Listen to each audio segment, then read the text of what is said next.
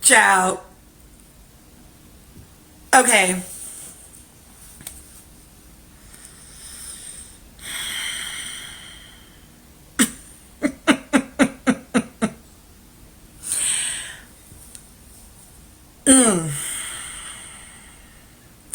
I'm ready for Casa.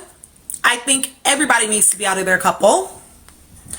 Um, and not even because I think every couple like needs a test. I think they all just need to get the fuck away from each other for a couple days. If I'm honest, they need to get the fuck away from each other for a couple days and just fucking reset.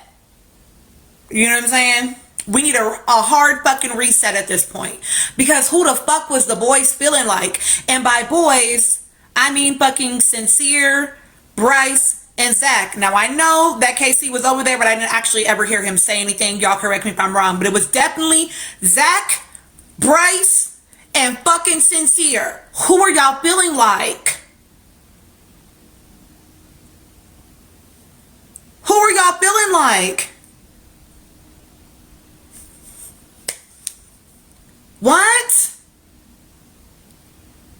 It doesn't even make any sense. And then Corbin, she doesn't even give a fuck. She doesn't even give a fuck about Jen.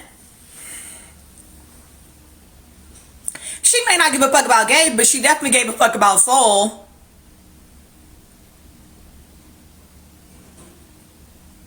And then the fact that the girls had to come over there and initiate the conversation, fucking grow up. Two of y'all men over there are 26 and 29 years old. Grow up. Y'all the fucking grown-ups of the villa. Be the goddamn adults. Be the grown-ups. You go to initiate the conversation. And here's the thing. I'm actually not even mad about... listen, I think that you're in an impossible situation when making that decision. Franny, it wasn't intuition. He told her that directly. Ooh, no shade. He said it on the doc. I need y'all to get that. Please rest with that narrative. Please rest with that narrative like that man didn't tell her that on the doc. I'm so tired of it. We are 5 episodes later, or however many at this point, of that man saying, if there's mutual interest, I will explore. And people keep acting like he told her that he never wanted to explore anybody. I need us to stop. Actually, Sasha, you know what I want? You know what I want? You know what I want? For people to be able to clock that Bryce and Zach are fucking stirring the pot. At this point, I need y'all to stop just trusting men because they're men and they're white. I'm sorry. At some point, you need to clock that they're the only two that keep coming back saying something. And let's be real, he's closest to Sincere. I just need y'all to push some shit together, okay? Because Bryce, why are you even asking her? Well, how does Anaya feel? You're fishing. You're fishing. And all they had to see was the one time that they were able to get into her head and they ain't fucking stopped since. It's a one-sided beef at this point. And I knew this was going to happen. I'm sure it's going to happen in other places.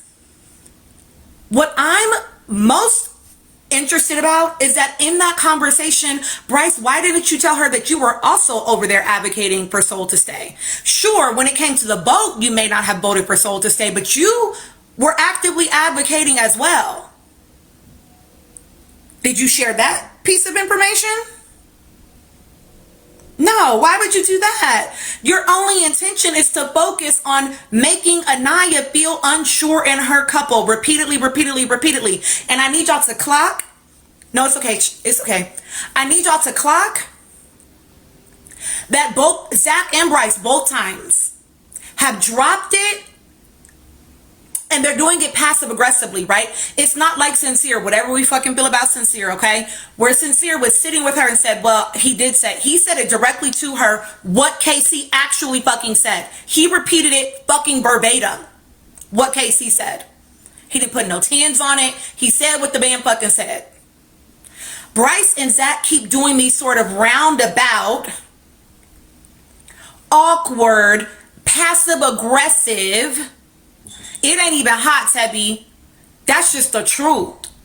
They're doing these passive aggressive shots at Casey and Anaya and then fishing with their girls and then saying, But I do think he really likes her. They are attempting to fucking confuse that girl. They're trying to confuse her. And it's working. It's working.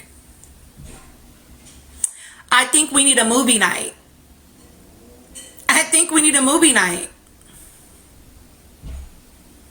And not only is it working on the island, but unfortunately it's working with some of the viewers because people are not clocking it. People are not seeing it. You know? I said what the fuck I said. I said what the fuck I said, Bev. I said what the fuck I said. Y'all don't like hearing what he said. Y'all like to miss pieces of the conversation. I'm not going to keep debating that shit with y'all when it's in fucking 4K. Go back and watch the doc scene. It's in 4K what the man said.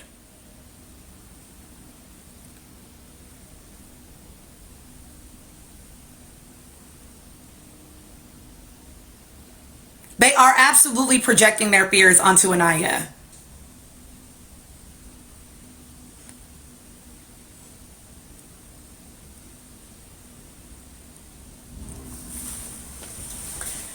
Not even low-key sinister. Candy, tell me what you think you perceived about his body language. They're using, I've said this to y'all for a couple episodes at this point, that those boys, Zach and Bryce, are running circles around Trinity and Akeda, and they just don't fucking see it. Because they're 22. And Zach is almost 30, and Bryce is 26. They have the upper hand in the dynamic.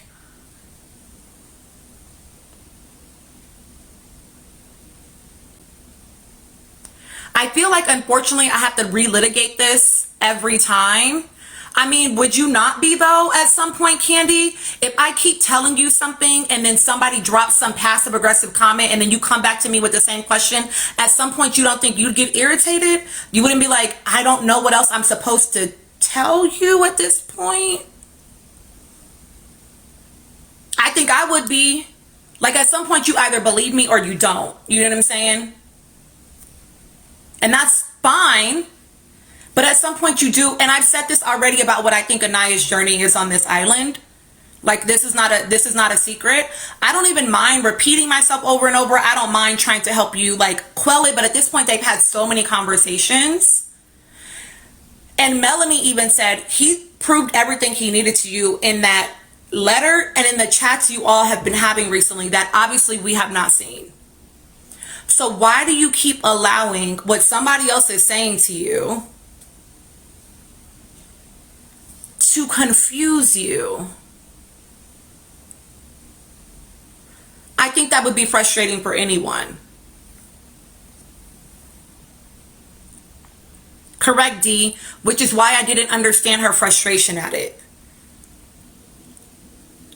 If he wanted to keep her because he felt like she didn't get a fair shot, is that not exactly what y'all said about why you kept Caleb? Is that not exactly why you said y'all kept Caleb? I need y'all to stop being dichotomous. There's a little bit of, everybody needs to do a little bit of work, right? They're both 23.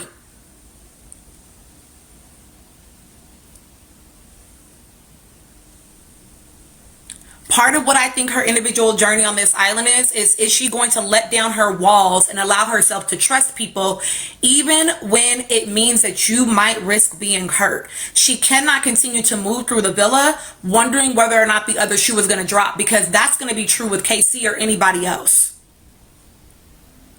That's her own thing that she's going to have to work past.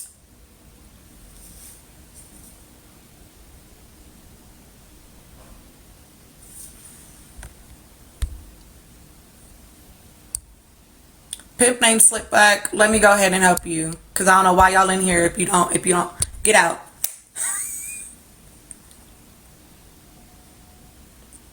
I disagree. But I don't actually care. But what I don't like is people continuing to spin the narrative that KC is completely in the wrong or that Anaya is completely in the wrong. They're both fucking tripping about some stuff. They're both fucking tripping. And y'all need to be more conscious of the fact that Bryce and Zach are the ones continuing to stir the fucking pot.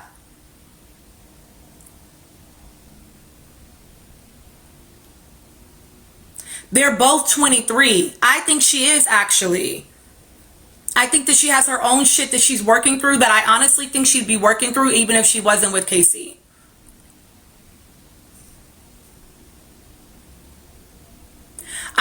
I think that they are totally fine for each other right now because I think that they both are working through some shit. I'm absolutely okay if they end up not together, but acting like one is the villain and one is the victim is actually a little bit cray-cray to me, because y'all all watched that conversation when she said, I just want you to be serious with me for 5 minutes, and he said, okay, I understand. You're saying that, you know, when it's time to be serious, you really do want me to just lock in and be serious.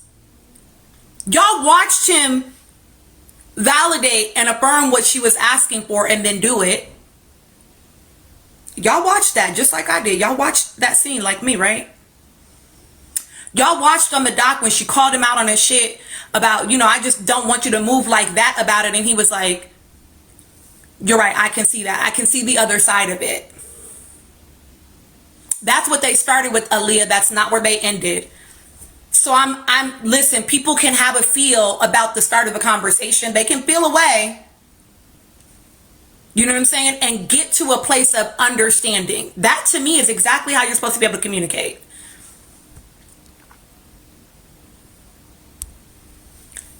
Anaya also shows up differently than Sol. She shows up differently than Sol.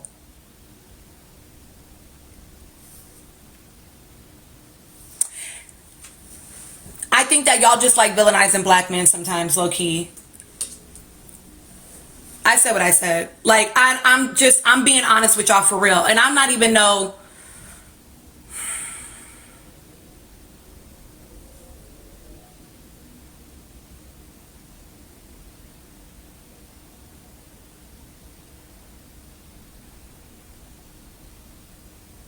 Because y'all watched in that conversation, them start that conversation, her ask for what she wanted, him struggle, but then get to what she wanted. He came to a place of understanding. And then when she said, how do you feel? And he said, okay, well, this is actually what upset me. And he began to express the feelings. What did she do? Got defensive and then walked away. So for you all to say that she's been completely right in all of this is actually like y'all are just choosing to ignore some of the things. Y'all are choosing to ignore some of the stuff. This is why we cannot get into these fucking heels of only one or only the other. Like, what? They're both tripping about shit. Exactly. I don't know how to pin comments if 88, but that I've literally been saying that since this fucking show started and people started criticizing both of them. They are both 23 years old, figuring shit out in real time. They're figuring shit out in real time. But people are looking for a gotcha, and people are looking for like confirmation bias, honestly. Like, nobody is being unbiased with these two. I think so too, darling. I think so too. I think they're actually doing a pretty good job at it. Because she got defensive and walked away, and then she slept on it, and they were able to come to a different place when she took a minute to get out of her fucking head and actually just write some shit down. Like, I think they're doing a good job of actually navigating it. But because you all act like you were arrived at 23, you weren't figuring anything out. You didn't have nothing. You weren't figuring out who you were as a person. You didn't have no trauma you was working through. Like, you was in there. In there like swimwear, you know what I'm saying? I did, Aaliyah. I have a whole video about it, babe. I'll get there in a second. I just don't understand why we are struggling. Literally, Miss Petty. I said that about the short man last season, right? I don't know why I called him that. I'm sorry. I'm so sorry. That's what I said about that one guy last season, right? Like, the man's frontal lobe is not developed. And like, yes, there's some shit that I'm clocking that I don't fucking like. And it is early days. It's early days. The man ain't but 22. You know what I'm saying? Aaliyah, his communication was poor. Because, so let me tell you, let me actually give you a perfect example. We watched Anaya and Casey have that conversation, and Casey struggled to get to a place of understanding initially, and then he got there, right? When Anaya asked what he felt, she got defensive, felt like it was turned back on her, and got up and walked away. He said, what? He's confused as to why is the conversation, and then why can't we, get to a place of understanding? And I'm sure what he felt like was, there's not any space for my feelings, right? I can't say how I feel, even though you directly asked me that, right? But what did they do differently? She slept on it. The next day they talked about it. They were able to move forward. They were able to come to a place of mutual understanding. Ooh, you know what? Sometimes we're missing each other in communication. Sometimes we're missing each other in conversation. What was different last season when we watched Michelle and Alan have that conversation about the heart rate challenge, and she was attempting to express how she felt, he immediately got defensive, and Shelly ended up having to be the person to repair, even though she was the person that felt wronged. There was never a mutual, that never happened. He did not have the skill to do that in his communication style. But a lot of y'all were Shelacers until he did that podcast. So, I mean, why could y'all hold that tension for him and not for Casey? I just, or it's part of the reason why you're struggling to hold the tension for KC is because you did with him and then you felt disappointed by him when he left the villa. I want us to be willing to recognize that when we have gut feelings, like, yes, we should honor them, absolutely. And you don't even fucking know KC. So that thing that's being triggered in your body is not about that man. It's about your shit that's getting triggered. Come on, y'all. It's about your own shit that's getting triggered. You don't know that man. There's something that's triggering in your body about your own experiences, and yet you are projecting it onto them.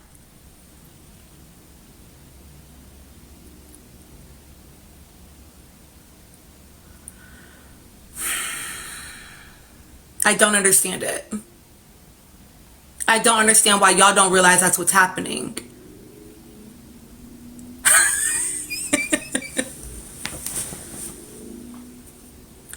Correct, Barbara Batty. I feel like we literally litigate this every single panel, and honestly, y'all, it is exhausting. The way that people come for KC and Anaya's relationship, and I'm just going to clock you real quick, and then I ain't gonna lie, I'm not gonna leave you alone probably. Coming for KC and Anaya's relationship, fueled by those two white men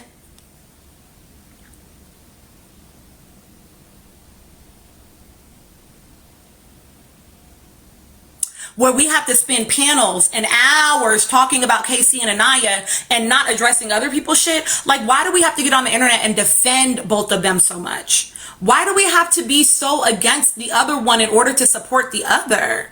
Like, I don't get that, y'all. Like, it actually kind of makes me sad, if I'm honest.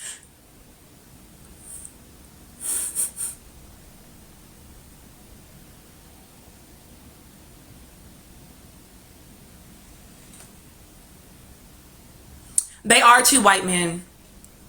It's not about race. That's literally a descriptor of them. If that feels uncomfortable for you, this is probably not the space for you. No shade. Okay, let me help Bailey. Bye, mamas. Bye. Bye. Oh, bye. Why don't y'all protect y'all peace more often? Why would you be in spaces that make you feel away? Protect your fucking peace. Damn. Y'all don't like yourselves for real.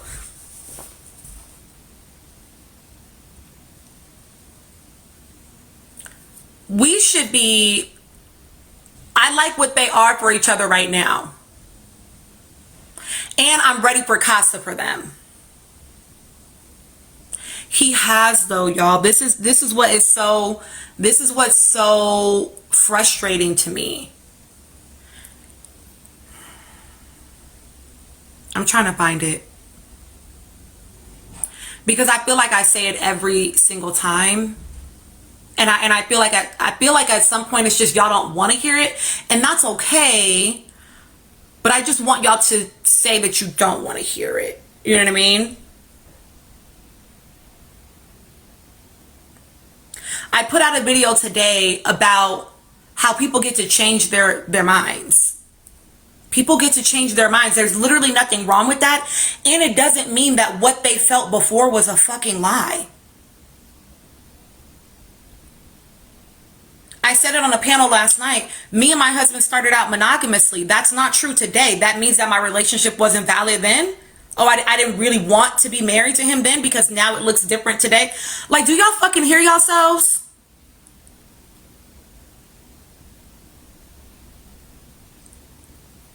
Thank you, Jay Monet. People get to change their minds. They get to take in more data and change their minds. I didn't put this in. I almost made a video and then I said, I'm not talking to these motherfuckers about it no more. But I'm going to give you what was happening in my head today. And that's the thing I really don't like Star's journey, because that girl is not even his sister. She's his sister's sister. If y'all know anything about having a parent that has, you know, maybe multiple wives or multiple husbands or whatever, you know that you're not always related to your siblings. She's his twin sister, so she really should be quiet. What was happening in my head today? I'm going to give y'all an example. Last season, our girl, Alandria, walked through that island like a motherfucking queen, okay? Poised, regal, elegant, controlled, right? She walked through that villa that way. And then we get to Casa. And when we get back from Casa, yeah, he has a set of twin sisters and they have a sister. That's who she is. She's the sister of his twin sisters. They get back from Casa, and when it's time to choose who you're going to bring back, Taylor chooses Clark, right? I'm going to bring back Clark. And then not necessarily have siblings, simply me. If KC and his twin sisters don't share the same dad, like for example, my mom has 3 baby daddies. I have siblings on my dad's side that are not at all blood related in any sort of way to my other 2 siblings because we have different dads. We just have the same mom. Let me finish. They get back. He chooses Clark to take back to the villa. And what does the chatter become online? Girl, why can't you see that man don't want you? Wake up. She's being naive. Oh my gosh, she's so stupid, because they already thought that anyway. And now this was an opportunity for them to confirm their bias, right? But what they weren't acknowledging is that y'all knew what Taylor said to Ace, not Alandria. She didn't know that, right? But people started with the chatter because this confirmed their bias, because she didn't get back from Casa and immediately drop that man. She actually continued to have conversations and people were pissed about it. Pissed.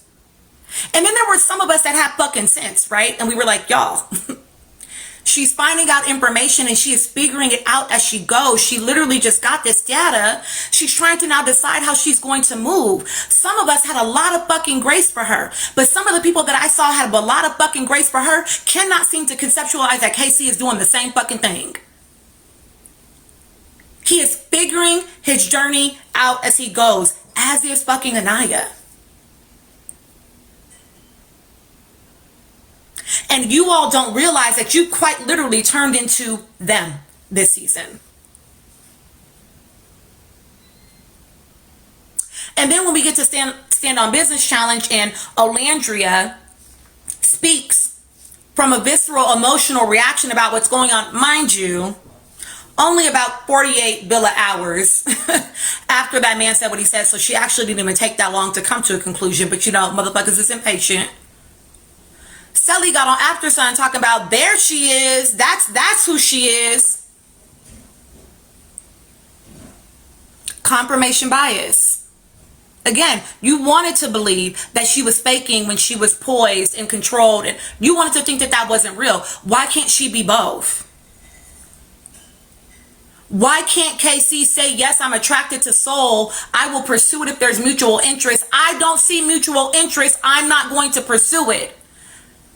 I'm just going to stay where I am and I'm happy here. Why can't that be true? And then when he finds out more information that, oh, actually, you were one of the top boys when I came in here. Oh, actually, you were someone I was interested in. Why can't he say, oh, and when she's saying, oh, I feel like I wasn't wanted, I feel like nobody sought me, why can't he say, oh shit, like maybe me taking the approach of waiting on you to come to me it kept you from an opportunity that you could have had and that I could have had? Like, why can't he take in new information?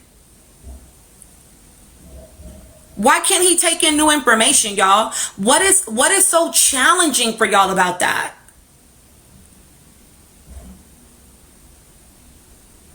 Why is that hard to imagine?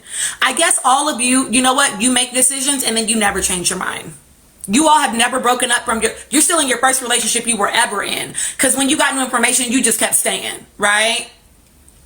You was like, Melanie, he up there kissing her right now and I'm gonna forgive him anyway. He did tell it to Anaya though. Mal, that's the thing. He literally said that on the doc. He literally said if there's mutual interest, then yes, I will explore it. And then when he didn't see it from her, because keep it a buck, Sol she didn't act like a bombshell. She was not in there pulling people. She thought she was supposed to get pulled. The man should take the lead. No, baby, you're the bombshell. You're supposed to take the lead.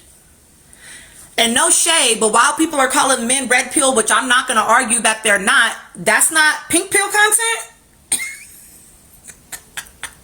That's not pink pill behavior.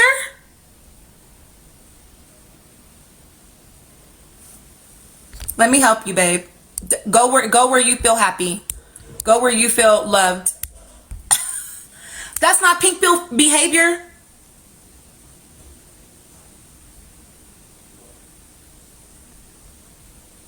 And we're literally the very next day, and they asked him, are you going to have a conversation with Naya tonight? He says yes. We left the episode before the night is even over, y'all. I mean, I do think that Sol was victim to some things in the villa. Don't misunderstand me. Blackiana's outside. I do think that I think that she was honest about some things, and I don't disagree with her about a lot of her takes. If 88, no, babe, he's supposed to be completely secure, confident. He's supposed to, why would that at all have impacted how he felt about himself and how he might move through the villa? No. Baby, he's a strong black man. That's not true, Daytime Bubble. If y'all say that shit again, I'm gonna start blocking y'all. I'm not gonna keep repeating myself.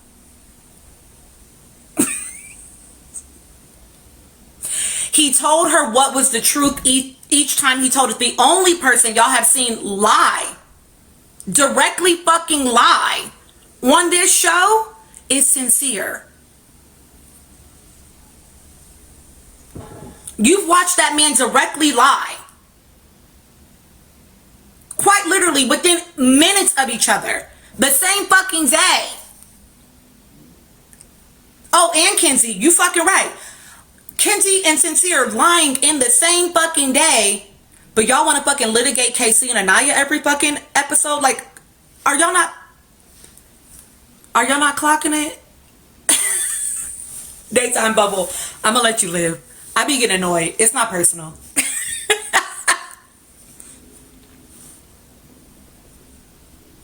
Exactly, Amanda. He literally said, correct. That's such a good point. He said the night that they did the letters, he said, right, I'm going to start thinking about myself. He chose Anaya that night.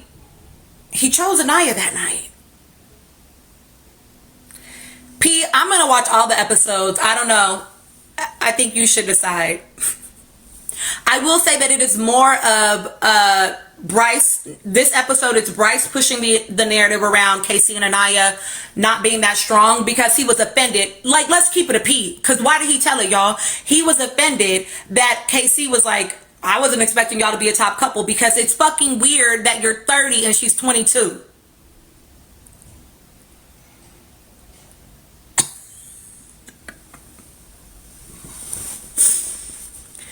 When Casey got to that villa, nobody stood behind his door. He got placed with Anaya by default, right? And he even said to her, I can't hold that against you anymore, but I didn't always know you were going to choose me either.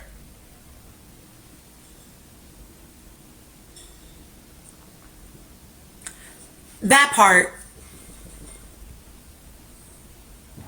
Bae, that part.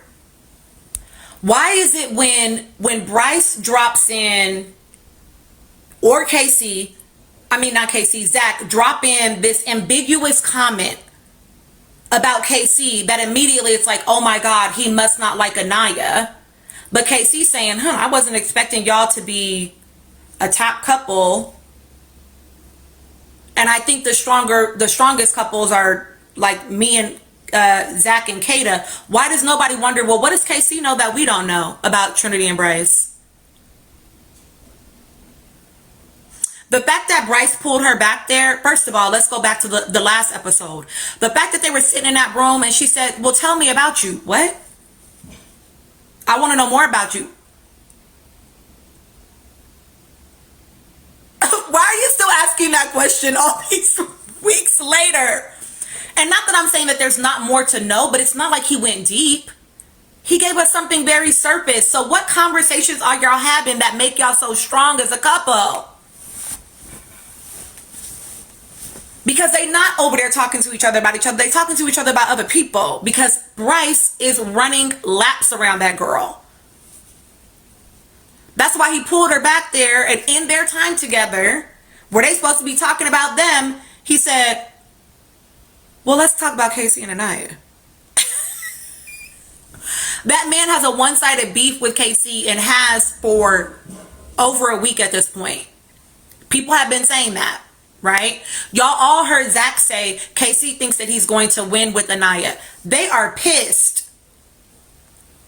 They are pissed. The two of them are pissed.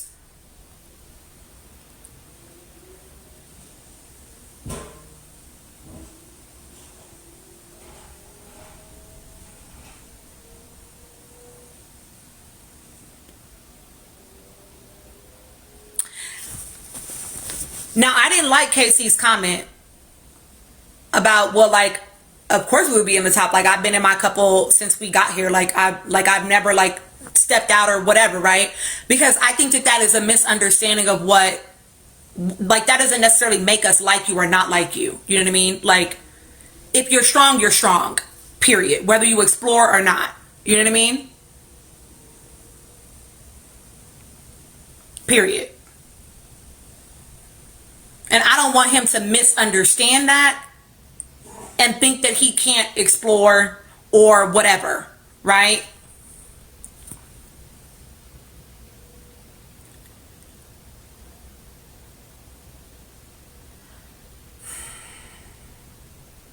Exactly.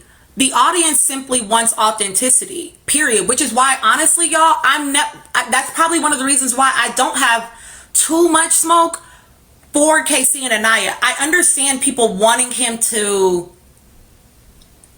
Actually, maybe you don't understand it. I was about to lie. I hear y'all when you say, we want him to know what he wants and communicate that to her. I hear you. I hear you. I also think it's unfair to ask a 23-year-old in a completely new environment with a bunch of fucking strangers that is complete, like, just be so assured of themselves. Most 23-year-olds are not. Most 23-year-olds are not assured of themselves. And I think it's okay for them to stumble along the way, so long as they are not actively doing things to harm each other. It's why I have more smoke for Sincere. Because he's figuring shit out along the way, but he is actively choosing to harm people. He is directly lying to women on that show. He's directly lying. Quite literally gaslighting. And I don't like that. I don't like that. And the thing is, you saying like, I appreciate you saying that. And like, honestly, I can have grace for all of them, right? Like even things that I don't like, I can still have grace for you. You know what I'm saying?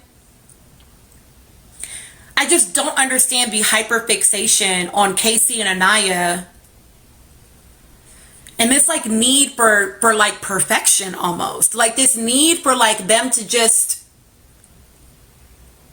be assured of themselves in a way that y'all are not asking from anyone else. Bryce is fucking crying damn near every episode about not being Trinity's type. And he's fucking 30. But y'all are frustrated with Anaya and KC being confused about what they are doing in their couple right now. Like, I don't... What? That's weird.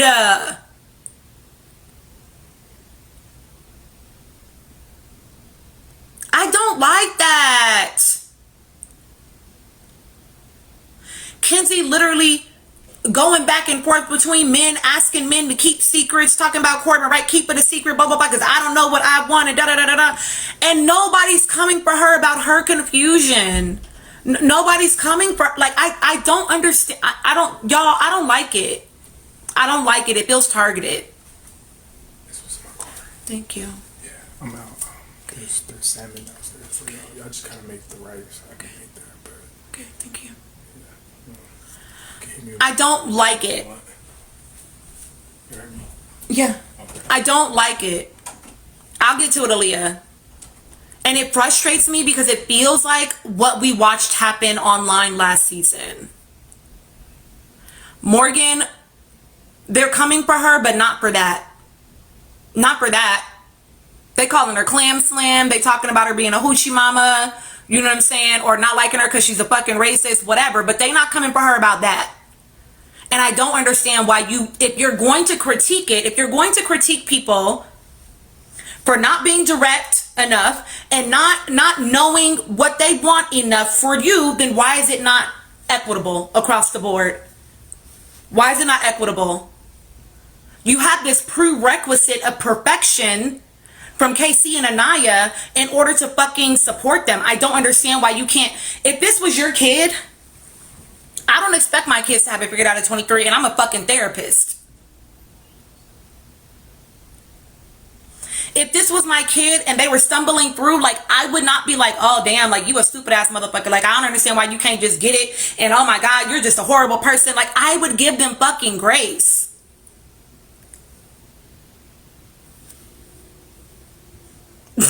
Barber, please.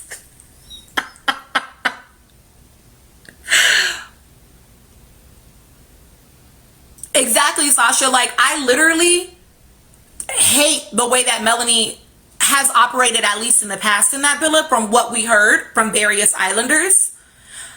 I also can give grace around the fact that, like, she's quite literally being gaslit by this fucking man. He's lying to her fucking face about shit, and that shit is crazy making.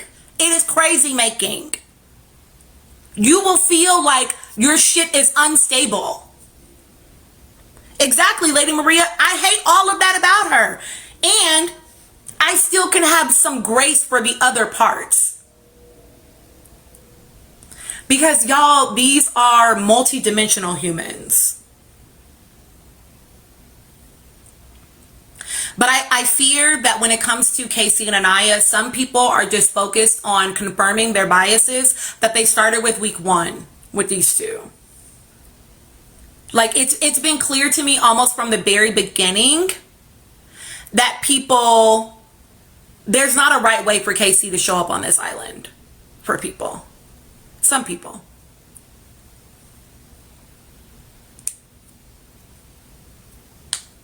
And I just feel like people that feel that way are just committed to feeling that way, and they're going to be constantly looking for like a gotcha.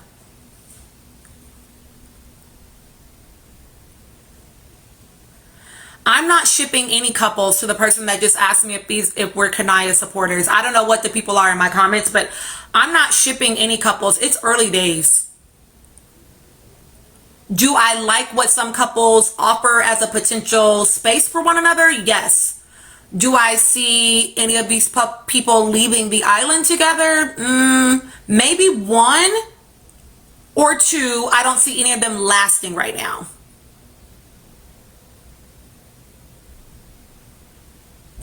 That's what I'm talking about.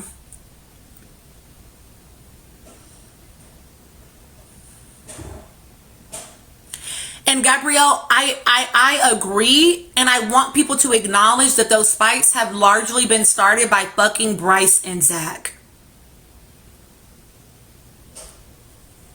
I don't see anybody lasting, Portia. I can see some people leaving together, but I don't see anybody lasting. No.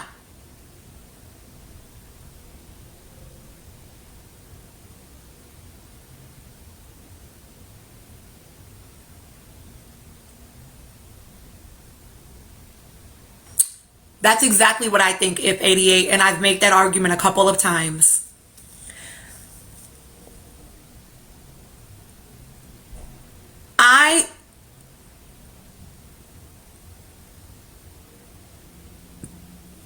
We're talking about this show, the episode. It's an overcorrection on the audience's part. In my opinion, some of the way that people are acting with KC is an overcorrection for Ace and Taylor last season. Because people felt duped and they don't want to feel like that again. And so they're recognizing a trigger in their body about him, and rather than them saying, I don't know this man, that's my own shit that's coming up, they are saying it's him, he's the problem. I don't disagree, Perpy. I disagree with that, Blossom. I think he's moving like any 23-year-old in that villa, trying to figure out how he should experience his time there. And I've already told y'all that I perceive KC as someone that is calculated. I actually went to his Instagram page, and he had a photo on there that pretty much confirmed my thoughts about him. I do not think he's moving like Taylor at all. That's a crazy take. That's a crazy take. I'm not trying to be shady, but it very much is a crazy take. Taylor that told Alandria, maybe you're just not liked, that talked about her feet, that didn't want to touch that girl, he's acting like her.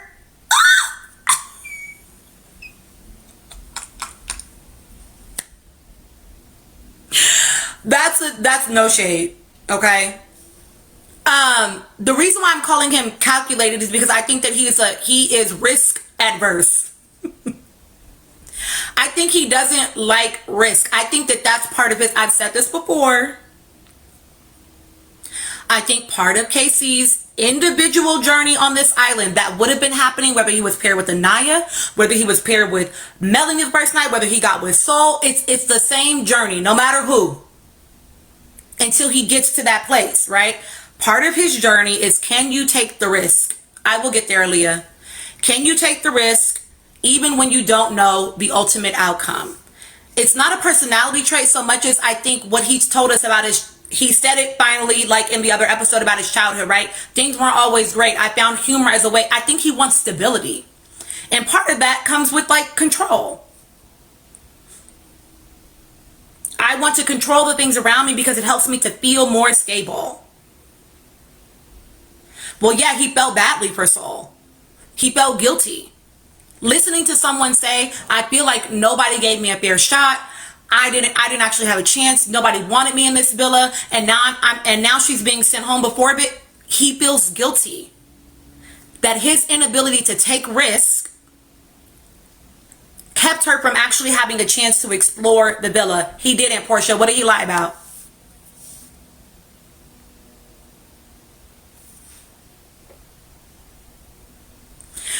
So I think that is okay. Like, I don't know why that is such, like, why is that like automatically like a strike against him for people? Whatever, right? He did, Portia, when did he say that? When did he say that? When he blamed Anaya for not exploring, when did he say that? He said it's Anaya's fault that I didn't explore. Please tell me when he said that. They don't, KJ. He changes his story because he changes his mind. Y'all have never changed your minds.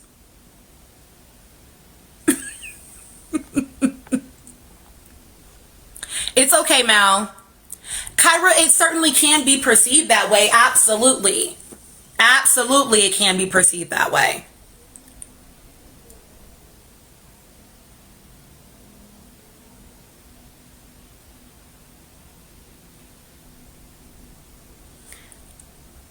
Logic, he did. He told her what it was initially. He told her what it was when his mind changed. And then Sol went home.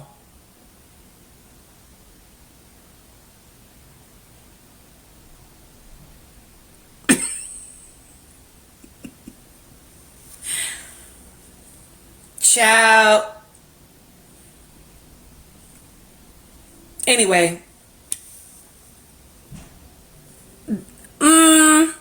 I actually think that Anaya's journey, CB, is more about her, which her mom kind of talked about it a little bit tonight in one of her videos.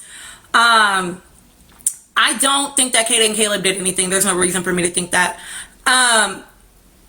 She likes, and I said this actually in a video a couple days ago, that Anaya doesn't like finding things out in roundabout ways. That is a trigger for her. She likes you to just be direct.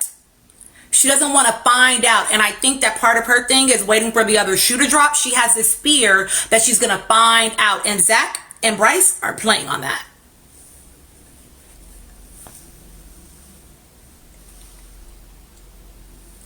Which is why when she and KC talk and things are cleared up and they're good, here comes one of them with a little sprinkle or something. Because Bryce literally only said that because he was offended that KC said, I didn't expect y'all to be a top couple.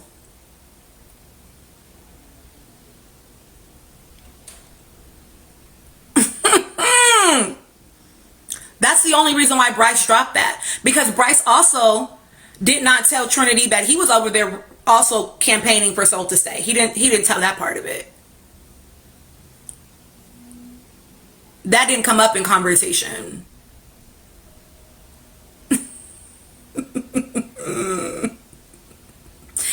I disagree, Ajo. I'm not going to keep litigating that with y'all. No shade.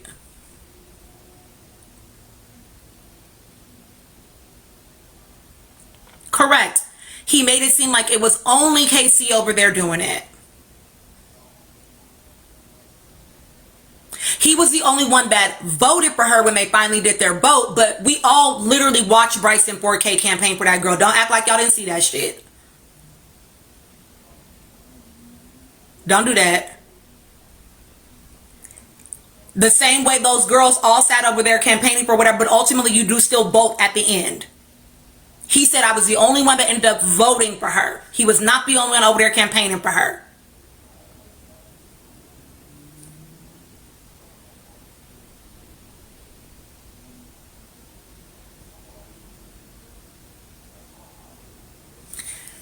So, I just, listen, Lady Maria, I don't know.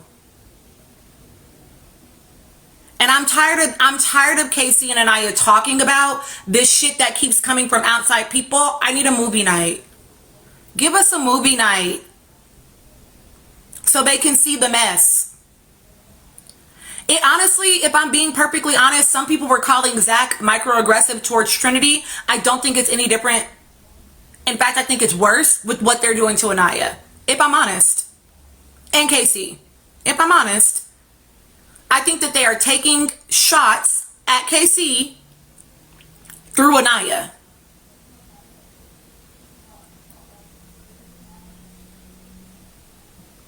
And I am tired of Anaya and KC having conversations about some shit somebody else said. Eventually, you're going to have to get to a place where you either trust each other and you're in it, or you don't. Aaliyah, I think it's manipulation, because why are you even bringing it up? Why are you bringing it up? Bryce literally chose to bring up Casey and Anaya in that conversation. You supposed to be, you off alone with your girl. Why you not talking about y'all? She just found out you fucking like music because of your stepdaddy. Like, y'all not deep enough for you to be still talking about other motherfuckers.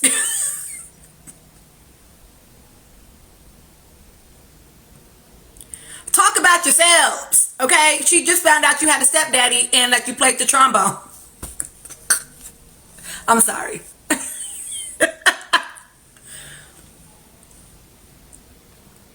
I don't actually think that. I mean, I don't think that production is trying to push anyone as a winner, if I'm honest. I know that people like to think certain things about production. I don't personally about that. Not right now. Maybe later days we'll see that. Kiana Marie, for real. That's what I think we need at this point. Honestly, let's do a compatibility challenge. Maybe that would also shut some of the public up. Because I would bet that Casey and Anaya probably know each other the best in that villa.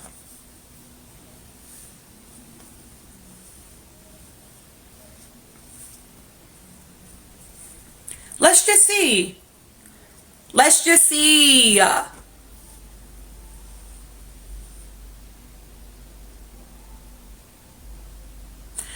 Melanie and Sincere, no, they too busy talking all the time about whether or not he still wants to pursue somebody, and if he's still gonna lie to her, don't lie to me, just be direct with me. And her getting emotionally worked up from him gaslighting her.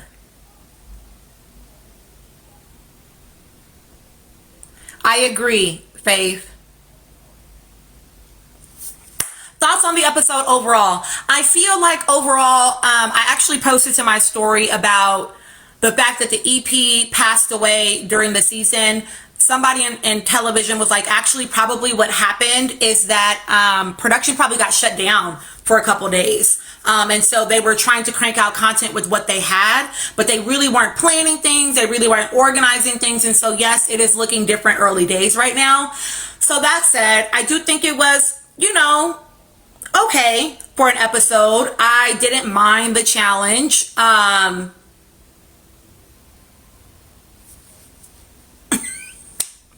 It was okay. I don't think it. Aaliyah, listen. Oh shit. I'm not even gonna say that because y'all gonna drag it. I didn't mind the challenge.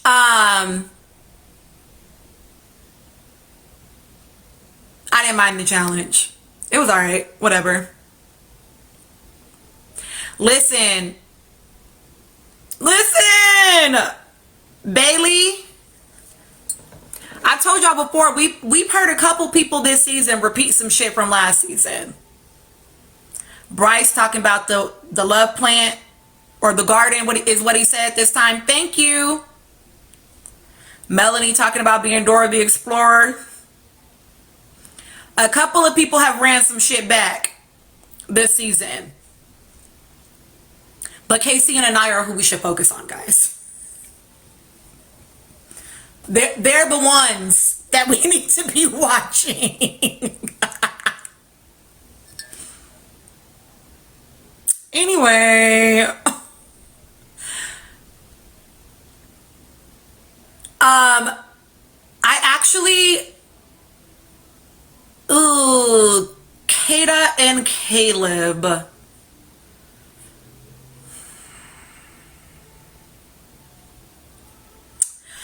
I don't mind them exploring. I'm not going to... I think somebody said they didn't want to see her with him because of his, like, views about things, but I wouldn't presume that she's not aligned.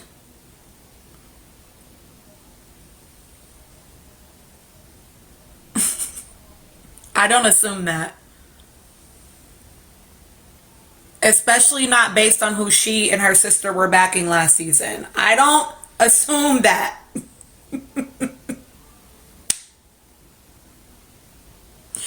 So, whatevs, right? I do feel like and maybe, Maybe we're not seeing it, but I did appreciate, them like actually learning a little bit about each other. Houdini. For those that ask, Houdini. At the height of all the anti-black racism after the heart rate challenge. That's who they were backing. Reposting critiques of Shelly. So I don't assume that she's not aligned. I don't know actually. But I did appreciate their conversation just giving us a little bit more than I feel like we've gotten about her or him during this time. He clearly is into her, and I feel validated tonight. I know that some of my panelists have said it too, that man, yes, she is Miss Petty, he was not feeling Kenzie like that. Kenzie was his option, and she was who got pushed on him. But that's not who he was really checking for. Hi, Lens.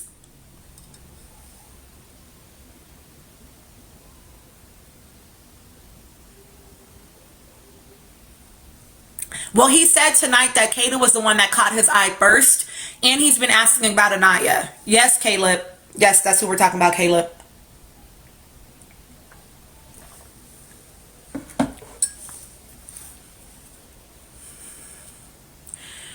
But here's the thing, which is what I appreciated about Sol and Gabe on their way out, is that Sol and Gabe both said, like, y'all are tripping in this motherfucker. Y'all tripping. Y'all need to get it together. Okay? Y'all need to rethink the way you're showing up in this motherfucker. And Sol actually told y'all, so y'all could stop fucking gaslighting the rest of us, that she felt excluded by the villa. I said what I said all them days ago when she came in, or the day after she came in. Did you already block them? No.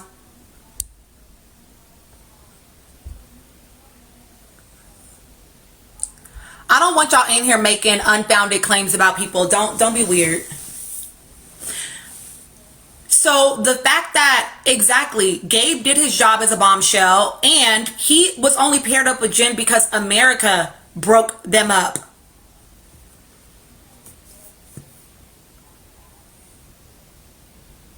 And the same way the girls chose to keep Caleb to give him a fair shot,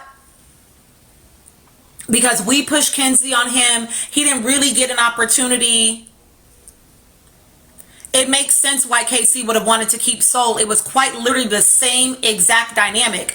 It was not just with Sol that this happened. It also happened with Caleb. The only difference is that Caleb and Jen, and really not even Caleb, right? But Caleb and Jen really got paired up with people that were like actually trying to give them a little bit of play. Like Sol was sincere, yeah, but he was lying through it all, right? Like he literally wants to have his cake and eat it too. He said it, not me. Right? But everybody was closed and isolating them. That's what they said. Now, Caleb may not have felt as isolated because I think the boys brought him in. Again, I don't think he felt, like somebody said, as much of a threat as like Sol did. I honestly don't think the girls see Jen as a threat either. Right? Because Sol was catching more than one person's attention and would have had her eyes on more than one person.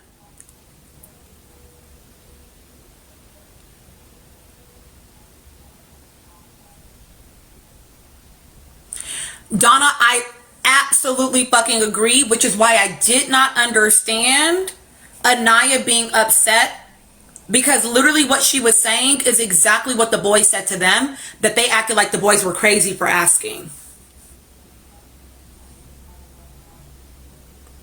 I'll go talk to him if that makes y'all feel better, Trinity. She said that, right? I'll go talk to him if that makes y'all feel better, but he deserved a shot, blah, blah, blah.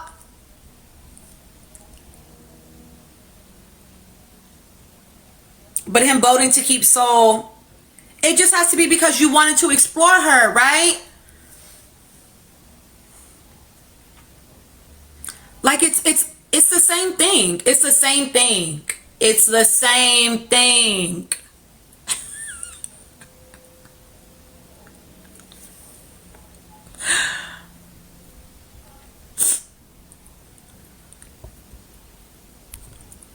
I agree.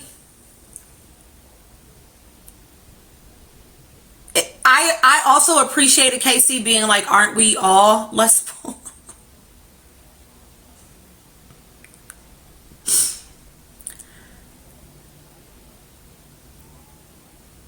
Like, aren't we all? Everybody in there freaked out. You know what I'm saying?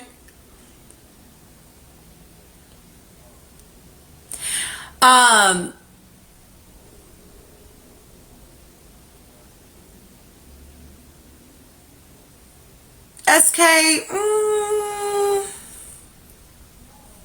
Gabe told us in his intro that making out was his love language.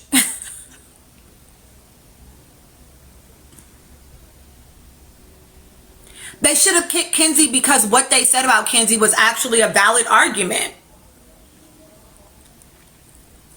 Is she just looking for the next thing?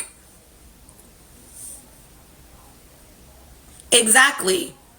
They should have just said, we don't trust you because, which Anaya did finally say at some point to Jen, he moved on to you so quickly after Bea. We just didn't know if he was really going to be satisfied with you. But honestly, like, no shade. Why is that any of y'all's business? How do you know that Jen is not willing to also continue exploring? Like, why can't they enjoy being in their couple and still potentially have themselves open to other options? That says a lot about how these girls are navigating the villa.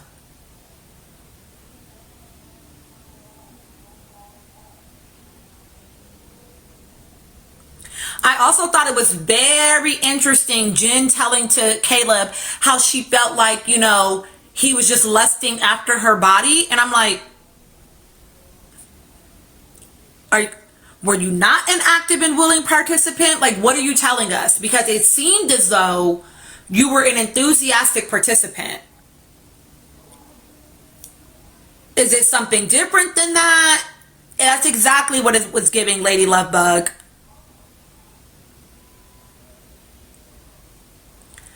And Jen has already done this when she was sitting with Kenzie that day talking about Corbin and Caleb and how and Melanie and how and you know, Kenzie was the one that was truly the victim in all of this. She was the one that was suffering the most in all of this. What? The way that they victimize themselves is actually crazy.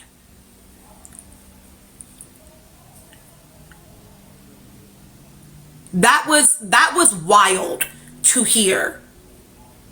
And my thing is, like, I honestly don't even care if she didn't care about Gabe being dumped. Like, whatever, right? Like, whatever, you know? Whatever. But for the boys to take all that vitriol out on the girls, because let's be honest, the reason why y'all were mad at the girls is because y'all didn't have the guts to vote the way you wanted to. And you couldn't believe that they went with y'all's reasoning that you backed off of. So now you're mad. But you're mad at yourself, babes. You're mad at yourself. That again, and this is, listen, y'all not gonna like this. That's what I'm about to say, Majestic Babe. Y'all are mad that you took the least risky path. And in that moment, Casey actually did not, which is why I'm actually enjoying seeing him do his growth journey as much as it's annoying to people. But y'all took the least risky path, and now you're mad because they didn't?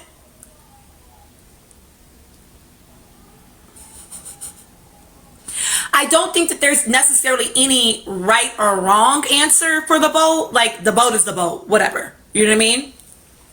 Whatever. The vote is the vote.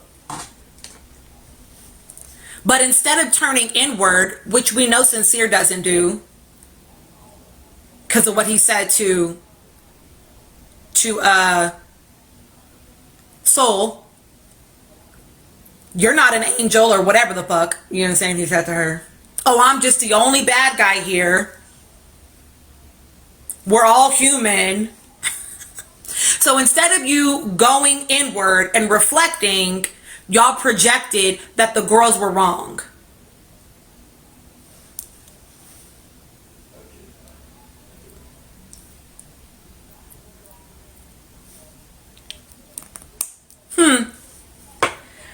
And then you know what them girls did?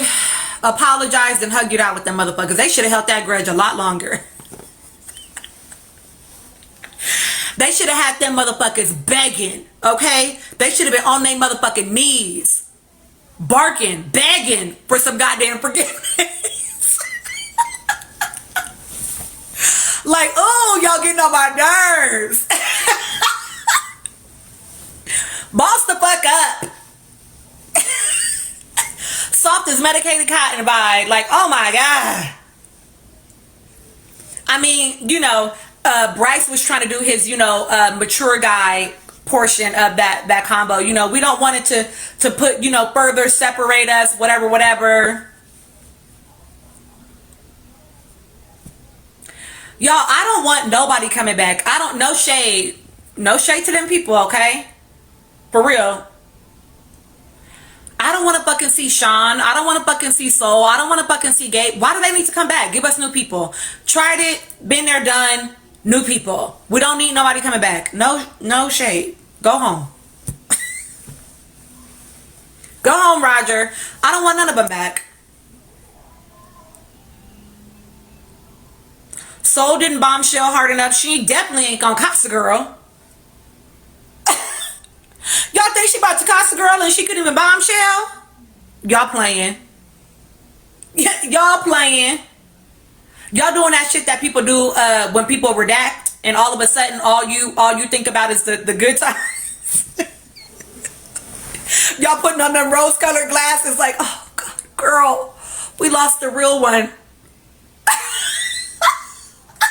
She don't want to be no damn Costa girl. She couldn't even be no bombshell. Stop it. She appreciate you, girl. Go ahead and go home, baby. Sol was ready to go after the pie challenge. Oh, that's so cute. Thank you, babe. She was ready to go after the pie challenge, girl. Y'all, it ain't just girls in here. Let that girl go.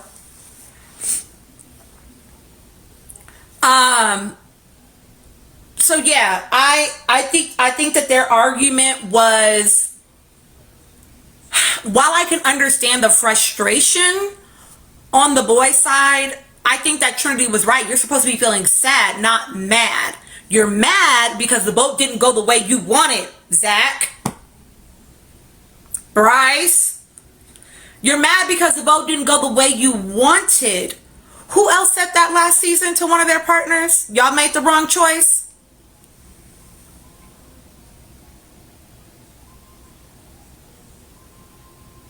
Correct, bae. Correct.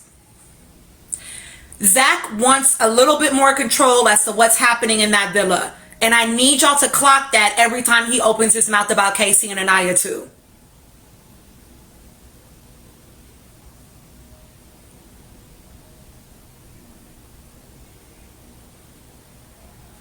They were sad and mad, but mostly mad, because why would they get in touch with their emotions and actually let themselves feel the sadness? They didn't do that shit till the next day. No, unfortunately, a lot of people do not know that, which is why they just keep running with whatever Zach and Bryce say. I don't know, Lisa, if I think that Caleb actually about to apply pressure. We'll see.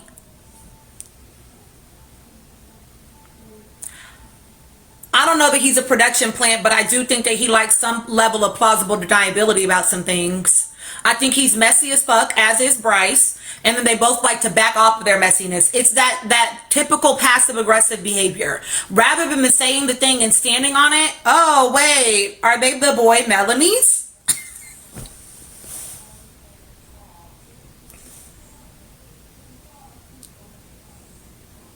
They say the thing and then start trying to back up off of it almost immediately.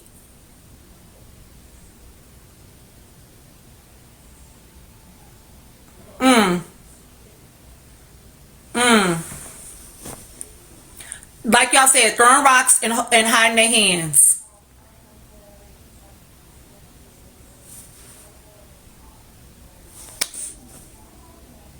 Correct, Sam.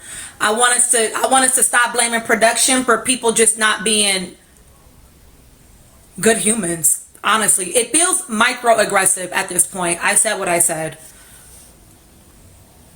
I said what I said. Because why do you have so much fucking smoke for them?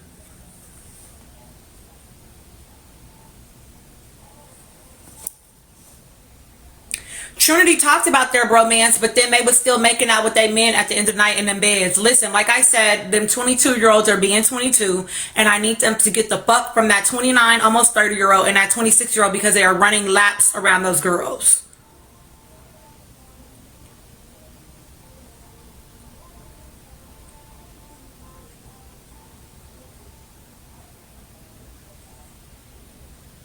I'm over it. It's like it's not fun to watch. To me. To me. It's not that he said something that was microaggressive. It's the continued targeting of particular people that feels microaggressive. Now, if he all of a sudden starts pew-pewing at fucking Corbin and Kenzie because Zach said tonight that he thinks that they might actually be a strong couple, then maybe I won't think that. But I don't think that's going to happen.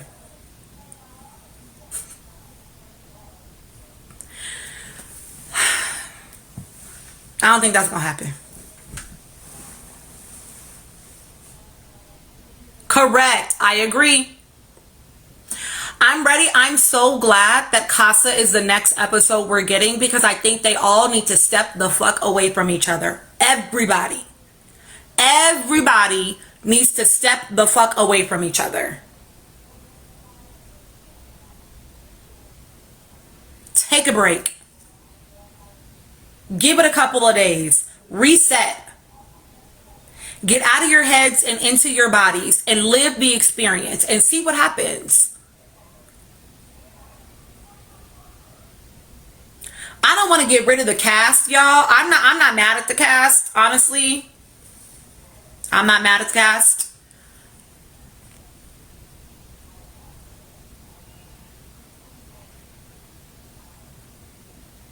Y'all's comments are going so fast. I know that I'm missing them.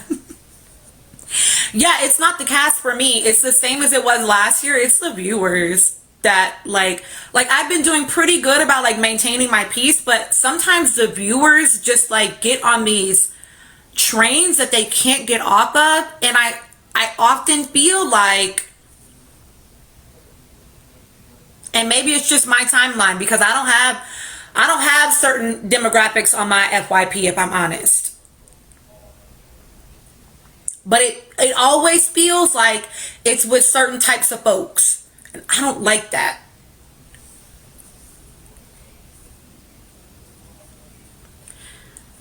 Sam Wynn, you know what? I hear that. And you know what? You're right, Brownie. You're right. You're right. You're right. I do think it's, I agree, Aaliyah.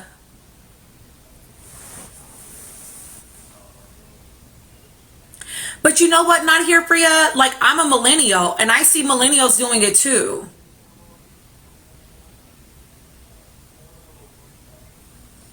Yeah, I see millennials doing it too.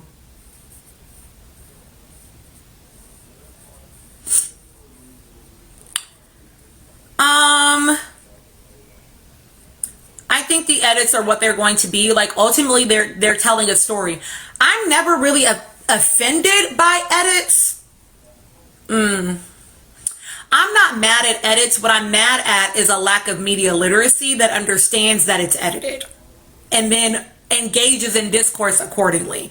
That's what annoys me, right? But I've been teaching my kids media literacy since they were fucking toddlers watching Disney Channel. So I can't understand people not having media literacy and being grown. It shakes me a little bit, if I'm honest.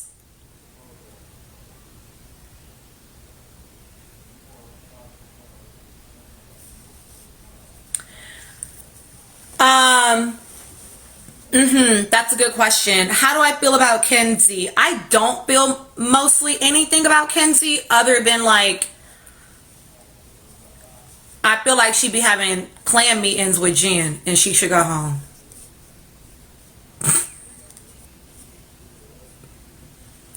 Girl, bye. Because you don't mean blonde. Ain't nobody dumb. If a black girl came in there with a goddamn box blonde job, like y'all, I don't think you would have been as excited about a blonde coming in. It's not about her being blonde. Cut the shit.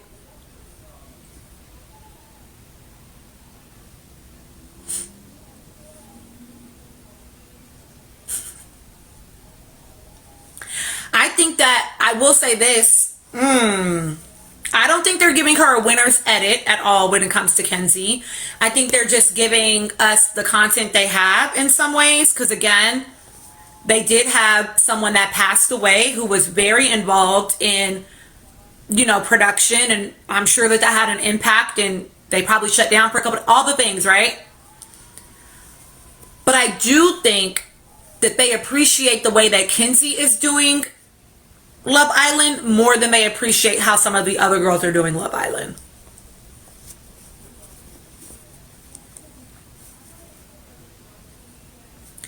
That said, I do think that it was great that Kenzie had sort of the realization of like, oh, like, what is America seeing? But what I thought was interesting is that she immediately projected rather than going internal. Who else did that? Started with self-deprecation. It must be me. I'm so terrible. And then immediately was like, it's you. It's something that I'm not seeing. I thought that was interesting that she immediately externalized. It can't possibly be me. It's him. He's not being real in some way. It's like, no, mamas, we don't like you or him. It's both of them, actually. Yeah, Emerald, I know. I don't really care. They're weird. I agree, her not understanding why the boys would perceive her as lustful, like she wasn't kissing that man Corbin down while also kissing Caleb down. What I'm curious to know is whether that helped Corbin to see anything. That's what I'm curious about. And I now am curious about how he's going to behave in Casa. I always thought he was going to behave a little, you know? Well, yes, but I'm talking about simultaneously. She was simultaneously kissing down Corbin and kissing Caleb. Sean, she was just kissing Sean when she was kissing him. I think that Corbin is definitely going to have a time in Casa.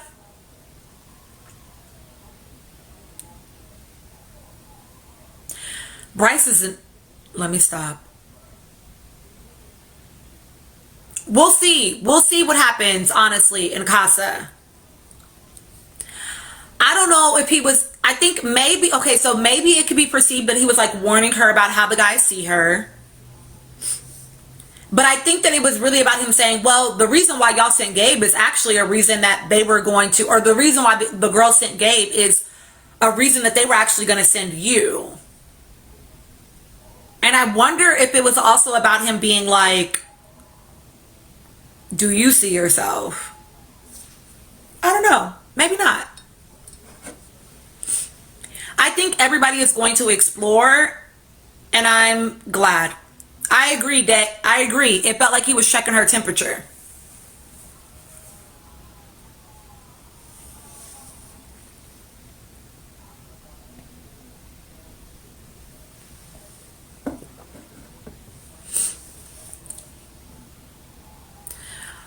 Um, yeah, Kenzie is interesting.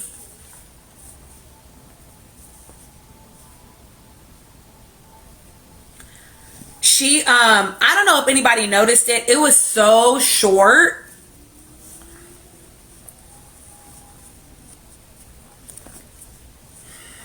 Literally, Aaliyah. It was so short, but I noticed in the first look that Kenzie was like smiling as Sol and Gabe were leaving.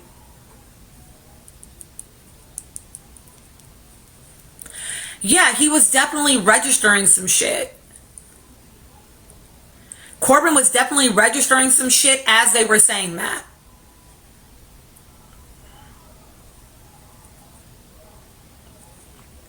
Um, she's very shocked that she's in the bottom three. Again, she thinks it's Corbin. It's you, mama. It's both of y'all, but it's you too. It's not him. It's y'all. Maybe he is a lot smarter than we think. He gonna have to prove it though, child.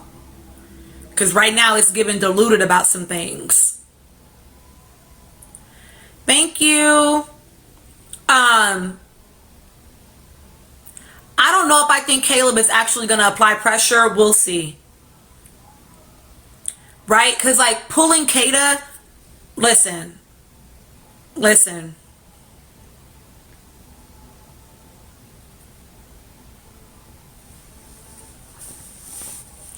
Him pulling Kata, but asking Zach if it was okay with him.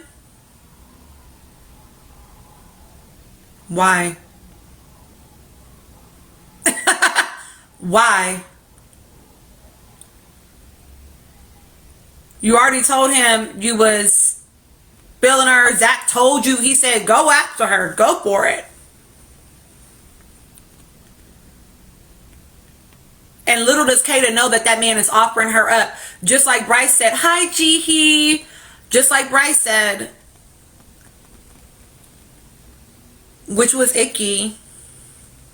I had to offer up my lady to you. Hmm.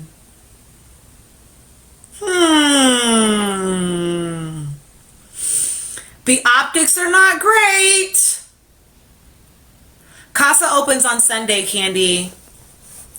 The optics are not great. I need y'all to still understand. Like my mutual said, y'all are still white men and those are still black women. That's weird. Don't say that.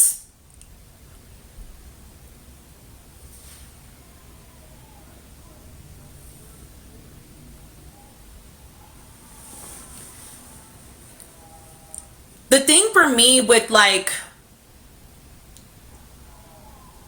it doesn't matter. I'm not even gonna get back on that. I don't care no more.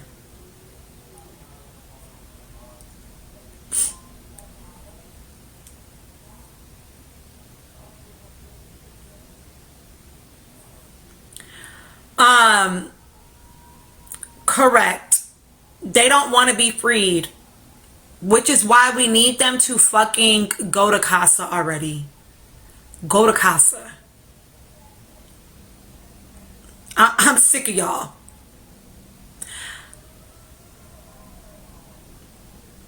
And this is why you know it's about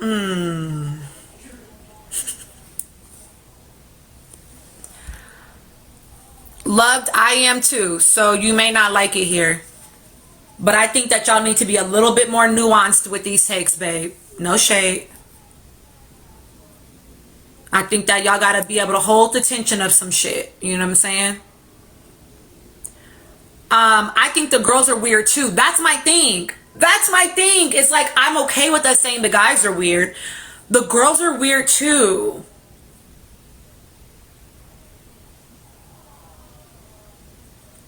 This is not a case where we are watching one person be completely normal and being done dirty by somebody. Like, everybody in that motherfucker is tripping on something, you know?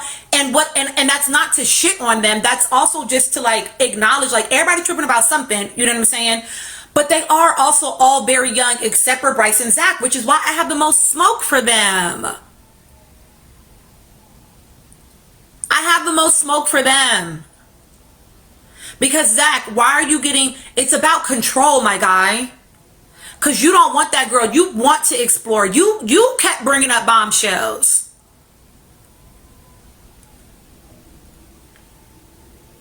You kept doing that. Zach is 26. You were bringing up bombshells. You were talking about exploring. You were doing all. You offered up your girl more than once. You were sitting over there lusting after Sol. That didn't get told to Trinity. That you and Caleb were checking her out. We're both checking her out. Man, her body is... That didn't get told to y'all's girls. Y'all are only repeating what KC says.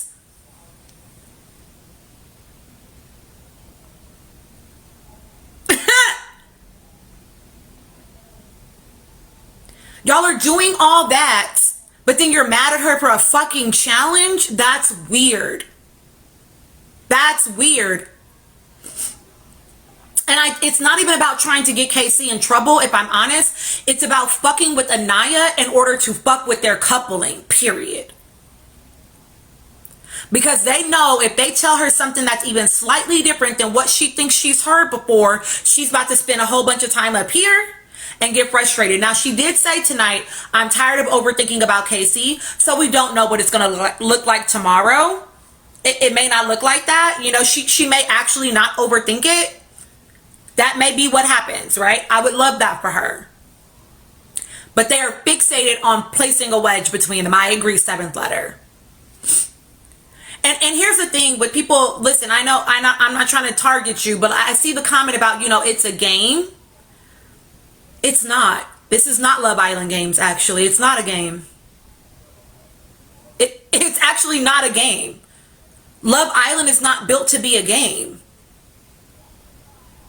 It's about finding a connection, and there happens to be money at the end if we like you the most. But it's not a game. If it was a game, they would be able to control it more. They don't have as much control as we do. They can't control they have no idea how they're being edited. They have no idea what we're seeing as the public. They have no idea our perception of them. It is not a game. Because if it was a game, they could just win or lose. But they have no idea what we know or think about them. What it is an opportunity for people to go into a space, challenge themselves to be their most authentic version of themselves, which again is why I have a lot of grace for Casey and Anaya, because even though y'all don't like it, they are authentically showing up as themselves, flawed and all, confused, figuring it out, stumbling, fumbling. That is what they are being authentically themselves about that shit, and I'm okay with that. I feel like they're the most authentic in that villa right now, even though y'all don't like it. I get that you may not like what you're seeing. I understand how it can trigger certain things, how it can make you feel a certain way. I've told y'all the story plenty of times of how aggravated I used to get when I would watch people cry on TV. I'm like, bitch, what the fuck you crying for? Damn. Buck up. But that's because I was never allowed to feel my emotions. I was never allowed to be soft. I was too emotional as a Pisces, right? So then I'm mad when I perceive you as weak because I perceive that as weakness. But baby, that's about me. I wish more viewers would do that for themselves when it comes to this show.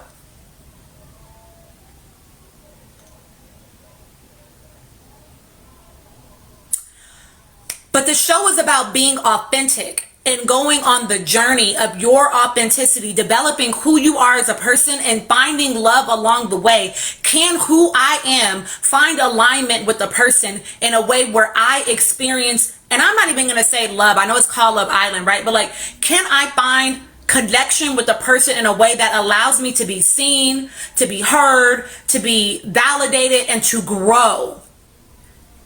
And no shade, as much as y'all don't like Casey and Anaya, they're the only couple that have told us that they're actively doing that for each other. They're the only couple that have talked about their things from childhood and how that's showing up in the way that they are. They're the only couple that we've seen do that, you guys. And I know you don't like it. I know you don't like what you're seeing, but they're actually doing real life relationship shit. I get it. It doesn't feel good. I understand. I do understand. No, not Brinity. She just found out that that man liked music because of his stepdad 2 episodes ago. No shade. They've spent the majority of their coupling focusing on making sure that he feels secure, that she's not going to run off on him if her type comes in the villa. No shade. They spent the majority of their coupling discussing other couples. That one time though, Lady Lovebug, we heard that one time and we heard the conversation of race in relationship to her body size. And like the interracial thing, right? But the fact that she sat down with him after 2 weeks and said, I want to know more about you. What are y'all talking about? And y'all ain't never not up under each other. What are y'all talking about? Nothing? Nothing? Okay. Literally, Majestic Babe, episode 15 and we're just now getting a childhood story?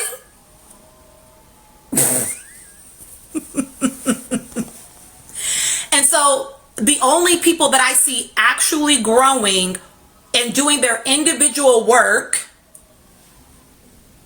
while in their coupling are Casey and Anaya. Do I think they're going to stay together? Do I think that y'all are getting a prediction. Do I think they're going to stay together? Do I think that they're meant for each other? Do I think that like, oh, they're going to come out of this villa and be together forever? Not necessarily. Not necessarily. But I can appreciate what they offer to each other right now in this portion of their journey. Melanie and Sincere, they fell right back into old patterns. They're familiar to each other energetically. And they said, oop, no, I don't want to be in nothing that feels different than the toxicity and the chaos I am accustomed to. Please take me home. I'm not watching growth with those two. I'm not. I'm not watching any sort of growth journey with Kata and Zach at all. I'm not watching any sort of growth journey with Trinity and Bryce other than potentially Bryce getting more and more comfortable that maybe she actually does like him. I'm not seeing any sort of growth journey with Kenzie and Corbin. I'm not seeing that with anybody other than Casey and Anaya. And I'm not saying it's not happening, but I'm saying I don't have any evidence that it's happening. Not from a confessional, not from a conversation on the side, not from a conversation with the girls, not from conversation. I'm not seeing that with anyone else. Nobody. And I get it. I understand. Again, I truly do understand that we don't like it. It feels uncomfortable. But they are the only two that are showing up authentically messy and figuring it the fuck out along the way. The only two. Them other two, Melanie and Sincere, they're messy. That's about it though. Right? It's chaotic. But that's about it. You know what I'm saying? I agree, there are no buzzy couples. It feels like they're too freaked out for anybody to really be buzzy. There's no like soft romance happening in the villa.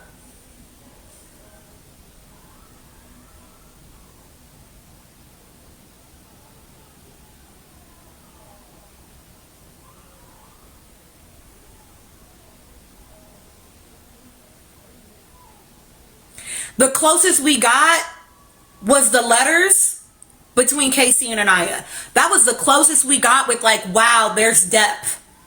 There's depth and intimacy in the connection.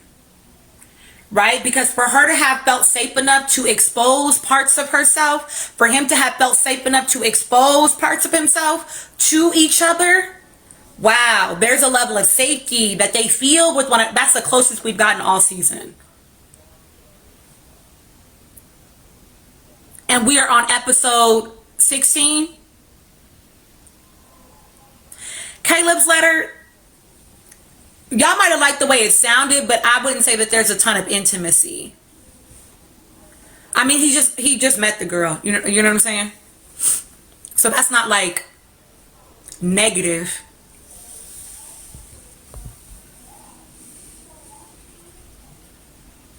Yeah, somebody asked about what I thought about Caleb's letter. I know, CB. I know. I feel like sometimes I know I was fussing at y'all earlier. I'm sorry. But I do feel like sometimes when I come on this platform, I just be co-regulating with y'all for real. That's why sometimes I be having to take breaks. Because people get worked up, then I get worked up, then I'm like, everybody calm the fuck down. And I'm like, you know what? Let's put our feet on the ground. Let's regulate, okay?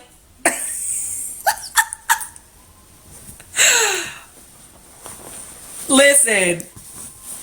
I do think that everybody is going to explore in Casa. I'm about to bring up my panel.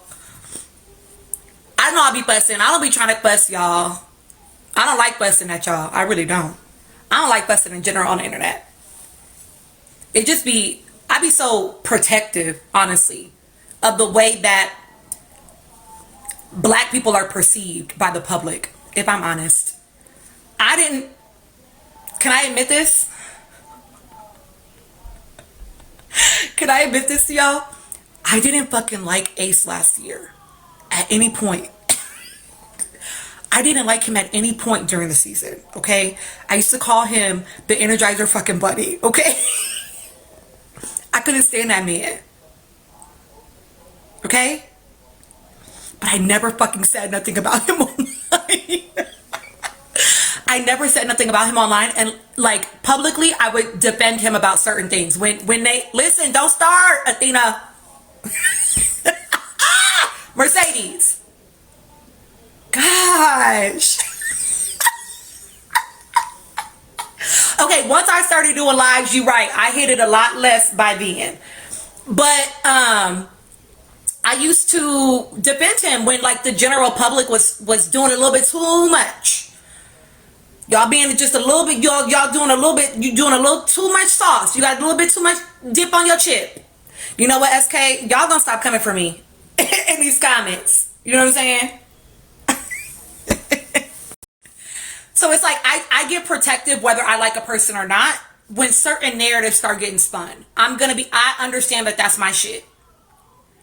But I do, it's Juneteenth.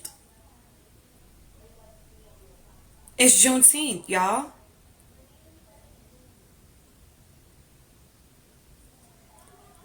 And I love being black. And it's like, I can critique you. I cannot like some things about you, but there's just certain narratives I don't like to contribute to. Is all I'm saying. You know what I mean? I just don't want to contribute to certain things. I don't like pushing this narrative that KC can't possibly actually appreciate the melanin of Anaya. I actually don't like pushing that. Even if you think that that's true, I don't think that you need to say that out loud in mixed company. The internet is mixed company. Like, I just don't feel like everything has to be said. And it makes me emotional, if I'm honest. I don't think it's true either. I'm just saying if you did. You know, I agree. I don't think it's that. You know what I'm saying? But I'm just like, I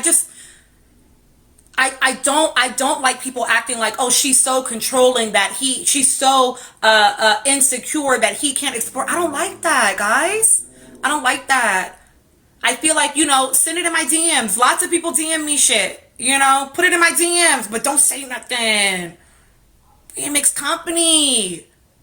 And not everybody has the same level of like care that you're going to have about certain people. Some people are looking for, well, you know, they said it. I just, you know, Now, Anaya's mom did make a post today about the episode. And something that she said is she doesn't like the narrative being pushed that Anaya is not comfortable in her dark skin, and that she, is having a hard time with like feeling desired. Oh yeah, her mom is on here, Lyrical Buki. She like gives thoughts after the episodes or whatever. At least I saw that tonight. She doesn't like that narrative being pushed. She said Anaya's never had a hard time with like attracting men, and like, having like people be like interested in her romantically. And what Trinity said tonight didn't sound like Trinity was supposing. Trinity didn't say, and so that could be in the back of her head. Trinity said those thoughts are in the back of her head, which I thought was curious.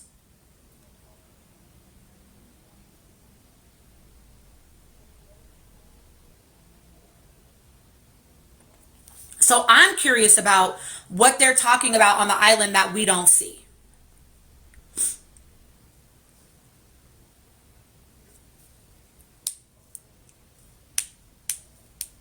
She said that when she was talking to Bryce.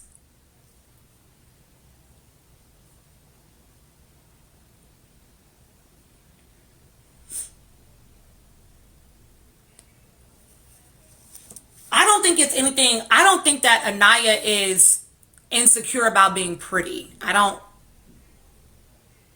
Correct, Samwin. As a mom to girls who tell me all sorts of things, who have actively been desired by boys around them, that does not stop them from having insecurities about things. People's attraction to you does not always affirm your identity for yourself. So I do wonder about what they are sharing amongst each other. And like the conversations they've just like maybe had about experiences or whatever, you know what I'm saying? Like they're girls. They're just in there chatting. You know what I'm saying? And that doesn't mean that she doesn't know she's gorgeous. Again, she'd have to be cray-cray to look in the mirror and not think she's gorgeous, right? But I would say that my daughter is the stereotypical light bright, pretty. No shade to my kid, Stereotypical light bright pretty. And both of my daughters are actually very pretty girls. And they don't always feel that way. They don't always feel that way. And that's okay. It's okay to have moments of, up and down. It doesn't mean that you don't ever think you're beautiful, And Perpy, she said that he does make her feel reassured. So, y'all, I'm ready for Casa. Predictions for Casa. Somebody asked me that a long time ago. Sorry. And then we're bringing up the piano, guys. Predictions for Casa. I'm trying to think of the people, the boys.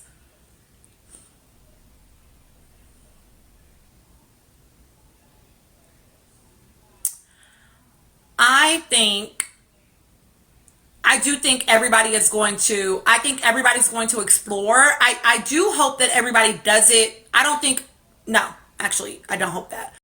I think that some of them will do it with good sense, and I think some of them will not.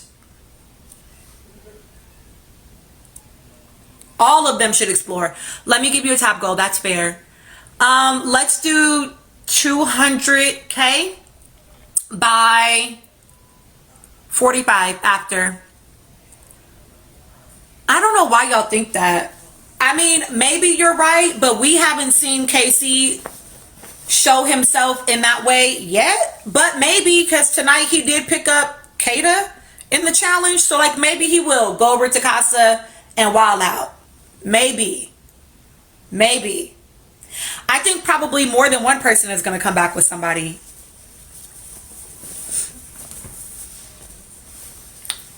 But see, you can take risk without being cray cray.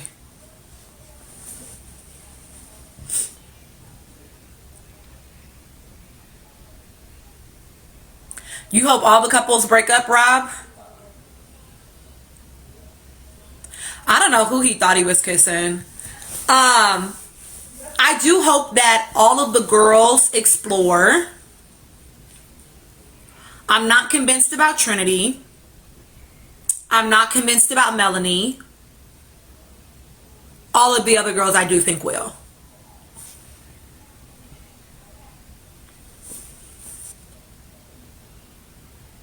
I think that Sincere is like potentially, I could see Sincere bringing somebody back.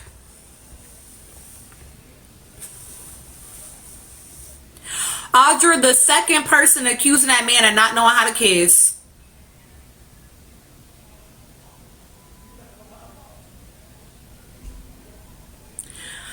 I think that Sincere might bring someone back. I think that y'all feel like he might not act up too much because you've seen him be calm the last 2 episodes. But that's only because Sol said, fuck you. And it ain't nobody else in there for him to act up with. No shade.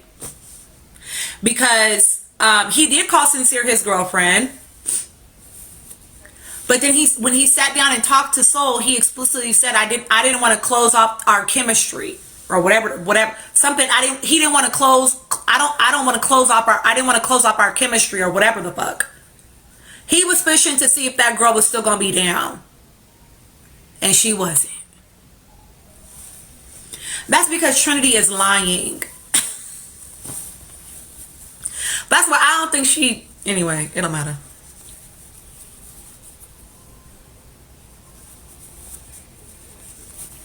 I think he gonna act up in house. I think he gonna cut a fool over there. And that's okay, whatever. Cause I think, what's her name? Melanie is gonna take him back anyway. She told us that. Well, you know what, King Taylor? I'm not convinced. I was on Bad's panel last night and I said, you know, Melanie might be the bird that migrates. You know, she goes with the wind currents. Wherever that man is blowing, she is too.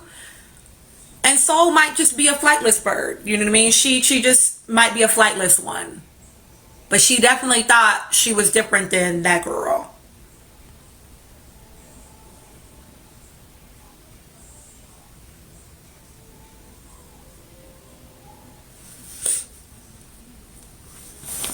Well, to be fair, Sincere didn't pick Sol. We picked Sol, and we picked Sincere for Sol. Once it was time to recouple, he went back to Melanie. But she was in that confessional thinking that somebody was going to get their feelings hurt and it wasn't going to be her. You sure did, Ari.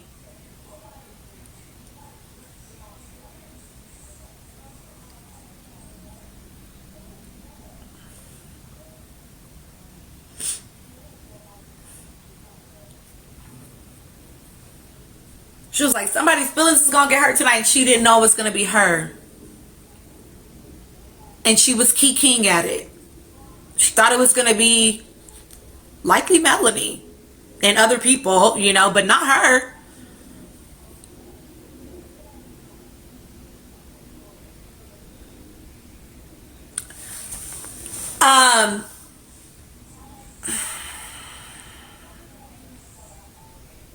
It's not about her not doing her job. It's about the fact that she was not even computing for a second that if he acted like that with her, girl, that's how he acts. You're not different. That's how that man moves. It wasn't even computing for a second. She thought, I'm not like other girls. I'm different than her. That's what she thought. Or she wouldn't have acted, she wouldn't have said what she did if she didn't think that. Jen did try to warn her, KJ. She didn't see it. Oh, y'all got 6 minutes for 200K.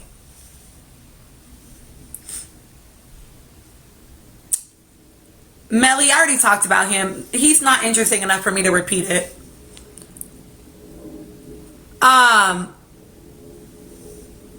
Absolutely. Absolutely, they are.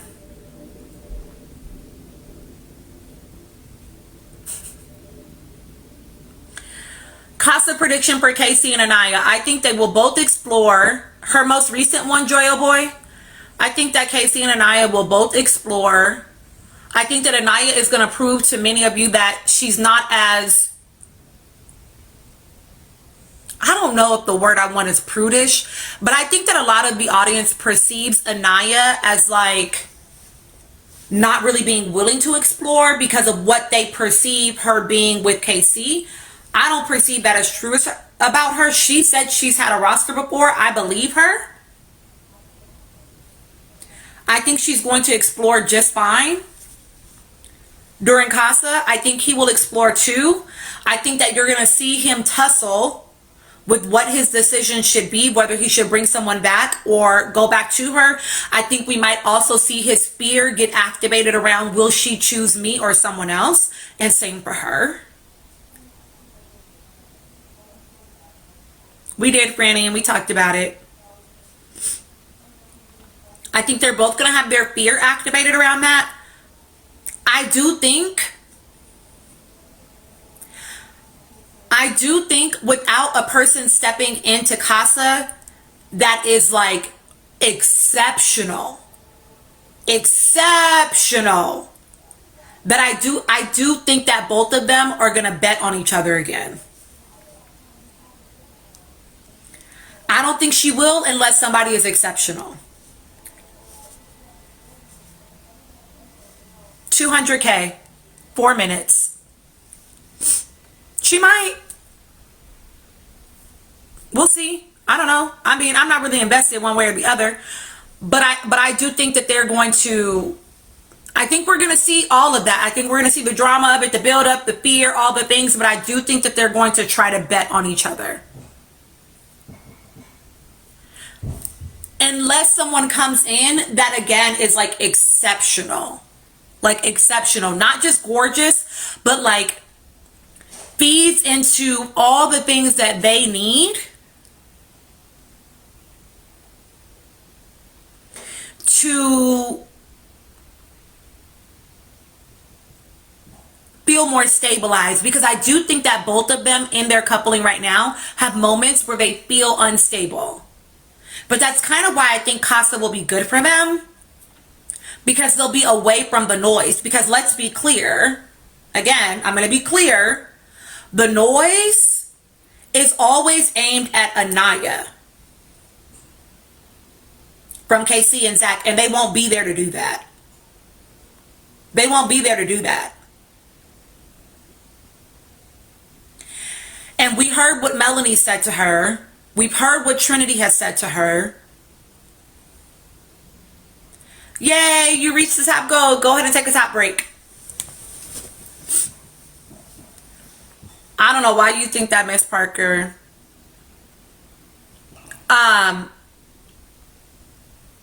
So I think that they'll keep her on the ground. Yeah, she did, Joy. Oh boy, I actually commented on that post. I saw it. As far as like Zach and Bryce, yeah, he said it would take a lot to move him up off of her. What Melanie said to her, so Star's Journey, she asked if she was going to address what had been said in the, whatever it was, I don't remember now. Was she going to address it or let it ride? Maybe it was a challenge, maybe. It was a challenge. Are you going to address what was said in the challenge or let it ride? I think that's what it was. It doesn't matter.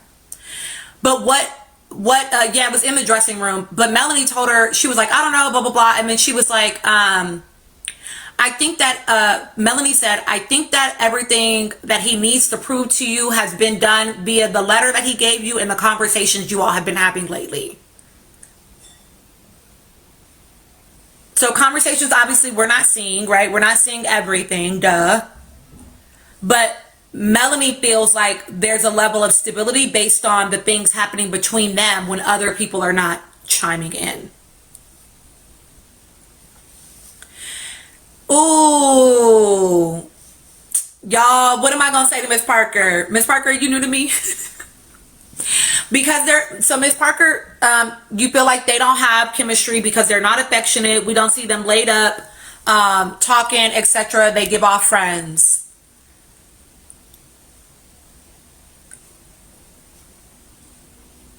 I don't feel like people have to perform their attraction to each other for an audience. They do make out in bed. And we heard her say in the challenge today, she was like, oh my God, that's for private. She's a little bit conscious of how she's being perceived, y'all. And chemistry is not only physical. This is how y'all ended up with the Maya and Brian as your winners last year. This is why people were in my comments telling me that Iris and Pepe were going to make it.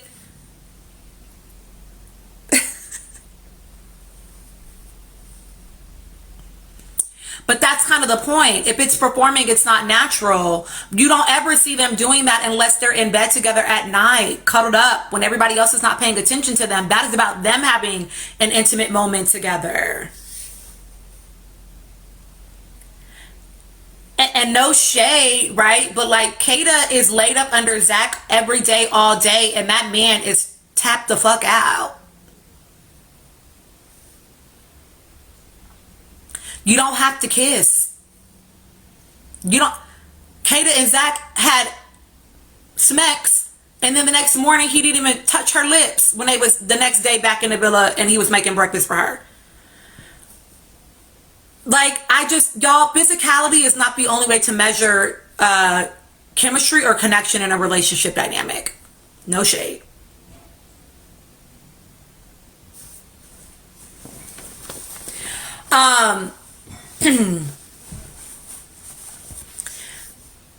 Zach and Bryce in Casa, I feel like Zach is going to wait for someone else to do it before he does anything. Correct, A. Nola girl, please listen. Take a psychology of human sexuality class, y'all. You will learn a lot about what actual intimacy is.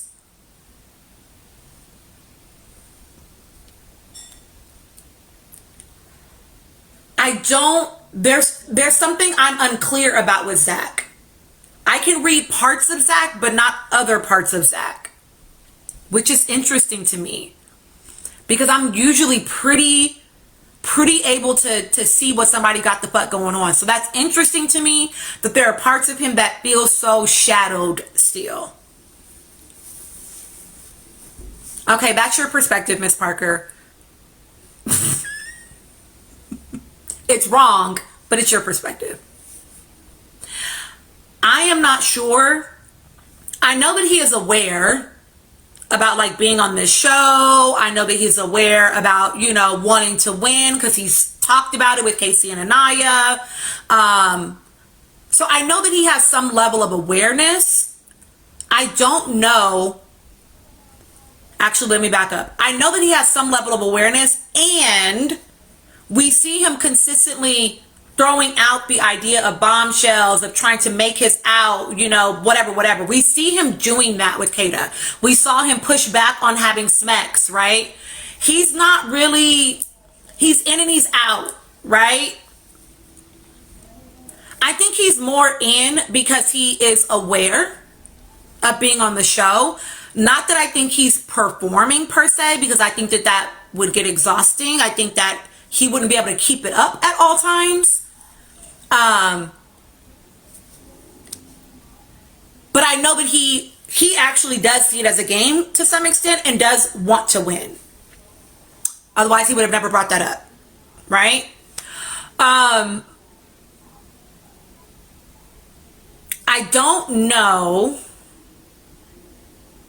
I don't know if he's going to go to Casa and actually act on what he wants, which, why are y'all not clocking Zach enough about this? Y'all need to whack more equitably. But I don't know if he's going to go to Casa and actually do what he wants, which is to explore. I think he kind of wants to have a hot boy summer, but he feels too locked in. He said that, not me. He said, I feel like I'm too locked in my couple and it's scaring me, or whatever the fuck his wording was to Bryce that day. So I don't know if he is going to go over there and actually give in to what he wants while they're again constantly telling KC that he needs to do what he wants. He needs to be on. They are Zach and Bryce, or if he's going to go over there and think about how he's going to be perceived by America and therefore not.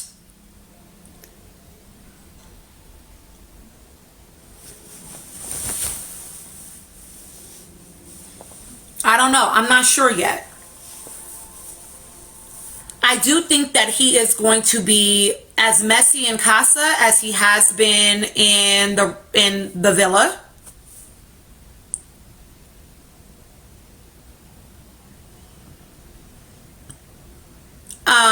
He's definitely gonna stir shit over there.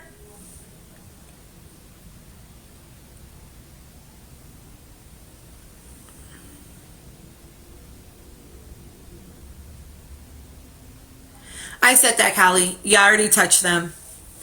I don't know. Will somebody answer Bammy Era's question? Yeah, Aquarius love, and even when he did explore, it wasn't for real. Because the girl that he thought was fine was Sol, but he went and pulled Jen. It was given, look guys, I'm doing Love Island. But not really. Right? Oh, I did it, but I found my way back to her. We're so strong.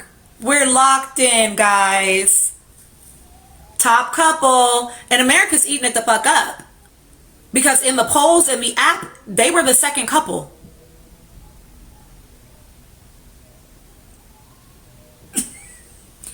Eating it the fuck up because of people like Miss Parker, right? That feel like physicality is a demonstration of actual connection and closeness. That was shady. I'm sorry, Miss Parker.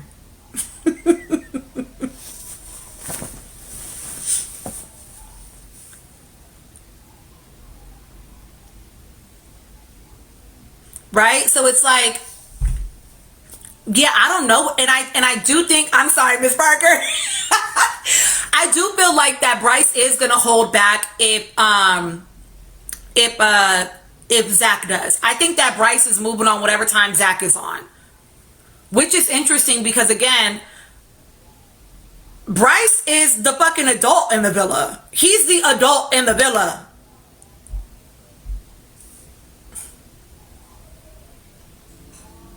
You're the grown up here.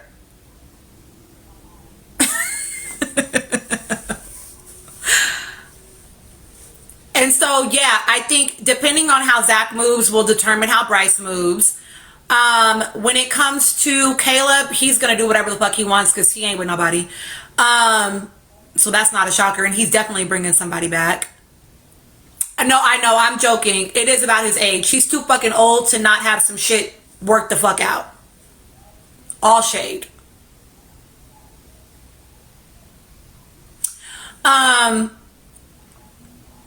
Sincere, I think Sincere is gonna cut a fool, and I can see Sincere bringing somebody back.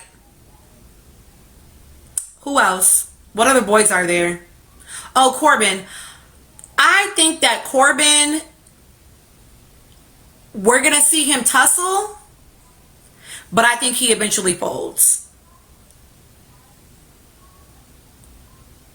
No, I know. I'm just kidding. No, men don't take longer. Men don't take longer to mature. That is a sexist, patriarchal concept. He's just immature and insecure. It's not because he's taking longer to mature. I don't necessarily think that KC and I are going to bring someone back. I don't know that I think Corbin is going to bring anybody back. I just think Corbin is going to be a hoochie.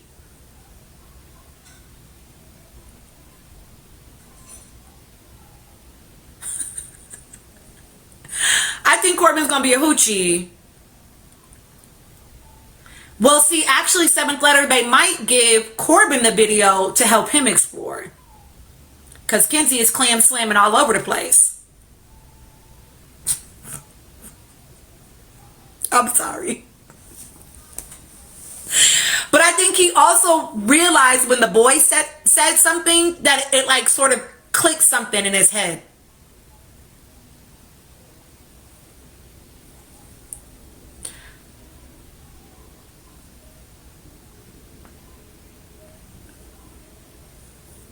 She love her a split, Rob. She love her a split. Oh, I gotta go watch it. As far as the girls, Melanie ain't moving for nobody unless she gets a video. Then she might. And depending on how much she cuts a fool, she would bring somebody back too.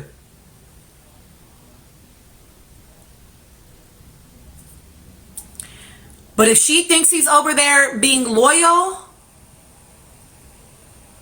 she ain't doing nothing. She ain't moving.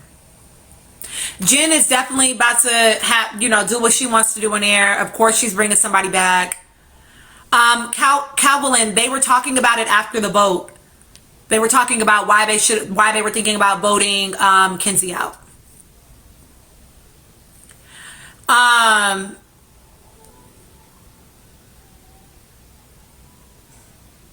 I said this before, y'all. I know that people want to believe that production wants Casey and Anaya to break up. I don't think that's true. I think Zach does, and I think Bryce, by extension of Zach, does, because I think that they want to win.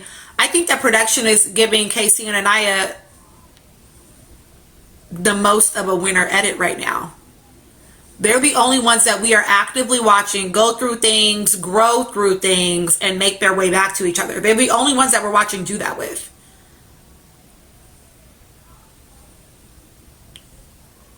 So I think if it's anybody, it's not production. I think it's the people in the villa. Mel and Sincere didn't grow. They just came back together.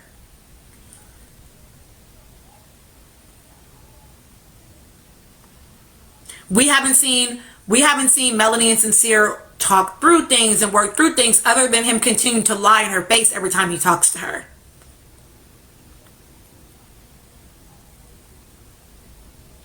Correct, Daytime Bubble. Because the audience doesn't see it as growth progression of a couple. They see it as faults and therefore evidence that they are not good together. Miss Parker, I'm not. I'm the most unbiased that you'll engage with on this platform, probably. I'm just telling you the truth of what we're all watching on TV that y'all just can't see. No shade to you. Well, maybe a little bit. It's not about seeing it for them. I don't necessarily see any of these couples leaving the villa together and staying together. I don't see that for anybody right now. It's not about that. See, y'all be hearing what y'all want to hear. I didn't say that.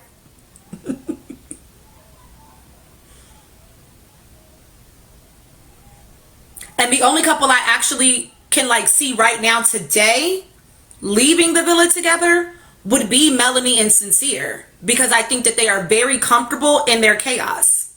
I think it must be Miss Parker's first time here. She must be new.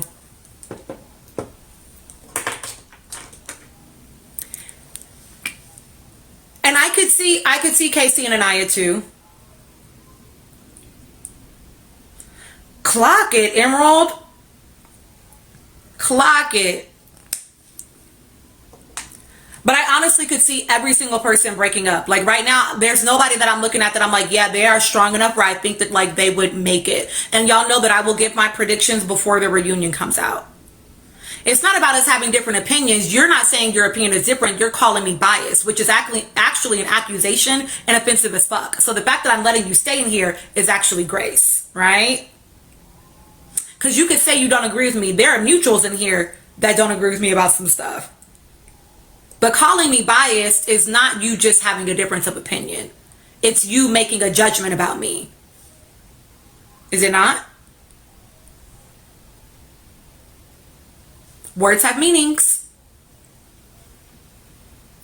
So yeah, right. I mean, and it's early days, guys. I think it's very early days. I will say, if you are new to me, Miss Parker, I encourage everyone in here, if you're new to me, check my Carfax. There is a video pinned to the top of my page that I put out before the reunion last season where I made predictions about every couple. I have yet to be wrong. I'm telling you what I see, whether you like it or not. And that's okay. You don't have to. But we are only on week 3. It is early days, guys. I'm not necessarily moved by anything in particular.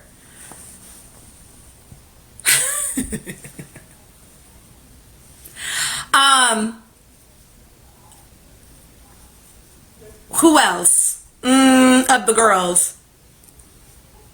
Kenzie, I think, is going to have a time. Because she's convinced that the reason she's in the bottom 3 is because of something that she's not seeing about her couple, and not that it's about her. There's no self-reflection. She thinks that it's that man and something being off about their connection. And so I think we're going to see her have a time probably. Who else am I missing? Oh, Kata and Trinity. Yeah, I'm not convinced that Trinity will move. I think that Kata might give herself a little bit of something. Oh, I already said Jen. Jen is moving. Because Jen ain't got nobody. And ain't no reason for her to not move. You know what I'm saying? Clock it, V. Yeah, Jen is about to have a time. She ain't got nobody. She got free will. You know what I'm saying? She ready, Freddy. Evie. Okay. Let's bring up the panel. It's 15 of y'all in the queue. I'm always happy to bring up anybody that wants to come onto the panel. Sorry, y'all.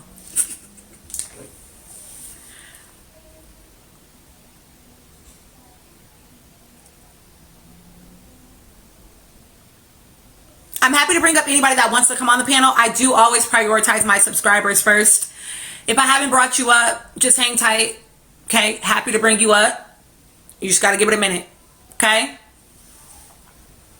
I'm checking the recording, y'all. Don't even do that. Y'all about to try to get started. Don't even start. Okay?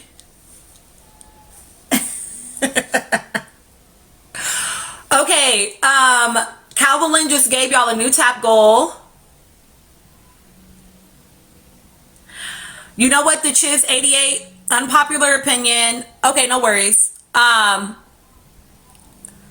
Trinity is not moving. I think Bryce and Trinity match each other's freak.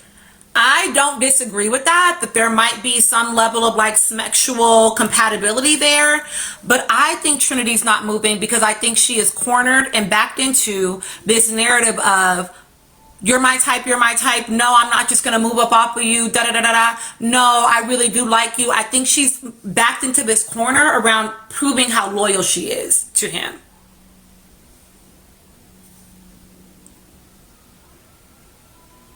And I think he did it on purpose. Okay.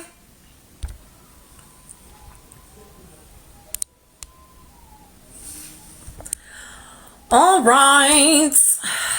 Give me a second. It's a lot of y'all. God dang.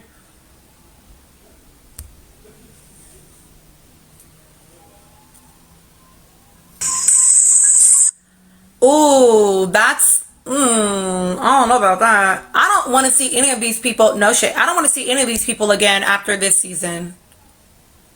Is that wild to say?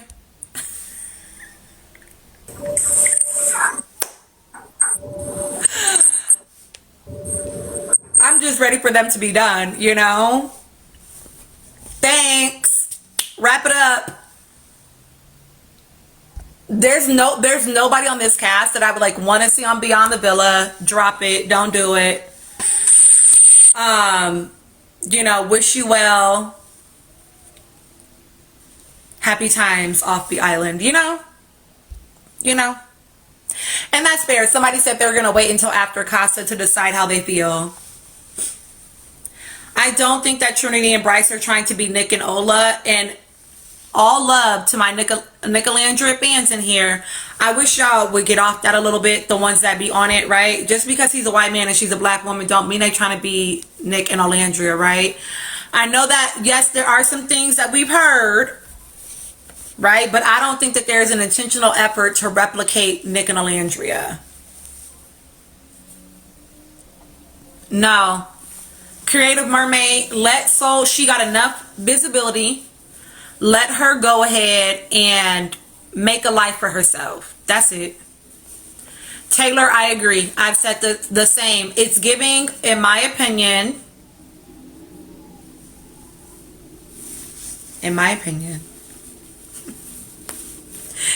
it's giving more Austin and Shelly with the constant need for reassurance from Bryce, right? No, I really am starting to grow to like you. I really am starting to, it's giving that.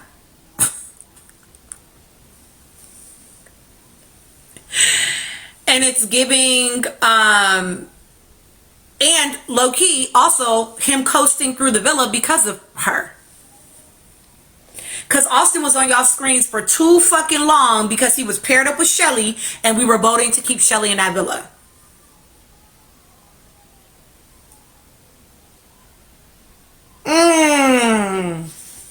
And that's what y'all doing with that man.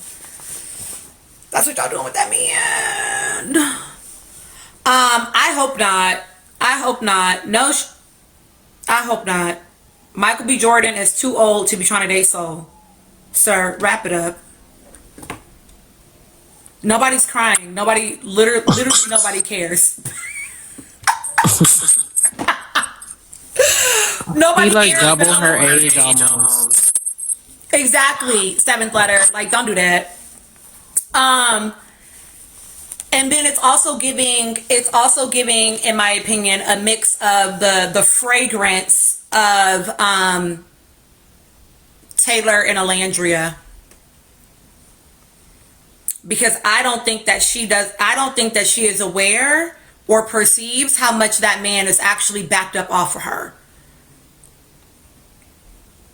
And she's overly trying to, convince him, asking for affection. Like, it's just, if anything, that is what it feels more energetically like than like them trying to reheat Nick and Olandria to me.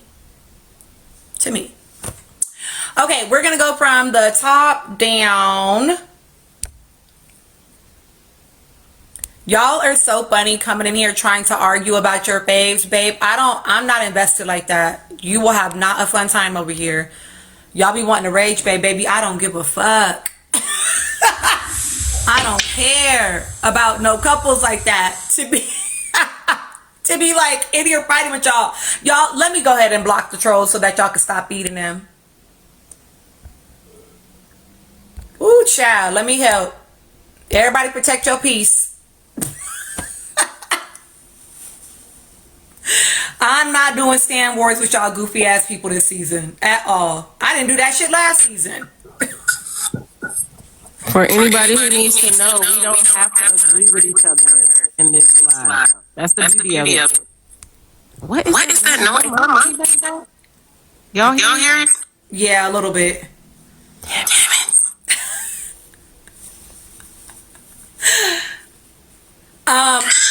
I'm gonna switch the mic. Okay.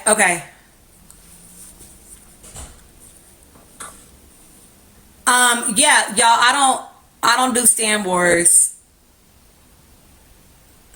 How does it sound like Stan Wars? Y'all are weird. That's how I know y'all don't be listening to understand.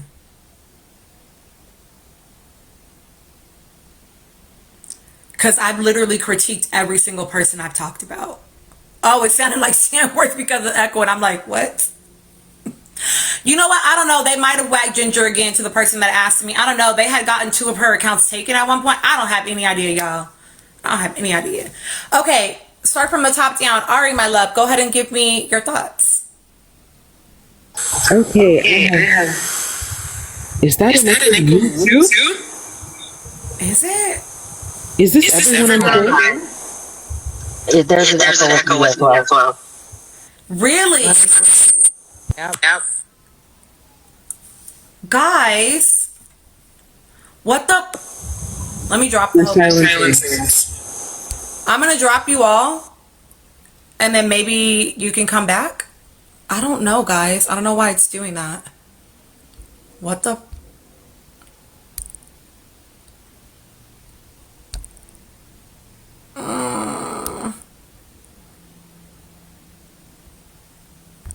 That's so weird, guys. No, on God. It literally was like, no. It said, no, we will not be having panels. It's never done that before. It's never done that before. That's weird.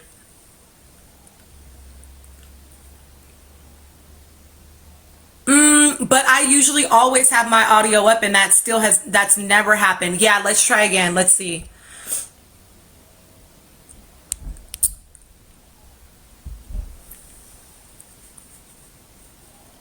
I do, but it's completely muted. Nikki, will you speak and let's see? Testing one. Still echo. Maybe it's. Yes, I blame Kella too.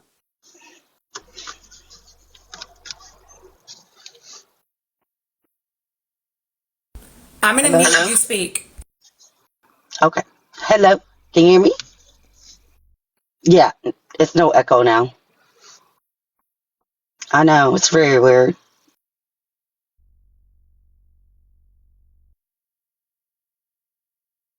Okay, I'm gonna bring y'all up. And I will let the panel. That is so weird. It's literally never done that before.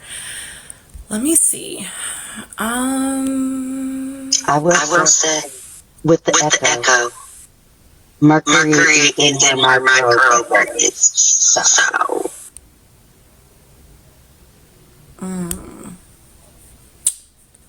Not Miss Parker did this. Be quiet. Okay, let me bring the first panel up.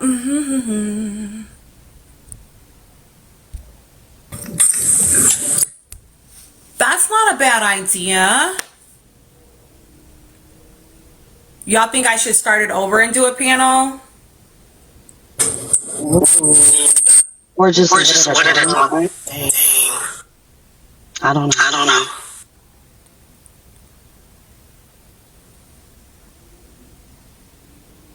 I think you just have to mute when people talk.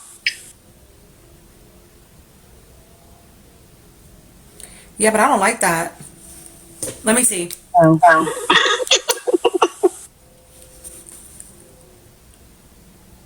No, I mean, it's not. Exactly, that's why I don't like it. Okay, Tina, you talk with your headphones while we talk. Yeah, Okay. is it bad now? Anymore. Maybe she got to keep the headphones in. Were they in at first and you took them out and then started? Sometimes it does that weird. It's weird like that. But now I don't hear the echo. Okay, well, there we go. Yeah, that's that. That's so fucking weird. I never wear my AirPods on here. And if I do, it's by accident. Okay, I'm bringing it up. Bringing it up, y'all. Bringing it up, child. Okay.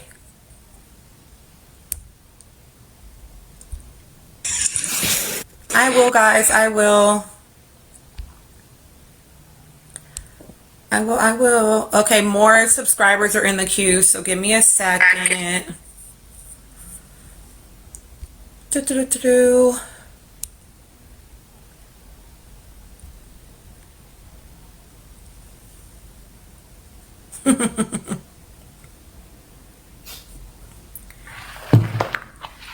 Okay. Period, Amina. On it. Okay. Let's start from, oh yeah, sorry. You know what? Let me give you a top goal. 250K. Let's do that by like 20 after the hour. 6 minutes. 6 minutes. All right, Ari, I'm going to go ahead and let you get your thoughts off. Go ahead. Okay, I have many thoughts. I'll start this by saying there are no Stan Wars here. I have taken off my Stan cap this season. I'm not playing those games. I whack everybody equitably. Okay, don't start in the comments. Now, if you guys still haven't noticed the way every single person, not even just Zach, but everyone in this villa is quietly and not even subtly poking at Casey and Anaya, like they want to trigger something in Anaya that's going to start like an issue or discourse. I fear you may be watching the show with blinders on, because it's extremely strange that production decided to focus on all these outside people who have nothing to do with this couple, having all these little side comments about, are you going to talk to Anaya? Do you think Anaya is mad? What do you think Anaya will do? Oh, Anaya, what do you think about this? What are you going to do? What are your thoughts? And the level of bone carrying that's occurring right now just tells me everybody is bored in their couple and they have nothing to say, and production has nothing for us to see. You guys that are pushing this Brinity thing, I'm at the point where I'm 100% over it, and I don't even want to see that man's face on my TV screen, because if you don't peep how easily triggered Bryce was by Casey saying something that everybody also thought, even Trinity, she slimed her own couple. Trinity didn't believe in this couple. But you think the people on the outside who are seeing Trinity basically have to beg this man for affection, the people on the outside who are watching Bryce pant like a dog after Kata to the point where he's going to humiliate himself. And don't start that nonsense with, oh, Bryce only did it because production told him. And don't you realize he chose Kata because of course he knew nothing was going to happen with Kata. That man purposely cucked himself in a bed where two people were canoodling. He down talked Trinity to Kata himself for no reason except for he wanted the skinny mini. Please don't play in my face. Don't do it. You're refusing to see him. And I notice every fan base, I'm speaking to you directly, has decided they're going to focus on Casey and Anaya because it's easy to deflect off of the girls they like by pointing the finger and focusing all attention on this couple that they've decided they don't really care about. And that is exactly what you're doing. It's not cute. It's not funny. It's not fetch. I'm over it. That man doesn't like Trinity like that. And we were talking about it. Who they remind us of. We joke that it's Shelly and Austin. It's not. It is Taylor and it is Ola. Why is it Taylor and Ola? Because Trinity is not peeping the fact that this is a man who says he leads with the physical, that he's very open sexually. He's showing off his junk to Zach for apropos of nothing. This man is not someone who's afraid of affection, but Trinity is the one begging him for affection, begging him. We saw this happen last season. And what happened with the girl who's begging the dude, hey, can you show me some affection? But he says they had an argument. Please don't. You made me waste my whole time on freaking Bryce. Okay. We will come back, Ari. Don't you worry. Yeah, y'all, I agree with Ari. It's not a slow, I'm struggling to believe it's a slow burn because of how this man said he typically enters into relationships, right? He said he goes physical first and then the rest comes after. So why are you struggling to do that with her? I don't think it's because Trinity wouldn't go for it. Because you're not attracted to Trinity, stupid. All right, bye. Give me your thoughts, my love. Ah, snap. I ain't been this early before. I'm second. Okay, period. Yeah, get me out the way, girl, because you already know. Cause honey, and then you tried me with Chipotle earlier. Rude. Cause now I want Chipotle. I can't go get Chipotle because I'm too far from a Chipotle, and they over there messing up their Chipotle and getting it sent away into another location. So now I gotta go over there to get the Chipotle where it was right down the street. But y'all fools were too scared to go into that Chipotle. Like, and you not know that Chipotle has margaritas too? What is wrong with y'all? Disrespectful. You guys are weird, boring, and y'all want to give us nunnery, and I'm not here for that. Millennials didn't go through what we went through, so y'all heifers can act like y'all nuns on TV. Cut it out. If you have a problem with dating people, multiple people at the same time, you're on the wrong show. I totally disagree with their excuse for sending Gabe home. If that man want to get freaky, licky, licky, licky, licky, and he got a partner that's really to go down there and licky, licky, licky, licky, it sounds like y'all jealous. Because he can't do it by himself now, can he? So where was that smoke for bopping ass Kenzie? As a matter of fact, last time I checked, she got more bodies than Gabe. And in the same day. Hello? I mean, Kissy be having soul ties popping. You know what I mean? Ooh, soul ties is crazy this year. If ain't nobody eating up season 8, which is season 8, so why y'all not eating? Why is Kenzie and Gabe the only one up in here eating? And y'all mad about it because yo girl want to act like y'all going to church on Sunday. Sounds like a personal problem. Is Kata going to church? Then go talk to Kata. Trinity, come on, girl. You and this Vanilla Ice song that you got on repeat is getting on my nerves because we fuck with NSYNC over here. Get it together. And that was my number one. I'm sorry, y'all. I'm done. Everybody is getting whacked from me. You do not get to dictate how somebody falls in love or wants to deal with their relationship. If you don't agree with it, don't date them. But what makes you think that you are better than anybody else if this is the road that they want to go down? It was not Gabe's fault that B got sent home. Technically, that was on us. Because we were trying to send a message and it didn't work. And then we tried again the other day and production said, yeah, y'all thought y'all did that, huh? Because I was ready. I said, now go ahead, say their name. Because y'all, yeah, we thought that we had some power and we don't. So we just gonna have to let these people do this idiotic crap. And if it's too much, you know what I'm about to do? Take my ass to HBO Max and watch House of the Dragons. Hello. I'm tired of these fools, these teeny boppers. Like, come on now. Like, if y'all this trippy about these 20-year-olds doing all of this, you would have hated me in college. I was dating a whole couple at the same time. Now what? Y'all gonna jump on me because I have the girlfriend and the boyfriend? Well, joke's on you because they found out about it and then they called me and they said, well, why you just didn't tell us? Because we could have just been a thing. And then we was a thing for 3 months. And then I also had another girlfriend who didn't have no problem with it. Get mad at your granny. Do you how you want to do you, but learn your lessons in between. Everybody's acting like they too good for certain things, and that's not how life is. Ain't nobody perfect around this mug. Y'all judging too hard. I do talk a lot of mess. And if you too sensitive that, then, you know, go find a fucking Ferris wheel, bitch. I don't know what else to tell you.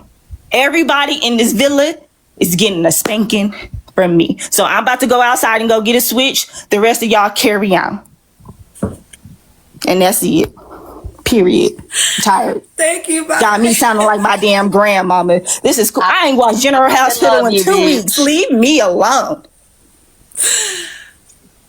Listen, y'all, I'm just saying, because Vi's not wrong. Listen, somebody actually asked me about it earlier. I forgot to say it about, what's the boy's name? Bryce, saying that the girls were slut shaming. That was me. Gabe. Yes, it was actually multiple of y'all, Nikki. Here's the thing. Boy, shut the fuck up. Because y'all literally had the same exact reasoning for sending Kenzie home. Y'all just, again, were not bold enough or courageous enough to fucking do it. On top of that, the way that I felt about it is, what the girls said was, what we heard. What the girls said was, you know, we're not sure that he's ever going to be content in his couple. They did say that they thought he was lustful, which I think is a miscalculation of that man. No shade, okay? I think that he was doing Love Island the best way he could have possibly done it, considering we took his original coupling from him, okay? I think he was doing it the way he best possibly could have done it. I think y'all are mad because he smashed it in a room and y'all don't like it, and Beatrice was your girl. That's what I think. And now I think y'all are projecting. That's what I think, for real. But also the fact that Bryce called him promiscuous, like, that's your language. That's your language. So you also feel a way. It just felt a little ridiculous, in my opinion.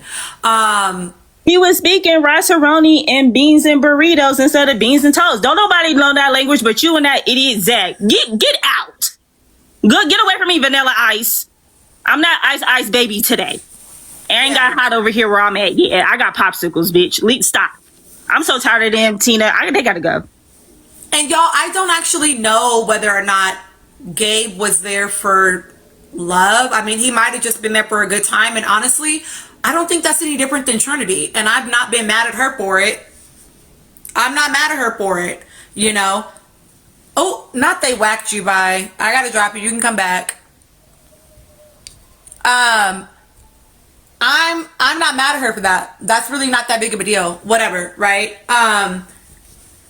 Yeah, I think he could have been there for a good time. I also do think he was doing it again to the best of his ability.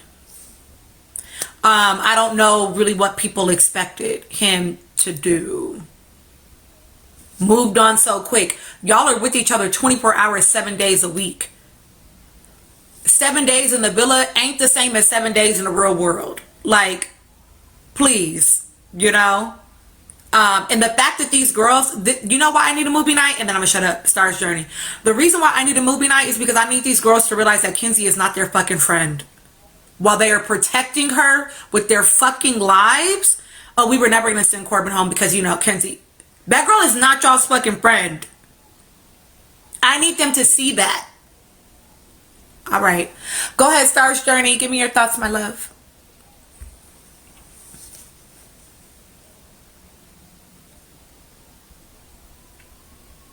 Are you there?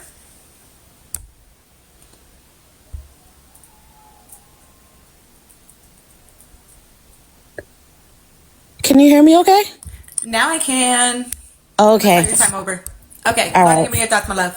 Okay, yes. So I was saying I don't think Sol or any of them should come back. If she would have stayed, like, from the vote, I think maybe it would have been a different experience, because then at that point she would have been able to experience different Casa people versus her being a Casa girl and going back to the same men who didn't want to pursue her. That just makes absolutely no sense at all. In addition to that, I think Caleb and Jen should have been sent home, because what is the point of them going into Casa if they're not even in a freaking relationship and it was meant to be tested? Like, what the hell? Like, I don't understand that. So whoever they come back with is whoever they come back with. Like, it was nothing being challenged. So that made absolutely no sense at all. You have these extra people for no reason. I think when it comes to Anaya and Casey, it's just a lose-lose situation.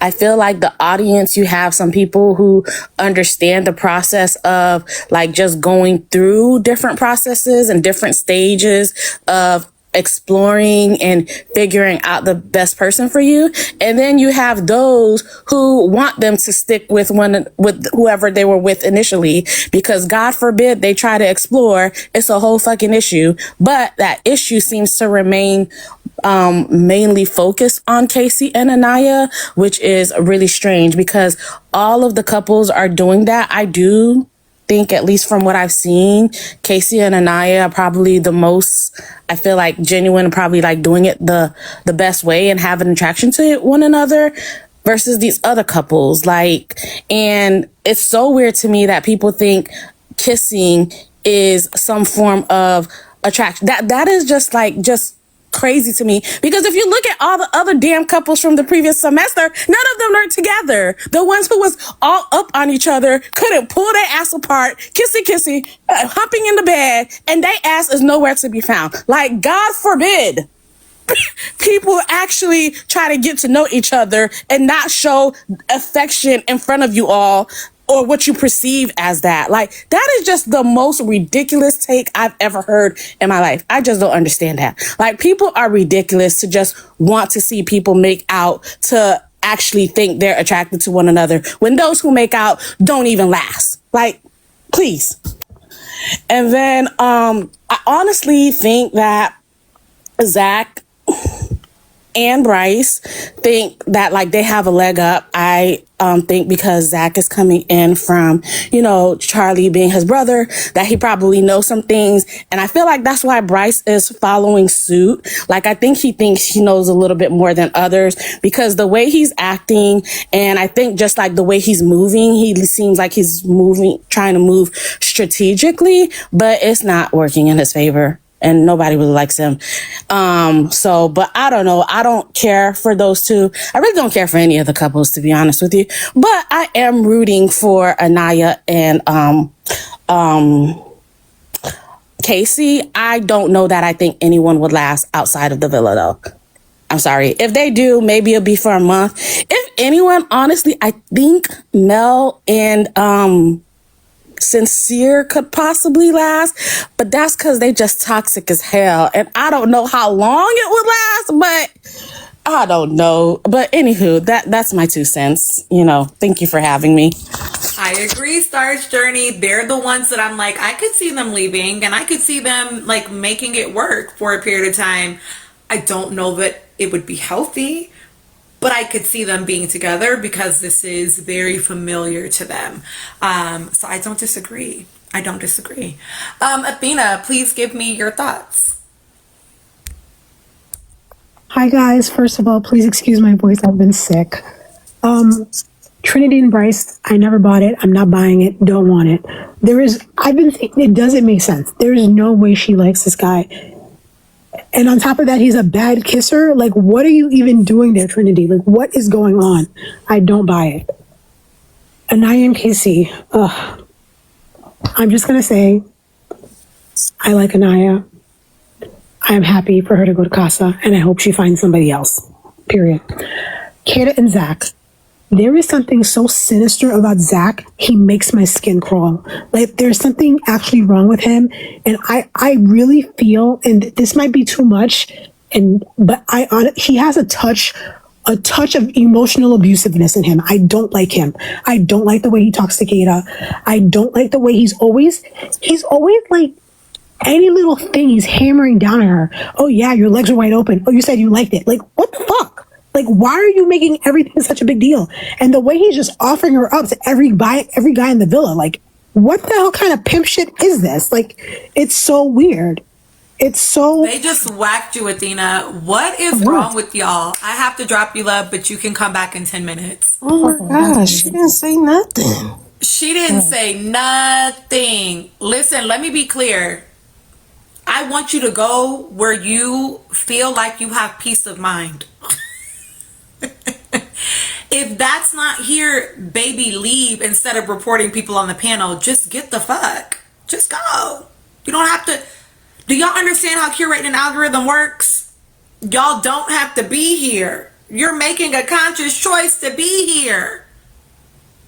Just go. Okay? You don't have to report people. You can just go to lives where you like what people are saying about the people that you like. Because over here, if you're new to me, yeah, that's what getting whacked means. If you're new to me, I'm an equal opportunity accountability baddie. I will whack every single person, even the people I like. If you are new to me, you may not know that. But I will discuss every single person, even the ones I like. So, yes, my panelists are sometimes going to get up here and have opinions and thoughts that I don't even necessarily agree with, but we can hold tension and nuance in here, okay? We're a brave space. We are a courageous space. If you don't know how to do that, babe, if you don't know the words both and, you should just leave instead of being unhappy here. Yes, I have to remove them, Lady Lovebug, because it puts a restriction on the live. And there are things that happen if too many people get restricted. So they have to drop down for the 10 minutes that their restriction is on, and then they can come back up. Okay, 7th letter, give me your thoughts, my love. Okay, hey y'all. So I hated that bullshit. That opinionated guilt trip that the guys put on the girls' vote around the fire pit. And I did not like how the girls voted so quickly and didn't push back. Because if they were paying attention and listening, how they said that whole slut shaming comment, the girls were supposed to clap back and say everything that y'all said about Kenzie was equivalent to what y'all felt we said about Gabe, yet y'all still voted Sol out. So how does that work? How does that work? And where y'all do that at? I did like that Sol and Gabe both popped it when they left out and said, like, I like how Gabe said it, like, y'all need to reevaluate how y'all are doing this experience. And Sol was basically saying, don't isolate nobody who come in here to be a fucking bombshell. Let that be that. One thing petty I gotta say, I loved Soul's dress. I was so pissed off at those shoes. Why? That ruined the outfit for me. What the fuck were we doing with those shoes? They should have never made it into the suitcase. Also around that fire pit, they tried to call Jen out, but kept her there, and then had the nerve to lightweight confess that they wanted Kenzie out to Corbin. And then Corbin did not defend her because he knows that about nothing that Kenzie did was discreet. He saw her kicking it with Caleb, trying to, be in his couple. He saw them in the bed. Everybody know that they was kissing in the bed. They would have breakfast and all of that. So I don't know why he didn't defend her, but he told her. I do think it was cool that he told her what they said, but why didn't you defend her if you like her so much? Zach, I'm trying to figure out who you feeling like, because who the fuck are you to revoke breakfast privileges? That's what the fuck y'all are instructed to do by production. Because if y'all had to do it by choice, y'all wouldn't. But you don't get to.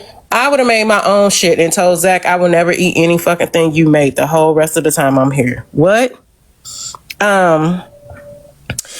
This shit with Zach and Bryce, I'm so tired of it. Looking at his peen and then coming outside and having a whole conversation about it. What are we doing? Because y'all chop up so many conversations that we can tell are chopped up, whether they sway people one way or another, but we can have full scenes of this bullshit. Okay. I want to point out KC pulling Soul to leave. Y'all remember how Anaya was telling him, like, hey, just want 5 minutes of you not being a goofy ass nigga laughing or smirking every time. He didn't have any problem not laughing, smirking, holding his serious face, and being overly affectionate to Soul when saying goodbye. I don't think Soul feels the same way about KC. She gave him the buddy hug, but he was hugging her like he was going off to war and that was his wife he was leaving behind. I don't care that people are mad that they feel some type of way about him wanting to explore her or not. Everybody should be okay with that. That's what they're there for. What I don't like is KC started moping around the villa. Like, that was on you. Regardless, to me, he was moping around. He was having this like tug of war with himself and his emotions about not, like, he put himself on a guilt trip about not exploring her when he had the time to, and not being more assertive with the vote to keep her there when they were dismissing people. But that was on you. That's nobody else's fault. But then the two evil twins parlayed that into like, oh, this is our end to make Anaya feel bad again and put doubt and put a wedge in between their relationship. And I don't feel like Anaya has low self-esteem about being a dark-skinned girl, because she said it to KC when he was affirming that. And she said, I used to feel that way, but I don't feel that way anymore. But thanks for the compliment. So everybody who's coming at that angle, I don't agree with it. But I do think that she was right to feel some type of way, a little bit of doubt with KC and all of the things that he's saying to her, because now Trinity is coming at her with the conversation. She's hearing the evil twin say, during gameplay, like, something going on, like KC is feeling another girl, but he don't want to do it. It's like she keeps hearing this, and I know they're being scandalous, and the fact that they're telling Trinity to pull her to the side and say that to her, it's just keep adding on to her feeling like, this is why I kind of had some little doubts about our connection. And everybody keeps saying that to me. Everybody keeps saying that. And I didn't like how when Trinity and Bryce were talking, Trinity kind of was saying like, oh yeah, that's kind of a plight of a dark-skinned Black woman, but only targeted it towards Anaya. Like, she said it in a way like she wasn't dark-skinned her damn self. That's how it made me feel. I just feel like the show shouldn't have made them get married 2-3 episodes ago, because now everybody is so feeling like they have to be overly committed to each other in a weird way. Those finale speeches, and then like one more episode or two, and then we're going to Casa. It was just backwards and weird. I know I'm over time, but I gotta say this about movie night. Only thing, I just don't feel like this cast has given enough throughout the season for movie night to hit like it's supposed to. The only thing I think they'll find out is about Zach and Bryce being manipulative, and maybe Kenzie kind of being not so good of a friend. Because you see how she kind of like isolated herself on the dock for breakfast and only waited for Jen to show up and just have those moments with her. Like, now Jen is the only person in the villa besides Corbin. Very weird. I agree, Ari. I do think that Sincere will be exposed for some stuff on movie night. If, like, obviously, if these people are there. But everybody know he lied. Melanie know he Not lied. everybody. Melanie does. She She's knows he accepting lies, of but it. she doesn't know what he has lied about. And I think that her seeing it in 4K would just be interesting to see what that reaction is like. I mean, if she's still there. And I don't think it will make a difference. Yeah, I think she's accepting of his lies. I mean, we'll see. I think that's part of her journey. We'll see. Oh, and Zach always talks about the experience as if it's something to win, not to enjoy, like a journey of finding a person. He always talks about like winning or we're in the top this or the top that. I don't like Zach at all. Daytime Bubble, I feel like if they show that scene, they would need to show it unclipped. They would need to show it unedited. Otherwise, we don't want it. Which scene? We don't want it. The scene with the grandma comment. Unless you're going to show that scene not chopped up, I don't want it. Don't show her that. For what? So we'll see. But we'll see. Nikki, please give me your thoughts, my love. I will start with Happy Juneteenth. Happy Juneteenth. I hope y'all poured one out for the homies. If you don't know, then look it up. We are because they did. I will say it again. We are because they did. And we stand on that. So I will spend the first minute hyping up our ancestors, all of our ancestors here on this country, our native brothers and sisters. We are because they did. We survived it. And we are all here because of them. And I thank God for them. I thank our ancestors today. Now, I would like to title the show, Is the Logic in the Room with Us Tonight? Is the logic here? Because I have never been so so confused. Not confused, but let me say this better. I have never seen two sides of the same coin be so wrong and right at the same time. And that's what this whole voting out thing happened tonight. Y'all all had some right points. Y'all all had some wrong points. And y'all all lied. So I'm not even going to spend time with that. If y'all don't know what I'm talking about, please open the books. Please open the schools. Go back. Please, I urge you.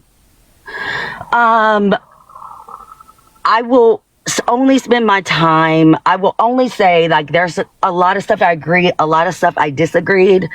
And the one thing that I will say, Tina, that I want more clarification on is when you talked about there was something you said about the patriarchy between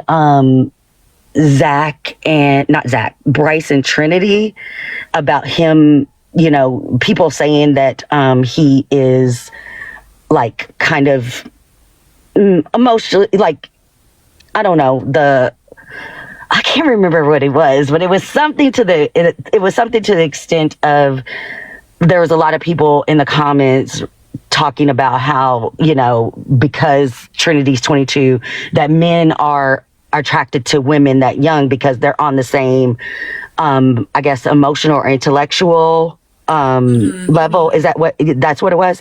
Yeah.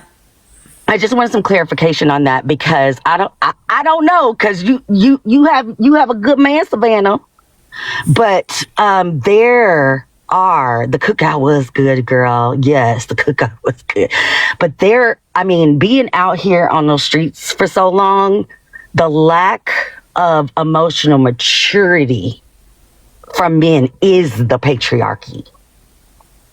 So we don't excuse Bryce for being 29. Mentally, he is young. He's very young, but that does not mean that it is okay for a man to be that old and behave like this. The last minute I want to spend on is the, I'm not going to get into the KC and Amaya, and I'm not doing that. It's not safe here. Last thing I just want to, spend time on is Zach and Bryant. What's his name? Bryce? Bryce. Yeah, girl. See, that's how much. The fact that y'all spend so much time on other people's, that's all we hear. You talking about other people's relationships.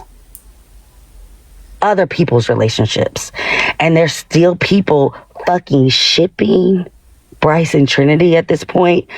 Yes, snake charmers. I'm worried about a lot of y'all. Again, y'all tell on yourselves the minute you put a comment or open your mouth. And it's pissing me off. There's a reason why I have not been engaged in social media around. I give my thoughts with the people that I join panels on, and that is it. My comments are full of politics and Alandria and Bravo. Period. Nicolandria and Bravo. That's it. That's all I want to see. And there's two more things, Tina. Please give me the time because I'm going to drop down because it's so late here. I'm going to say this once, and I said in the comments, Zach, we're going to do a little SAT here. Zach and Bryce are Ace to Taylor. And if you have not thought about that very closely, you have not been paying attention. Lastly, I do not understand the smoke people have for Sol. I don't. I honestly don't. I would love for someone to give me a real, argument. I know you feel like she didn't bombshell, but then what the fuck do you have to say about Caleb? The same thing. I knew your answer. Yeah. I knew your answer. I just, I don't have a lot of, I have a lot of compassion for her only because I have looked into a bit of her life because I just loved her presence so much. And I know she identifies as a Black woman, and I am not rooting for all Black women or all Black people. I'm so sorry. I'm rooting for those who love Black people and are pro-Black in the diaspora and healthy Black love. That's what I root for. And I root for those who are in healthy, if you're a healthy Black person and your partner is not, and he is pro-Black or they are pro-Black, I'm rooting for y'all. Because I just don't understand why there is so much smoke for Sol in a lot of comments of videos that I see. I liked her. I hope she gets another chance, whether it be in Love Island, whether it be somewhere else. I do think that she was given the short end of the stick, just as I do Caleb. And I just wanted the decision to be fair. And there was no fairness at all in the room. You can never convince me the reason why Sol left was due to Sincere. He did not want her there. He did not. And they love to fall in line, and they are jealous of KC. And I'm just done seeing it. Trinity has one time, my love. You have one good more time to not fuck it up in Casa. You better come back with somebody else, or you gotta go. That's just where I stand. I will no longer participate in watching Black women be humiliated. Okay, that's all I have to say. I'm gonna drop. Love y'all down. I want to answer your question. As told by D, how do you know that? I'll say. I don't know why y'all be throwing around allegations, and I like data. I like data. I like evidence. I like proof. So I would love to see it. As far as the question about what I meant about not that's patriarch, what I said was that it's like sexist and rooted in patriarchy to say that about boys maturing, men mature slower, is because that's not biological. That is sociological.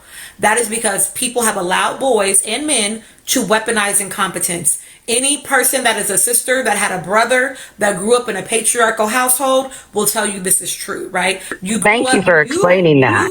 You doing a whole bunch of shit and your brother not having to do nothing, not having to be accountable for nothing. And so then the world perceives them as maturing slower, but really all that it is nobody asks them to be accountable, to step up and actually do the shit, right?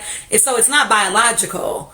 It is by structure of the patriarchy that we allow that's good to do that. Yeah, that's good. That's real good. Thank you for that, because you're welcome. that I'm so grateful that you said that, because I never thought about it that way, even though I grew up in a very patriarchal household. My brother ain't shit today because he ain't never had to do shit but take out the garbage and do the yard work. Okay. I'm disabled, and this nigga still calling and asking about what I'm cooking. Bitch, what? That's so annoying. That is so annoying. So yeah, no shade, y'all, but it be them boy moms and them super patriarchal dads, The religious. That's what I was about to do. Girl, the systems. Listen, don't get me started. But yes, so that is what I meant, is like, we're not going to provide cover to this man by being like, oh, well, like men mature slower. No, they don't. That's an active choice. It's a reason why, and I'm not trying to be shady for real, y'all, I swear. It is a reason why at 29, that man is like sort of just still kind of figuring it out. There's no stability in that foundation. Like, and I'm not saying you have to have all your shit figured out, but you don't even have a job. Like, you're doing hustle culture at 29, and not because you have to. That's an active choice. You know what I'm saying? That's an active choice. So yeah, exactly, on site. And that's even more reason why I'm not providing that man any cover. You literally have every fucking advantage given to you in life, and you still are fixing garbage trucks to make ends meet. Don't piss me off. Anyway, Danny, please give me your thoughts. Wait, Tina, can you tell me why y'all don't like Soul so much? I don't dislike Soul. Okay. I could tell you that I don't dislike her, but she wasn't everything that y'all be trying to big her up to be. She just was kind of there, even kill, just low energy to me, a bit boring to me.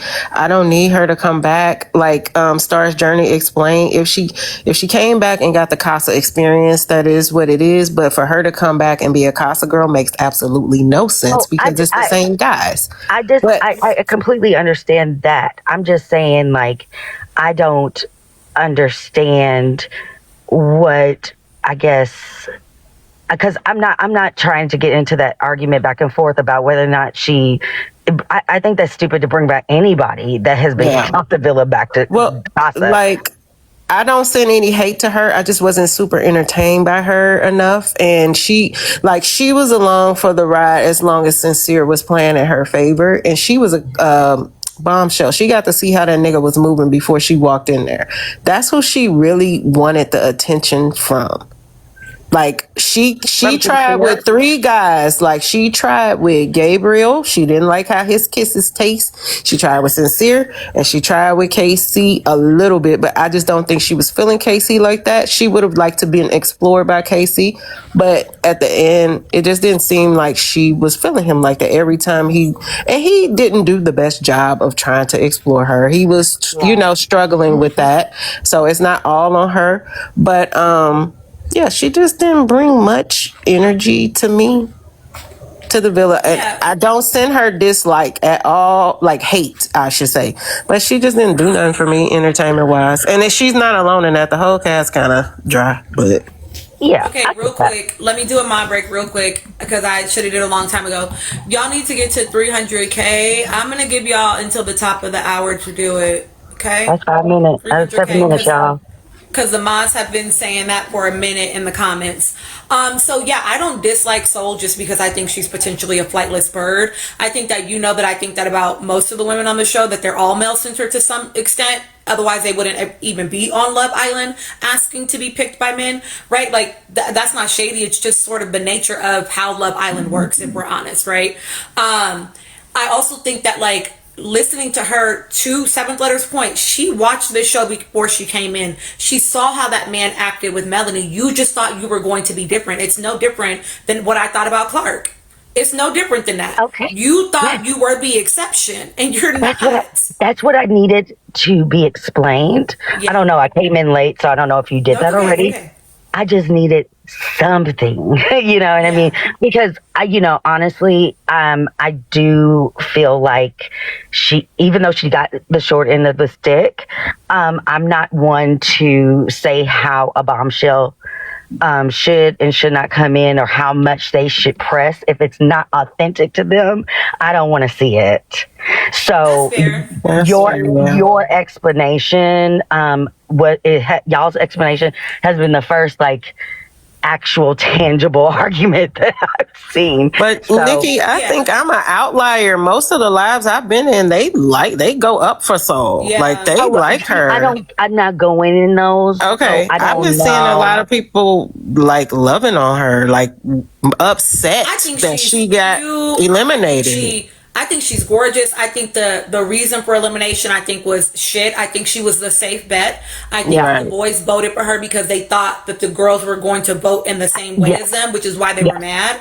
I think that she did get the short end of the stick as far as people not being super open. For me, I said it about her, Caleb, and Jen. I don't think any of them came in with real bombshell energy. I also feel like Kata disappointed me as a bombshell, if I'm perfectly fucking honest. I mean, because Kata came in with siren energy. We were like King Kata, right? Body sense, exactly, and she has not moved up off of what's that man Zach since. To me, Gabe was the only one that he had even remotely an energy of a bombshell. Period. In my opinion.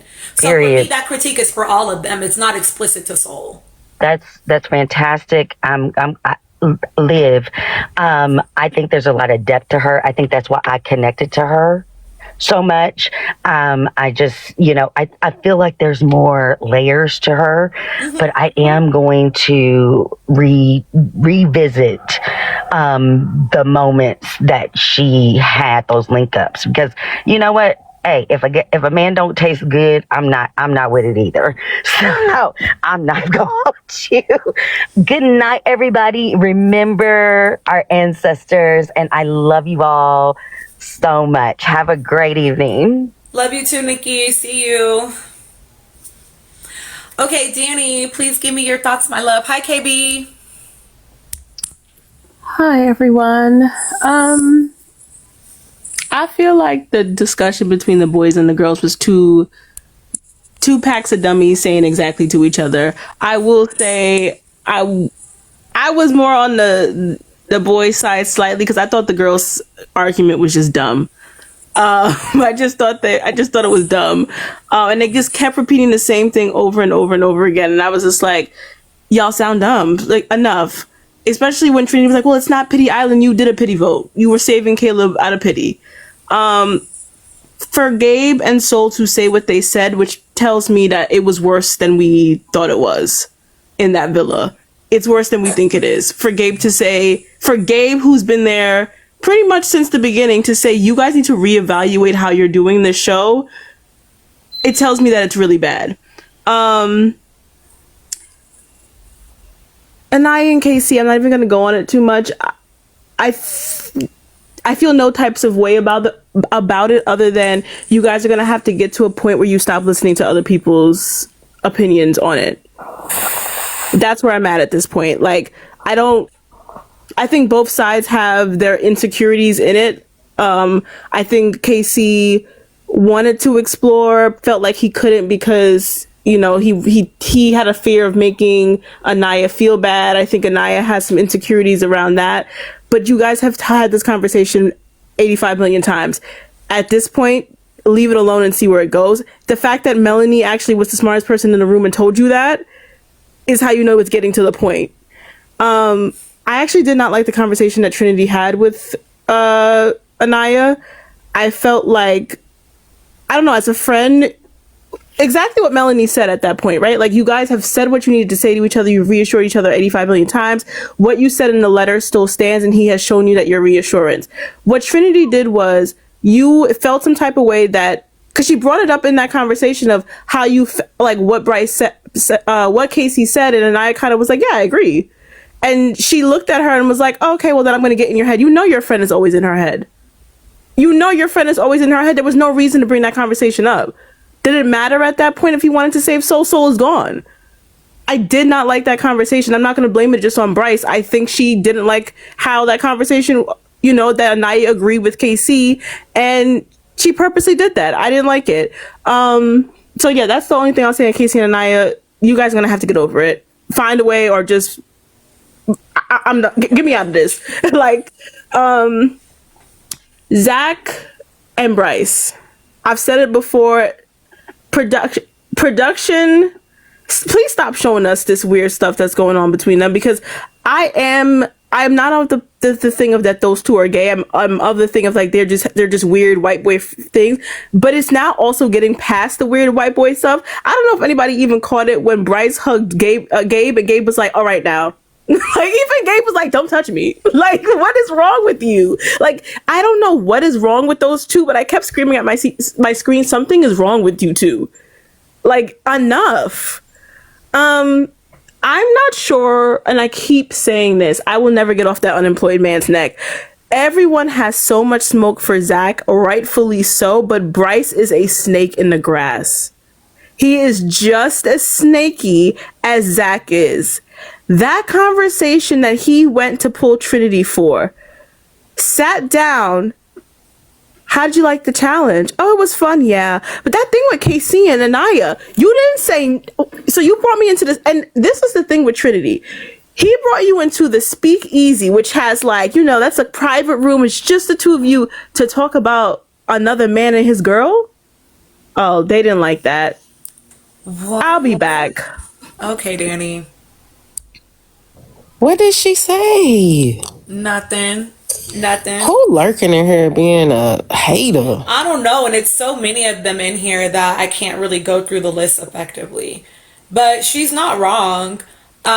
She's not wrong. It was no reason for Trinity to offer that and then almost immediately say, but I don't think you should get in your head.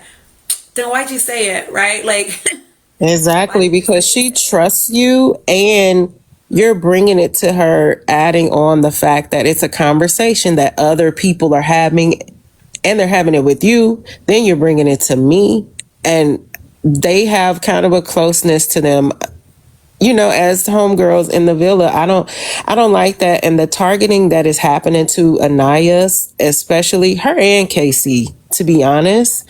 Yeah. I want to hear more people have the same sympathy they had for Sol being isolated. Nobody is having that sympathy for them. Like, it's too much towards Anaya and Casey.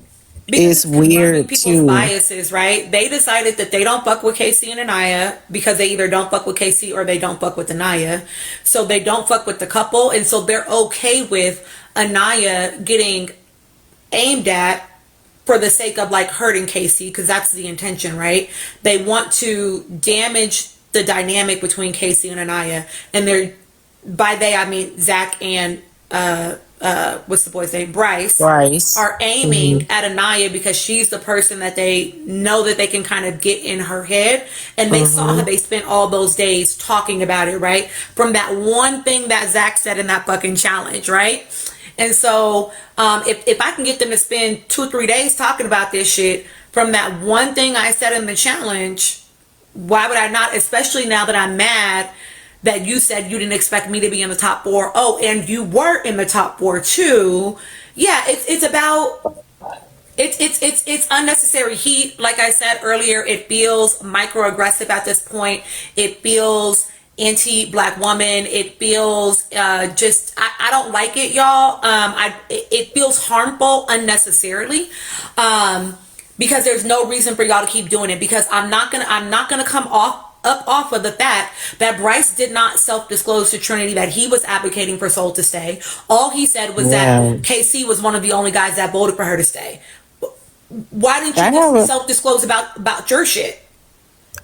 And I also have a question about when they were in the kitchen and Bryce got offended at Casey. I thought that Casey kind of didn't remember them being top 4. Like, he was naming the people. It wasn't like he dismissed, like, damn, how y'all got to be in the top 4, like on some shady shit. It was just like trying to remember who all was in the top 4. He was happy that they were in it because he felt like he deserved to be in it. But I don't feel like he was being shady. If I'm missing something, y'all tell me, and I don't think I'm missing it. But I don't know his exact words, but it seemed like, oh, yeah, oh, y'all too.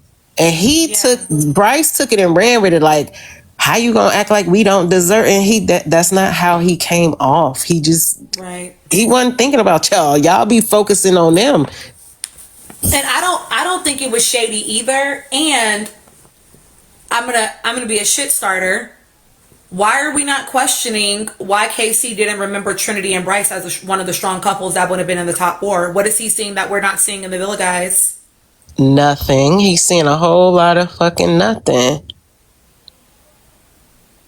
Correct. While y'all are trying to drag that to the final 4. Yeah, and then again, like, and also Zach has not self-disclosed, as far as we've seen at least, right?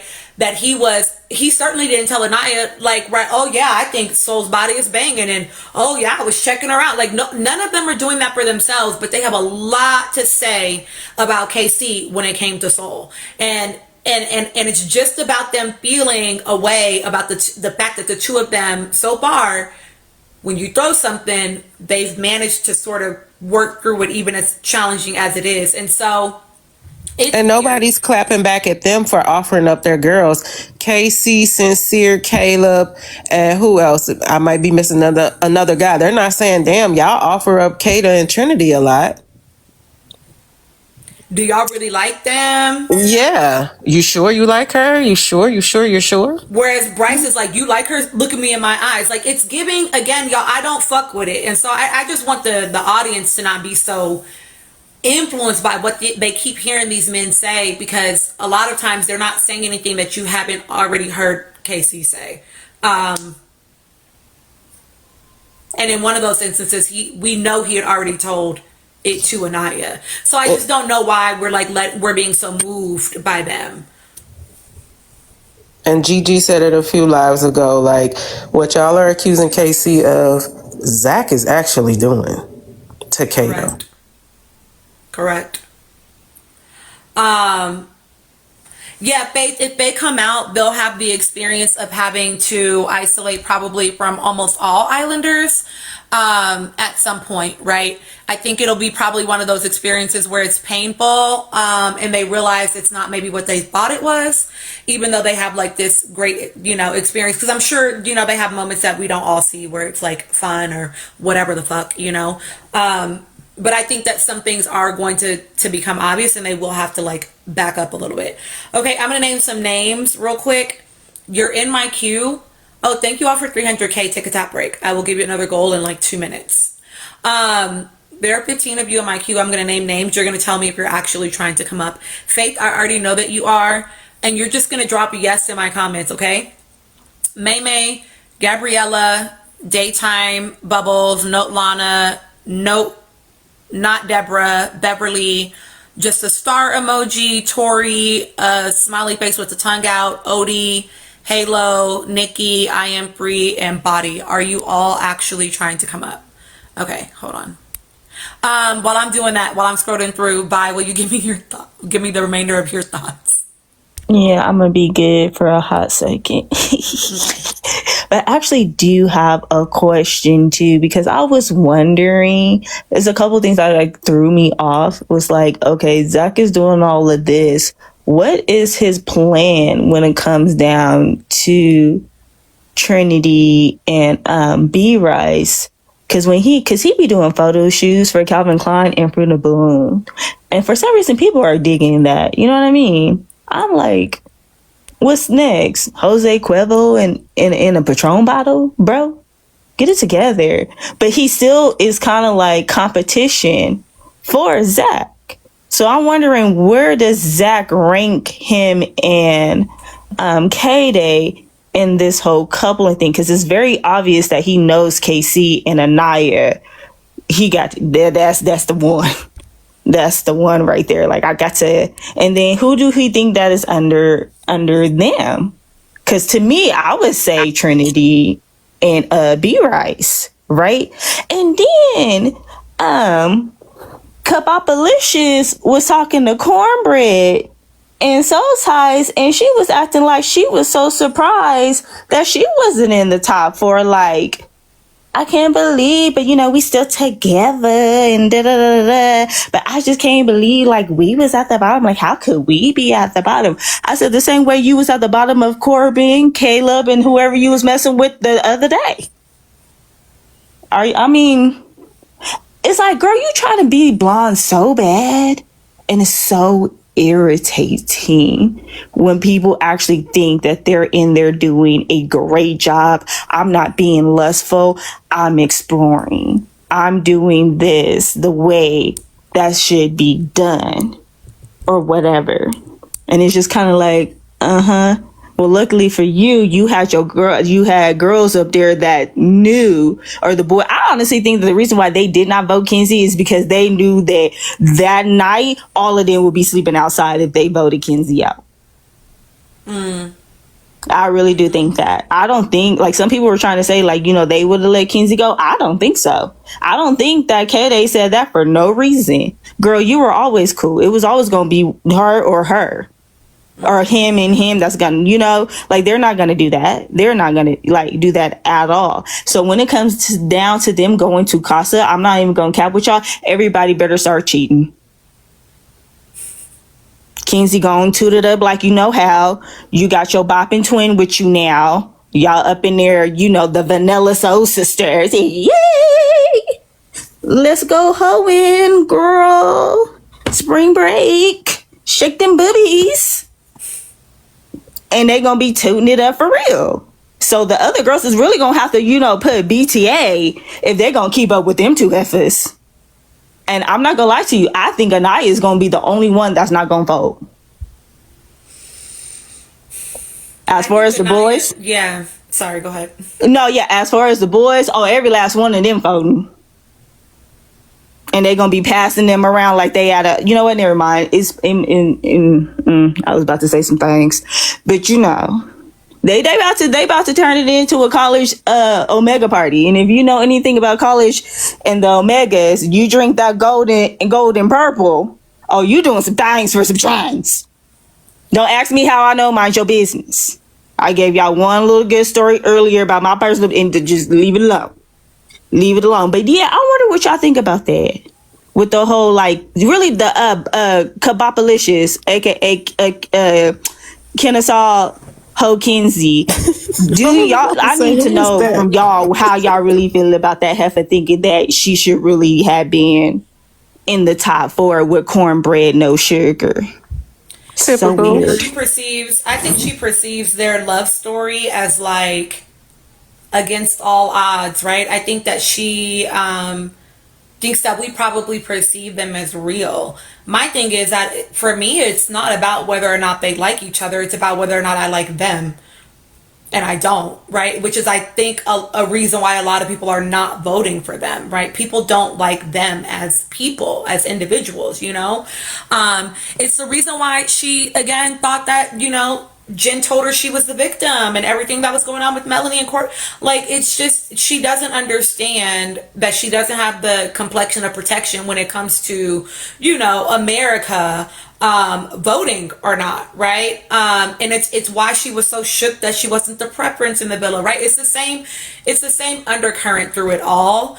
Thank you for the follow. I think that both of them now have seen America come for them more than once. And so if nothing else, now they are confused about what we think about them. And I think that that's going to push both of them to explore in Casa pretty heavily. I agree. I just want to fly a blimp over. I'm going to say this one last thing. I just want to fly one of them little blimps over. Is it a blimp where it has the message on there? Yeah. And you see it in the sky? I feel like we should come together and get one of them.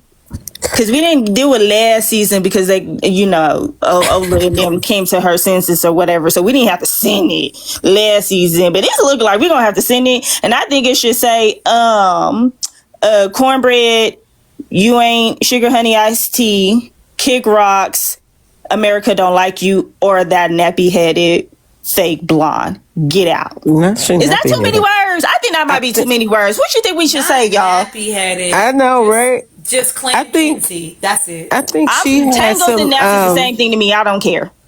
I think she had typical white girl entitlement, and also I don't know if I missed it or not, but it just seems like the two blonde girls are the ones saying the slick shit. Once, of course, when they're talking one-on-one, or like when Jen was talking to Caleb about how she felt like Gabe was just over sexualizing her pretty much. You were a willing participant. You let him DJ all between your legs and do everything else. So don't act like he was just pushing himself on you. Now, when they get to talking like that, I don't see Caleb feeding into it or saying that shit. But those two bitches, right? Wasn't she the one that was down there bobbing and weaving like a popsicle? Correct. Baby. And letting him DJ between her legs and everything else. So don't try to act like he forced it. You were a willing participant. Stop it. You just mad because your Justin Bieber song didn't hit, bitch. Kick rocks. I also, so the other thing I'll say is I agree about Anaya. I think that she is going to keep it cute on camera. I've said this before. I'm going to say it again. Anaya is one of the only people in that villa that has an actual career.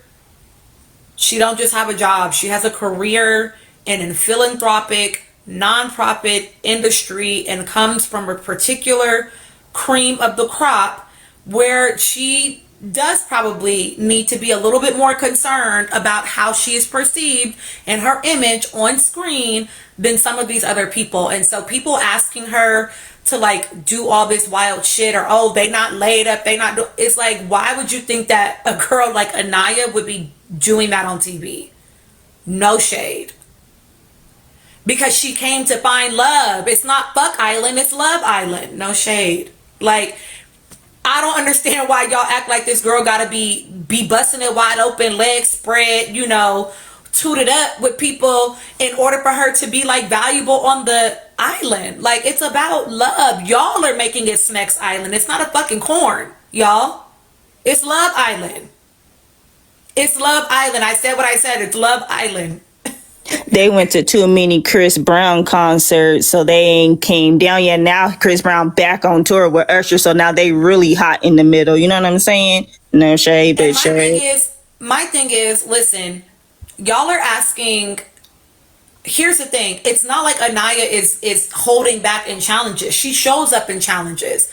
But expecting her to show up a certain type of way when she's just kicking it on the island is an inaccurate request. And actually, people have been saying for a long time, them kissing so much outside of the challenges actually is freaking unusual. Kissing outside of challenges used to be a much bigger deal than it is with this particular cast. This particular cast is just freaked out because they started them all with an orgy makeout session.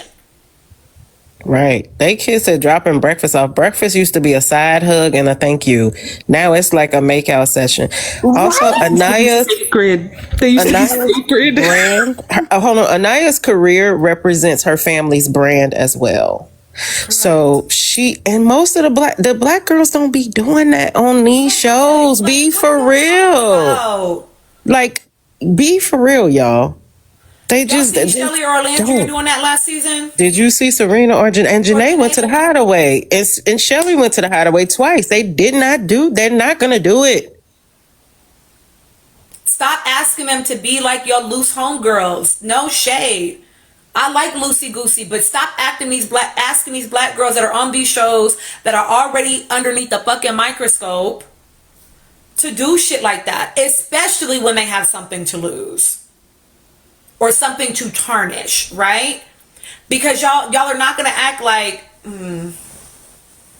because Kata doing it is different. Don't play that game either.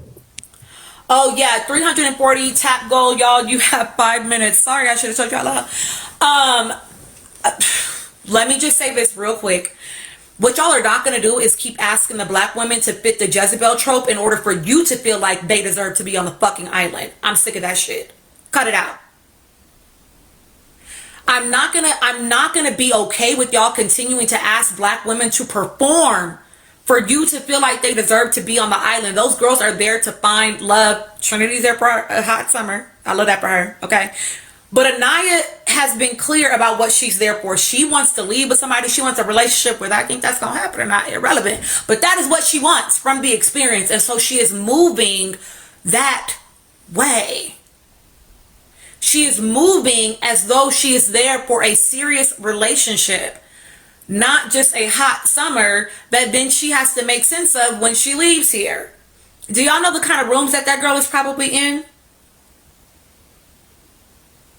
Do y'all understand the company that she probably regularly keeps in her role? They don't, because they don't know how to read. They don't, because maybe too many of y'all are not in those types of roles. But I don't know why y'all think she about to be DJing, getting DJ'd on in the fucking bed at night in order to prove to you that she actually likes that man and that they have chemistry or whatever the fuck. They treat it like it's baddies where you have to like box all the time to get accepted. You know what I mean? Like baddies is like that. Like they consider them boring if they not bopping and throwing things across the house and stuff or whatever. And they be like, they ain't about that life because they don't feel like breaking furniture and throwing food. Have known each other not even 30 days. And then there's that. Like, y'all, come on, you know? So, yeah. Well, you know, Tamia, you're in a safe space over here. Well, we're not safe, but we are brave over here. So, like, I want y'all to chill with some of that. It's tired. It's tired. Okay. Athena, I'm gonna give you the last of your minutes, and then I'm gonna go to you, Faith, and then to you, Gabrielle. Thank you. You're welcome. Just to piggyback on Anaya, I actually agree with everything you said about her. Like, I feel like people don't really understand the kind of person that she is, the kind of elite circle that she grew up in, the kind of work that she does. Like, I believe Seventh Letter said, she works for her family's foundation. So she's an ambassador for her family. She can't be doing all crazy stuff off the camera, because after this this is a woman who's going to go back to her life and she's going to move on with her life. And who knows the kind of future people she's going to meet in terms of spouse or whatever. You think somebody who comes from a family where they have cotillions is going to want somebody like who's spreading it low and laying it wide on national TV to marry their son? That's not going to happen. Just because you guys don't have anything to lose doesn't mean that Anaya doesn't. So I would hope that you guys stop expecting her to move like a bum, because she's not. Jen and Gabriel, I honestly don't care who left with guys. I don't care at all. I think it should have been Caleb, but whatever. But Jen is dangerous. The fact that I was actually mad at the guy saying, oh, she doesn't care. But she proved it 5 minutes later when she was talking about like, oh, he's so lustful. I'm like, girl, you are a dangerous white woman. It's insane. Gabriel wasn't being lustful all by himself. You were there with him every second of the way. And you loved it. And the second you loved, yeah, you know, he was very lustful. It's like he treated me how like every other guy treated me. That's not what you were saying when he was there. I couldn't believe her. I couldn't believe that she made the guys right. And that's what made me even more mad. Melanie and Sincere. I'm actually glad that Melanie did not get kicked off when I wanted her to get kicked off, because I am back to liking her. Sincere is diabolical. Like, he must pay for his crimes. He has to pay for his crimes. It's like the man is such a liar. He's lying to himself. Like, it doesn't make sense to me. He will get in a confessional and lie to us. Like, can you imagine him treating Melanie and Sol the way he has been treating them, knowing he's on an island with the both of them? They were living in the same house.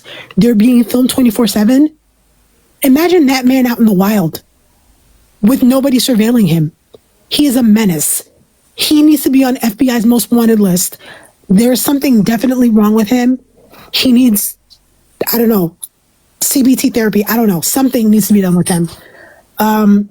And Zach, whoever whacked me for Zach, you can whack me again. That nigga's dangerous. He's foul. He's sinister. There's something wrong with him. And he has a mental issue. He is abusive. I don't care what nobody says. He is very, very bizarre. And he hates women. Not because he's homosexual. That's not what I mean. I mean, I think he has a severe disdain for women. I really believe that. And the fact that he's... There you go. Thank you.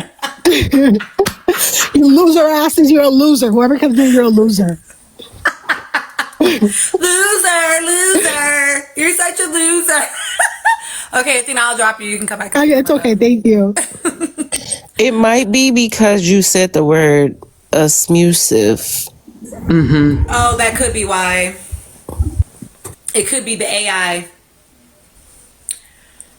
But it's only ever when she mentions that man. But I mean, it could be that. It could have been the AI that whacked you that time.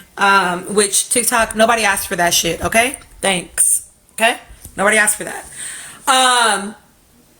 Okay, Faith, please give me your thoughts. Everybody should explore AJC. They all need it. Thank you. Now I can finally say my piece. First of all, happy Juneteenth to all my Black American sisters. Love y'all down. As you can tell from my accent, I'm Nigerian, but I'm going to go into my piece real quick. First of all, there is a weird microaggressive racist energy I'm getting from that villa with Casey and Anaya's connection. And I peeped how when Sincere was doing his whole bit with Melanie, no one boy ran back to Melanie to tell her what Sincere was saying to them. Nobody ran back to Melanie to say, oh, well, Sincere said he did this. Everybody was hush. Everybody was hush, hush, hush. But let Casey say, I think I want to explore. He says that by 12 noon, 12:01, someone has gone to tell Anaya, and they're not looking out for her. They're just saying that to spy her. They're trying to fit in. They're trying to play into that Black women narrative, and I'm not going to take that. And I feel like people have also been waiting for Casey to slip up. The minute he gave Anaya that speech, the minute he complimented her on her skin, and he told her that she's the blueprint, people have been waiting for him to switch up. So anything he does is, see, his mask is slipping. See, I told you I ain't shit. See, da da da da da da da. But that's not the case. That guy likes the girl, but everybody is getting into their heads. I'm so glad Kasamo is coming. I have never been more happy for Kasamo to come in my entire life of watching Love Island, but I am super excited. I need them to go away from the noise. I need them to sit down and think with themselves. And people are using Anaya to hurt KC. I don't know what the boys have against KC, but it's too much. Every single time in a challenge, whenever they get like a very odd question, it's always on KC. They're always questioning Casey's intentions. Always, always, always, always, always. And the funny thing was, Bryce telling Trinity that Casey only saved Sol so he could explore her was not true. The reason why he wanted to save Sol was the reason why the girls could have saved Caleb. Where he messed up, which is not even really a mess up, was Zach saying, well, if we save her, you're going to explore her? And he was like, yes, I would, since she has not gotten a fair chance. And in the spirit of Casey being, I love Black women, Sol is also a Black woman. And he feels bad that she got the short end of the stick. And he also feels bad that her being a Black woman was used in a way of her having that experience in the villa. So that is just my 2 piece on Casey and Anaya. He's a people pleaser, but they're overly going in on the two of them, and I need everybody to cut it out. I want them to have Casa more. I want them to reset. I want them to explore. If they decide to bring somebody back, good for them. If not, also good for them. But like, this is very weird. This is so weird. I don't like it. It reminds me of when I went to summer camp, and I don't like this. I don't like it. Yeah, that's my piece. That was a perfect. I love that you drew a comparison between Sincere, because Sincere literally told those boys over and over and over and over again, it's the same. I like them the same when it came to Soul and Melanie, and he literally got in Melanie's face and said, it was always you. You were always in the back of my head. It was never really, like, literally straight up fucking lied to that girl, but nobody ever ran that back to Melanie, right? Because they perceive them as self-destructive. They feel like they don't need to contribute to their destruction because of what they're watching them do in the villa that production's not really showing us very much of. Some of it, but not all of it, right? So they see them as self-destructive. They see Casey and Anaya as the strongest couple out of those four. Let's just keep it a buck. And so they feel like they need to actively sabotage that dynamic.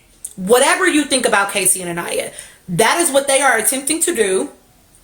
And somebody asked earlier, Nikki named it in the comments, the reason why, it was you, by I think, the reason why Zach doesn't give a fuck about Bryce and Trinity is because he knows that Bryce don't like that girl. They're also not a threat when it comes to realness and who might be the realest couple, America's favorite. He knows that it's not going to be them in his mind, right? Because he don't actually like that girl. But Casey and Anaya, they actually like each other. Right? And they're managing to hear the shit and work through it. So we need to continue to plant the seeds. We need to be active in the destruction of the coupling. Also, to your point, Faith, when they asked him during the vote, it is a constant cornering that happens with Casey. I would say with Sincere a smidge, but not as much them two doing it, more so like the men being curious in general when he was exploring Soul. Not in the same way that's happening with Casey. They are constantly putting that man up against the wall. And then to other people's points, listen, they were trying to make him feel badly. Do you think you didn't give her a fair shot? And that's why she's in the position she's in? Would you explore her if we brought her back? They were trying to make that man feel like because you didn't actually give her a chance, which I'm not even arguing that that's not true. I'm not even arguing that. But because you didn't give her a chance, that's why she's ended up where she's at. And he's like, oh shit, I feel bad. Right? And so I need, yeah, none of them gave her a chance. Absolutely, Nina. And Zach is not holding himself to account around that, because I'm never going to get off of Zach's neck that when she walked in, when they did his confessional, he said her body is banging. And then when he was sitting with Caleb asking him about Soul, he was checking her out. She's fine. She's just, Zach is not clocking his own self about her, but he's all up in KC's shit about it. Y'all need to ask yourselves why. Why does this man keep pressing that man about pursuing that girl, but don't got no attention to his own self and what he thinks and feels about Soul? And why are you, as the audience, allowing yourselves to make you feel like now KC got to be some ain't shit ass man,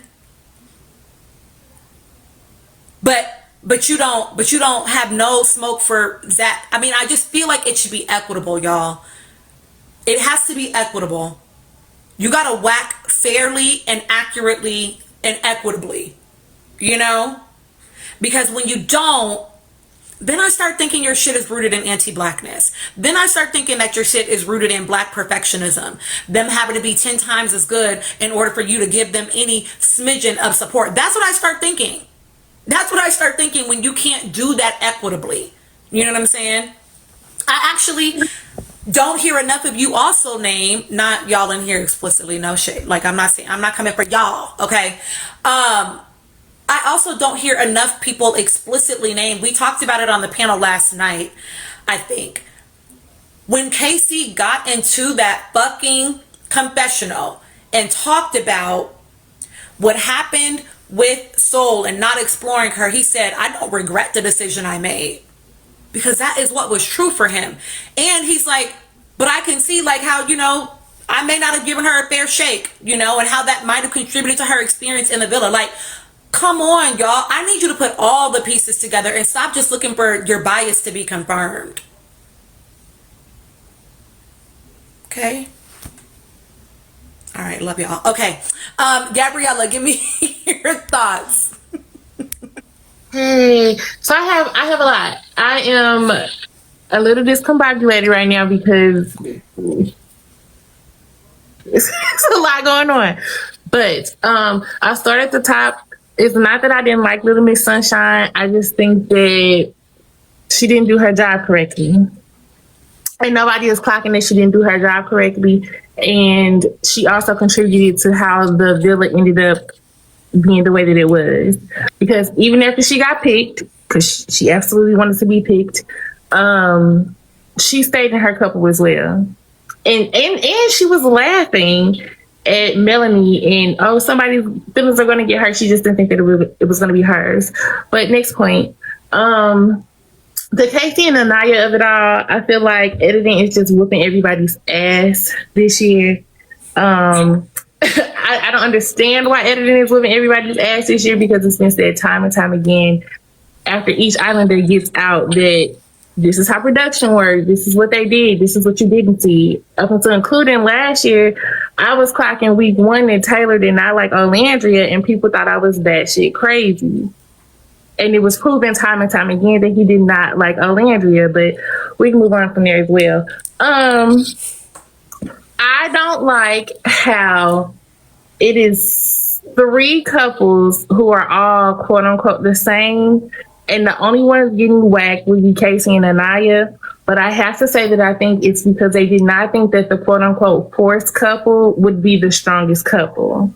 Mm-hmm. I don't think that she wasn't behind his door. Nobody was behind his door, but she picked him time and time again after that. And it's like nobody is recognizing that. It's just Anaya constantly getting whacked for not being behind his door, so she doesn't like him. And I'm sick of that narrative as well. And it seems like on my timeline specifically, like no matter what platform I'm on, it's always Anaya getting her lashings. And it's like, why are you upset at her for having feelings or for questioning and having concerns about the feelings that she's having within her couple? If anything, she should be bringing it to him. Why would she not bring it to him? Like, yeah, I got this information from somebody else, but this is who I'm in the couple with. I'm going to question my couple. Up until including when they were like, oh, Sincere told you not to say anything. I'm not in the couple with Sincere. Did she bring the information back a little incorrectly? Absolutely. But she was not wrong. I don't know. I have a lot of feelings about a lot of people. My time is almost up, but I'll get back to you. Okay, perfect. I agree with that completely. Like, oh my gosh, that's enough. I want people to leave Anaya be. Y'all, some of y'all don't know me, I know. As a clinician, Anaya is doing exactly what I would want her to do. Go talk to that man. She is literally fact-checking.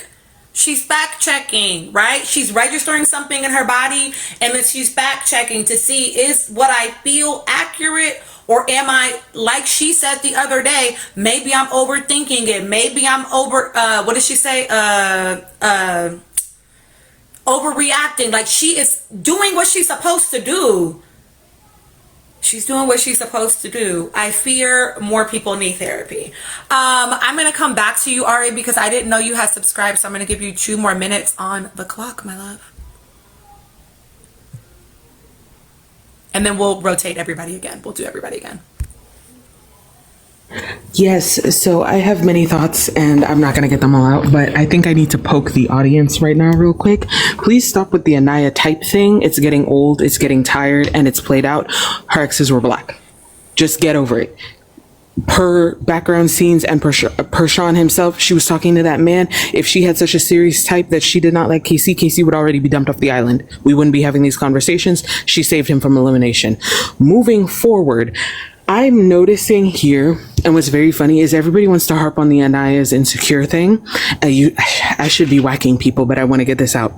You're jumping on the Anaya's insecure thing. Anaya is the only woman in that villa who gets information, goes directly to her man, addresses it, and then moves on with it. All your faves, baby, they fold or they start bird calling at the other woman. I'm so sorry.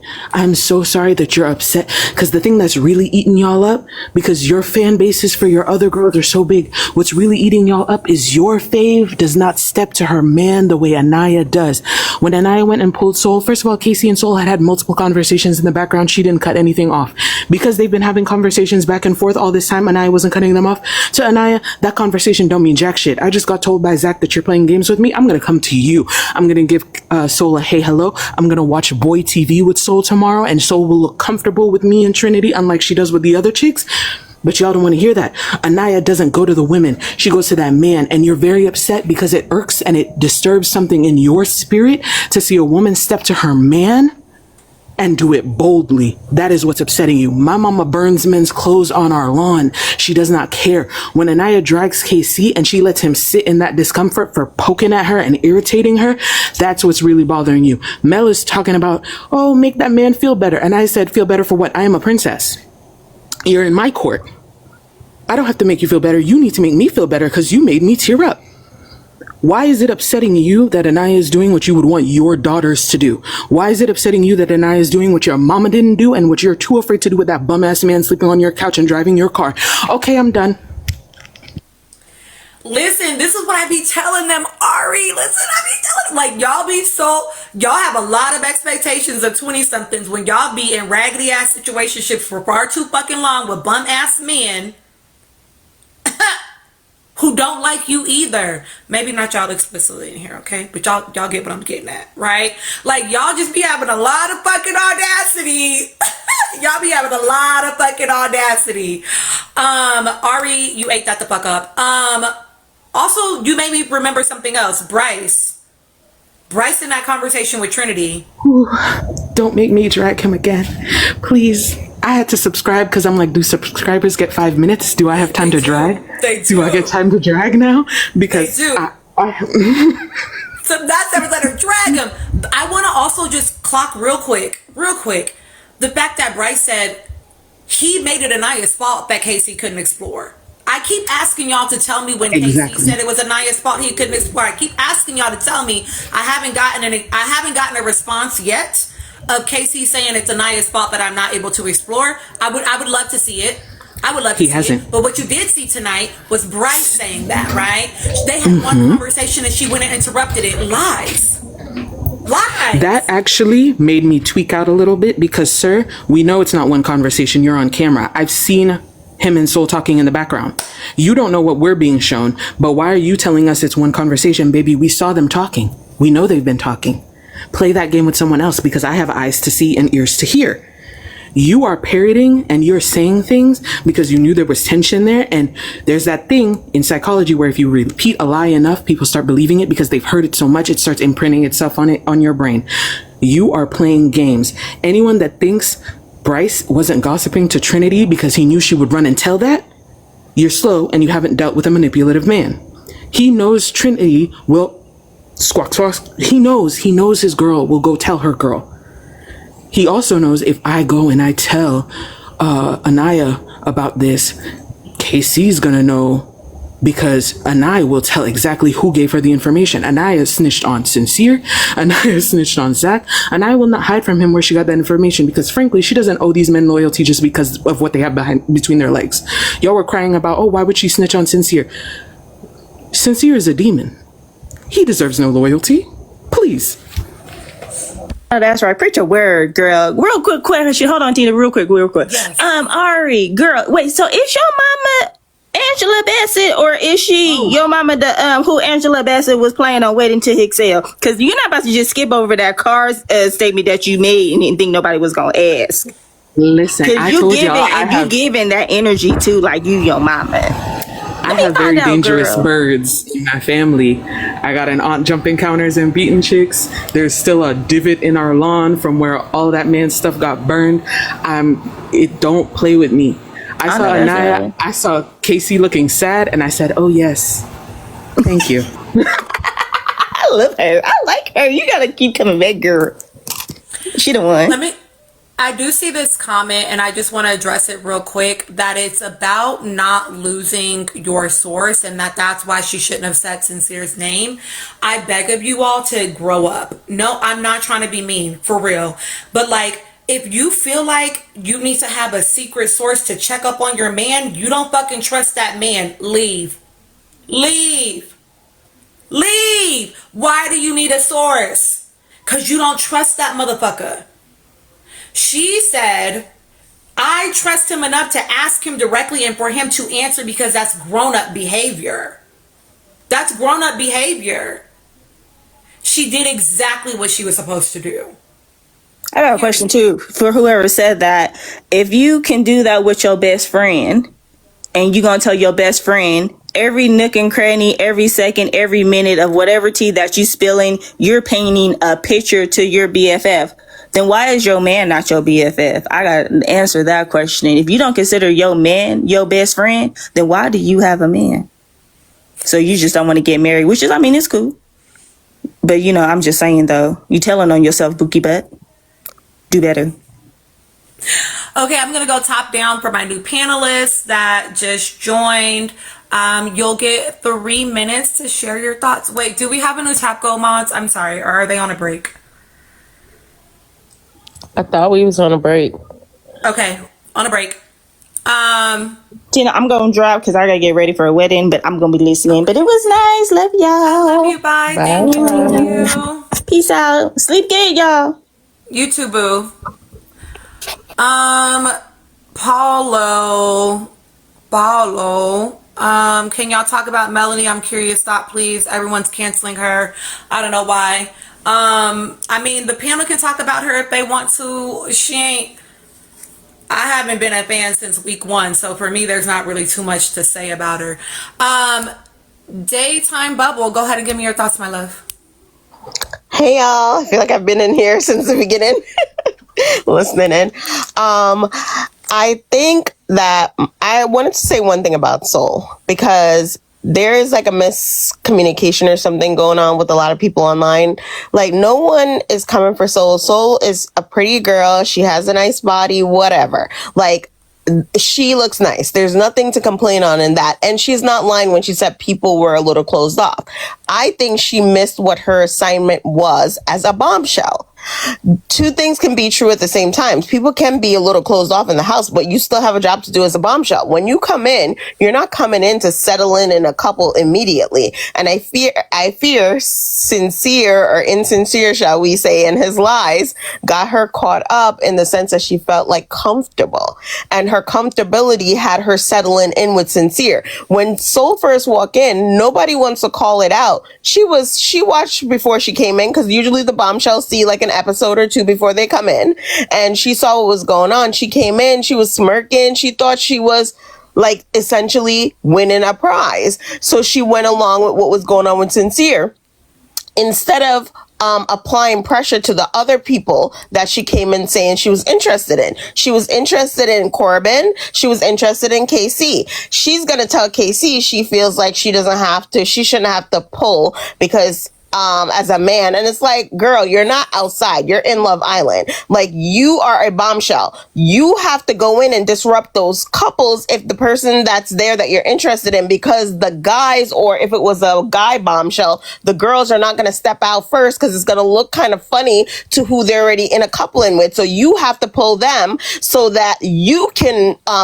add that communication. And people don't want to hold her accountable for that, because it's like, oh, but you're dogpiling on her. Nobody's dogpiling on her besides the crazy fans that are fans of certain couples. But if we're gonna call a spade, she didn't bombshell the way she was supposed to bombshell, and that's why she got stuck in that situation where she got caught on her back foot, where she felt like, like, dang, Sincere really lied to me. You feel me? Even though he did, but I'm saying she cut herself short by not like bombshelling and getting to know, like, say, KC and Corbin or anybody else in there. Granted, she didn't like Gabe Kiss. Nobody could fault her for that. But I just feel like that's where she went wrong, and a lot of people don't want to call that out. They want to make it like she was done so wrong, which I don't feel like she was. She just didn't do her job to the fullest potential, and then it led to her being dumped. Like, that's just how I saw it. And with Gabe being dumped, I mean, I was indifferent to it, if I'm being completely honest. I didn't really care if he was there or not. I felt like they could have dumped Caleb, it would have been fine. I felt like them dumping Gabe did kind of disrupt a little bit, but like, I feel like the boys didn't do their job because they were supposed to dump Kenzie. Let's be so for real. That's what they were supposed to do. And with the whole Casey and Sol thing, I think people are obsessed with humbling Anaya. I think that from the beginning of the cast photos dropping, people had this like hard on for like humbling her. And I think it's because they perceive that she needs to come from struggling to come up as a Black woman to be able to want to be receiving love. The fact that she didn't come from that, they can't really like nitpick anything else. So now they start putting on these negative stereotypes on her to say she's insecure.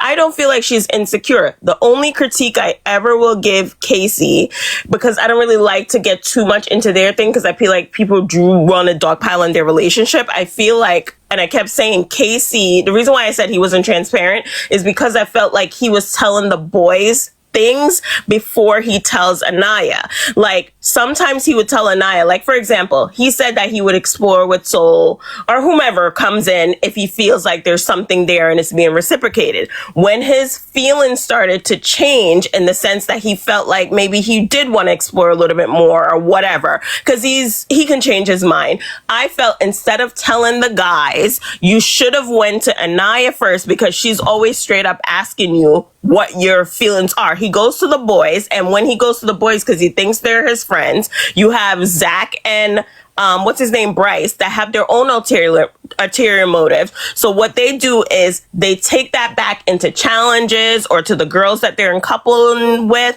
to sow that seed of doubt within his relationship, because he's not going to his coupling first. If that's how I feel. Go to her first, and if you want to have the discussion with them, then you have the discussion with them. She's coming to you, and then she talks to the girls about how she feels after talking to you.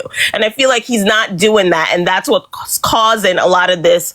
They're going to have the discourse regardless, but it's really festering a lot of this discourse that's happening with him and Anaya, and people feeling like she's not into him and blah, blah, blah, blah. It has nothing to do with that. It's just that miscommunication of like the way they communicate, in my opinion. But all in all, that's who I like. I just don't like certain movements, and I try not to say too much because it's like a dog pile on them and everybody else is ignored for what they're doing. We have Jen over there doing all sorts of things, and she said that she felt like what's his name was lustful. I was like, where did that come from? No one's calling that out. We have Zach pawning Kata off every chance he gets. Nobody's calling that out. We have Bryce saying that he's not sure if Trinity likes him, even though she has told him 11 times. Nobody's calling that out. Like, it's like no one calls out any of the other couples. Sincere lying, nobody's calling that out. Like, but they find everything to nitpick with Anaya and Casey online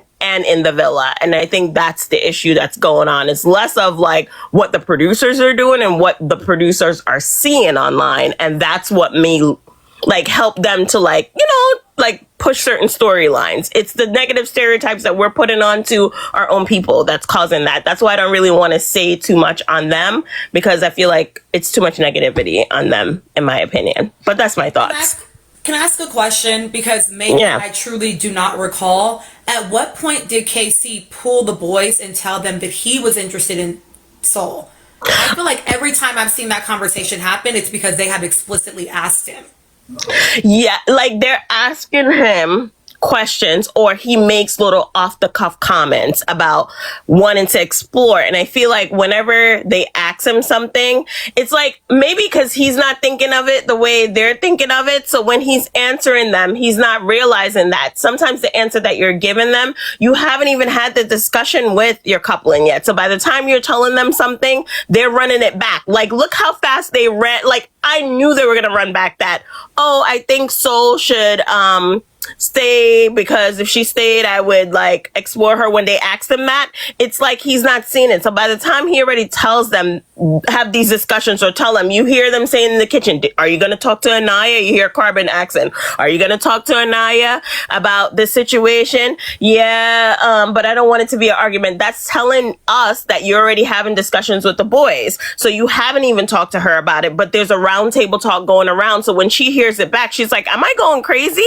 Why am I hearing these things from other people instead of from him? Like, you know what I'm saying? Like, I'm asking you this.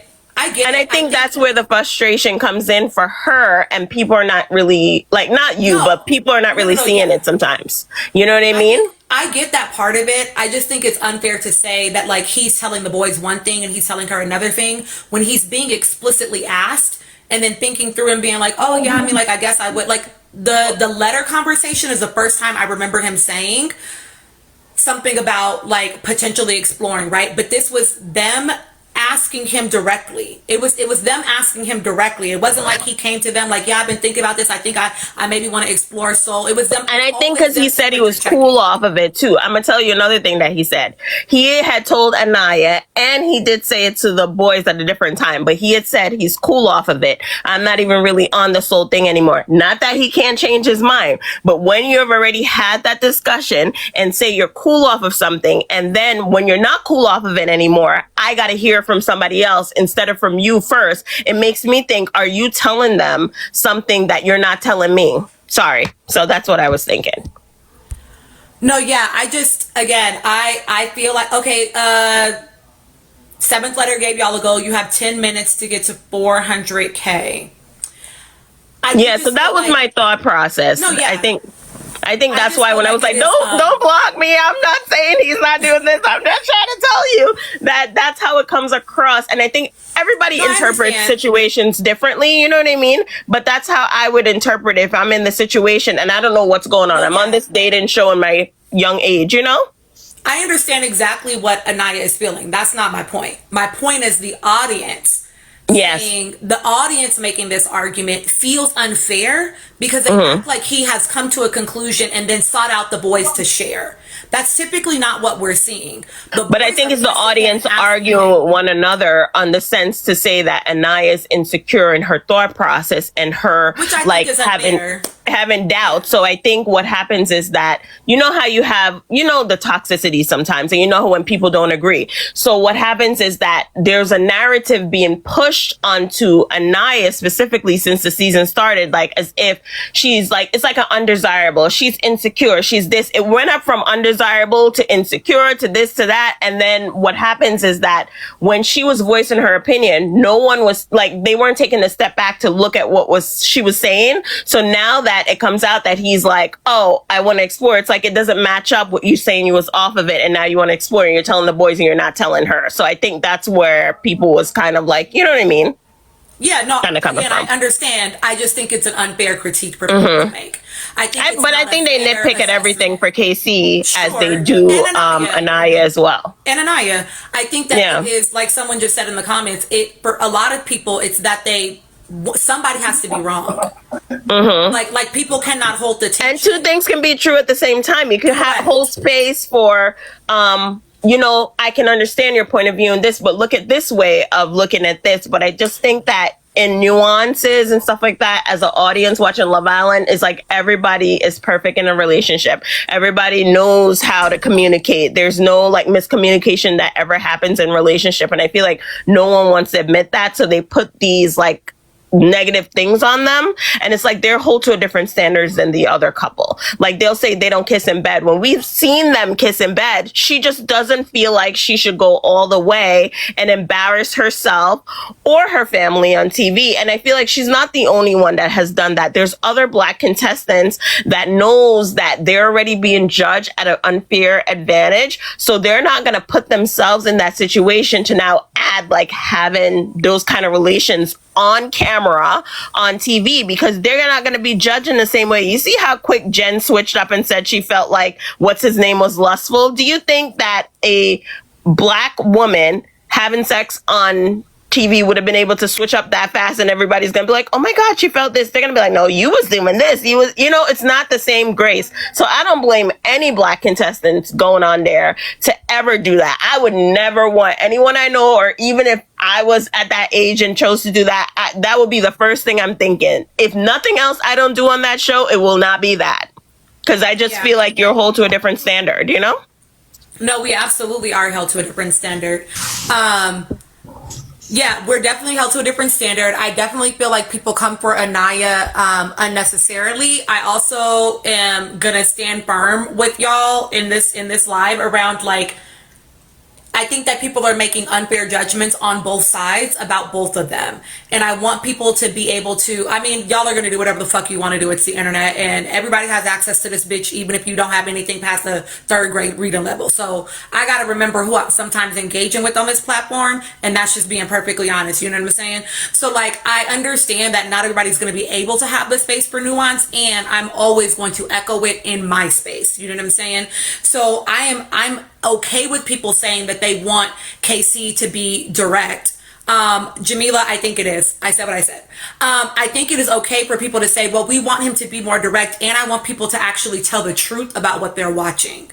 Right? I want people to tell the truth about what they're watching. You are not watching this man seek out these men with this opinion about wanting to explore this woman. You've seen them ask him questions and you've seen him say, like, oh yeah, like maybe I could be open to it or whatever. You saw them ask it in the challenge or in the vote, which was the first time he said, yes, I would. That was the first time he said, yes, I would, about exploring her if they kept her. That's the first time y'all heard that man explicitly say, yes, I would. And before he could even tell that girl, they was already running that shit back. So I need y'all to just be honest about what you're actually watching and stop looking for a fucking gotcha. Stop looking for a gotcha. Oh, babe, this is my life. You don't have to be here, mamas. Let me help. Because y'all be confused about how to curate your timeline. And I also do not feel like it is fair for people to say that Anaya is having an inappropriate reaction. She is doing exactly what she's supposed to do. If she is getting information brought back to her that makes her question what she has been told directly by her partner, she absolutely should go and talk to her partner about it. That is the grown-up thing to do. But for people to act like one of them has to be a villain in this, oh, she's keeping him, she's too insecure, she's keeping him from exploring, or oh, he's just being dishonest and he's gaslighting her, like, grow the fuck up. Like, more than one thing can be true at a time, for real. I just want to say one more thing before I get off. I think another thing that really upset people, and they don't want to hold space for it, they're mad because they know deep within themselves there was more context to that conversation that Casey initially was talking about with Black women, and because he brought in his sisters. But they're mad because he called that girl the blueprint, and he called the Black woman the blueprint, and that's what really got their heads in a bubble. They don't want to say it. That's what it is. And then that's why they started chipping away and nitpicking and saying how she's insecure, she this, she that, and how he's performative and blah, blah, blah. That's what I feel. Oh, absolutely. Because why would he tell a dark-skinned Black woman that she is the blueprint? Why would he tell her that she is who he imagines when he sees Blackness? Why would he venerate her without some ulterior motive? Because that's not possibly true. That's not real. He can't actually think that. Because y'all don't think that. It's weird, guys. It's getting weird. May, give me your thoughts, my love. Hi, everyone. So I agree a lot. For me, I think the narrative is very weird. Like you said, how they want to paint like Casey already to be the bad guy and then Anaya also to be insecure.